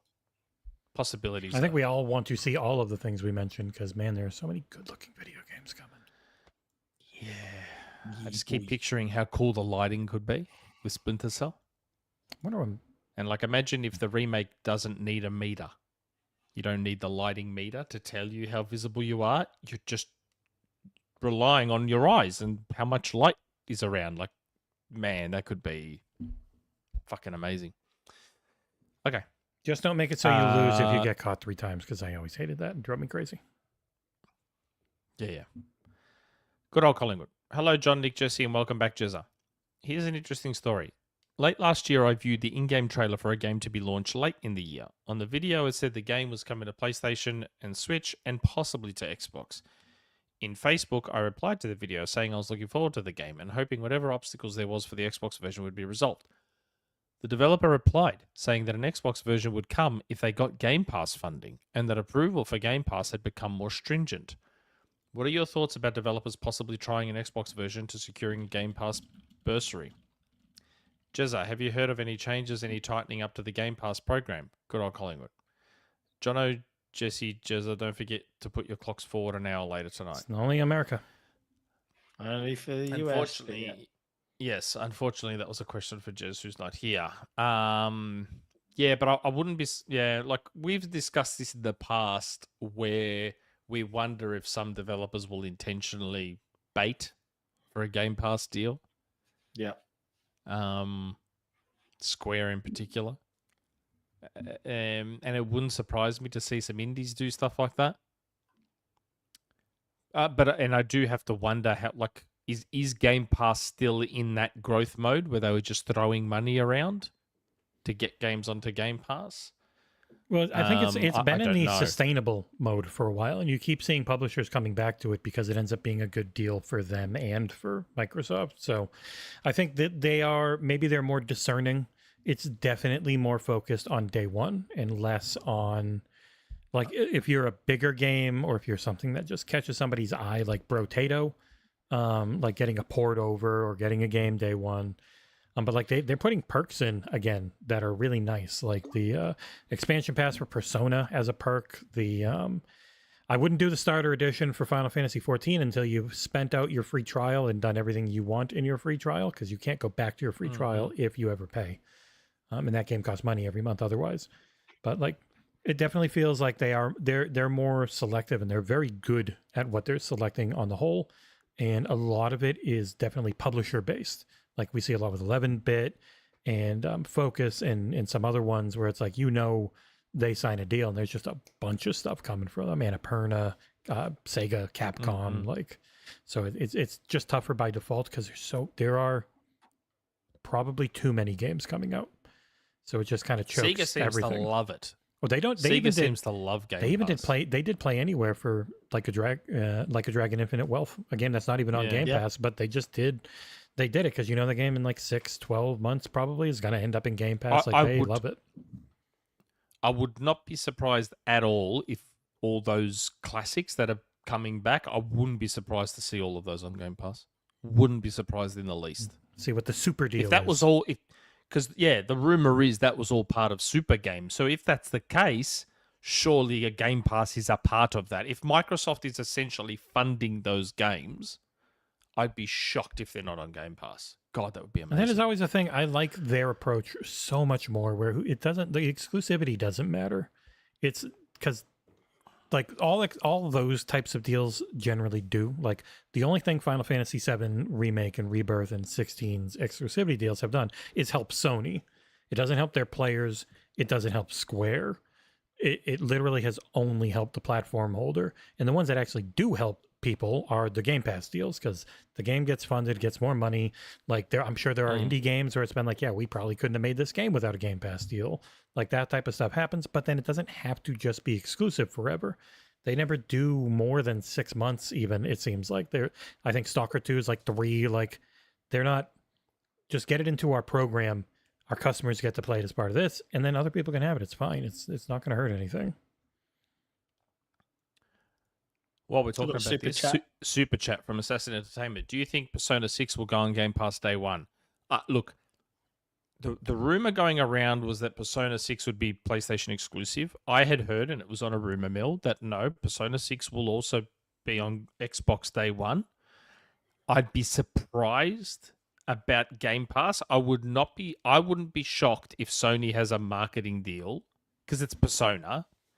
I wouldn't be shocked if Sony had a marketing deal for Persona 6, which would then prevent a Game Pass. Yeah, it would prevent Game Pass until it gets into PlayStation Plus at the same time, most likely. That's I wouldn't be shocked, because that like seems Metaphor like something Sony would do. ReFantazio is their next one, and that's not Game Pass. And that was also like a Dragon. All the old ones go in Game Pass, but then 7 didn't go in right away. Infinite Wealth hasn't gone in. But you can expect it probably will eventually, but it might take longer on Persona because of marketing deals.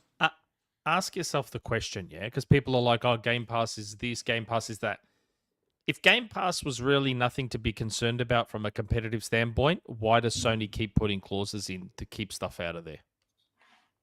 Fair point. And and Jodicus, Ask yourself the question. I would think Persona 6 would most likely be an older deal, kind of like what Square Enix has around Final Fantasy, which was like, I don't think, was the Gene Park thing this week or was it last week? But like he was saying, week. Yeah, so like Final Fantasy, and he retracted because the third one's not announced, so you literally can't say it is going to be anything. They never allow you to say anything about completely unannounced, untitled games. But like you can assume Final Fantasy VII Remake, Final Fantasy VII Rebirth, and then whatever finishes off that trilogy, it won't be on Xbox until those are all done, because that was an old 10-year-old deal at this point, almost. It was 9 years ago or something. Who knows when they signed it even. But like they'll probably have to wait on all that. And there are still some older deals. Capcom still has those awful Resident Evil deals where the friggin' VR games can't go on PC, which is the dumbest shit, because it's like that drives me crazy. But yeah, another super chat. I'm seeing Manny going, interesting, Nick. I don't know anything. I'm just saying, like, it's logical. Yeah. If Game Pass really was not effective, or if Game Pass wasn't a big deal, why does Sony keep trying to keep Game Pass deals out of everything? We do have a very important super chat, though. Yeah, I know. It must be having some kind of effect if Sony keeps keeping stuff out of it. Mm-hmm. Risk it for the biscuit. Nick, do you think Collingwood will ever be good again? Why are they so bad? Collingwood lost last night. Say no comment. Just let it. First game of the year, and Collingwood lost. It was disappointing. The way we lost was very disappointing. Hopefully, we'll turn it around. Yeah. Hopefully. DO game. Final question. I watched Digital Foundry about the Pentiment 120 FPS controversy, and they raised an interesting point.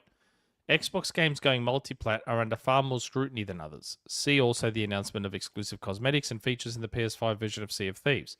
Even if one of those features was DualSense support. What do you reckon Microsoft is learning from this 4-game trial, and do you think their ultimate goal should be to maximize the experience on other platforms or minimize the PR hits in an SEO environment where publications like GameSpot run with titles like Sea of Thieves has features only on PS5? Well, I mean, that comes back to first, better, best. Isn't that what Microsoft said? Tim Stewart or Brad Smith or... Tim Stewart. Yeah. One of them. First ZeniMax better best games, on yeah. Xbox. Mm-hmm. Like, They're going to make it so it averages I mean- 0.1 FPS less on PS5, and everyone will be happy, and it's 200 less P. But also, the Pentiment thing's funny, because did you know that they patched 120 FPS into Pentiment on Xbox? Yeah. They did it. It's already done. yeah, I know. No one cared. Didn't see that in the headlines anyway. Yeah, no one gave a Really, did shit. you? But yeah, I mean, I'm sure people playing Because it it was was like, "Ooh, it's slightly smoother," but never know. No headlines. Would you eat, like, I notice 120, especially playing Rocket League at 120. I You notice can. it. Side by side, but that's you Rocket can, League. You can a little bit. Like when I played it on PC versus Xbox, like it's a little smoother on Xbox. It doesn't change the game at all, but it is noticeable if you are FPS aware. Some people really I aren't. am, but it wouldn't be that noticeable. Like, No, it doesn't actually change the game in any way, but it is a thing if you're looking at them side by side, especially you're like, oh, that's a little smoother. it'd be so minimal. It is. Like, Jesus. Like in Prince of Persia, you'd notice it because it's a much faster game that relies on precise control, and obviously you notice it. Rocket Oh, League, like Ori, Fortnite, it was really big in Ori with COD, timing and yes, stuff. yeah. Ori, but Pentiment, like, okay. It's But list warring. It all comes back to, it's always just that there are lists and we must war about them. And in the end, we don't actually care if it changes anything. It's just engagement fodder. I mean, obviously on PS5 now, people will be able to 360 no scope in Pentiment much, much better than they can on Xbox. Mhm. Way better. They're going to be killing them online. It's not even going to be close to fair. Especially when you got those adaptive triggers and you're like, oh, Yeah. if you feel the death when you take them out with the vibrations, which also technically we're probably all in PC as well now. Like they were added in for Hi-Fi Rush, but that game's not even out on PlayStation 5 yet. Yeah. And they'll That's just it. be in the Xbox version if they ever do their haptics controller, I'm sure. It'll be fine.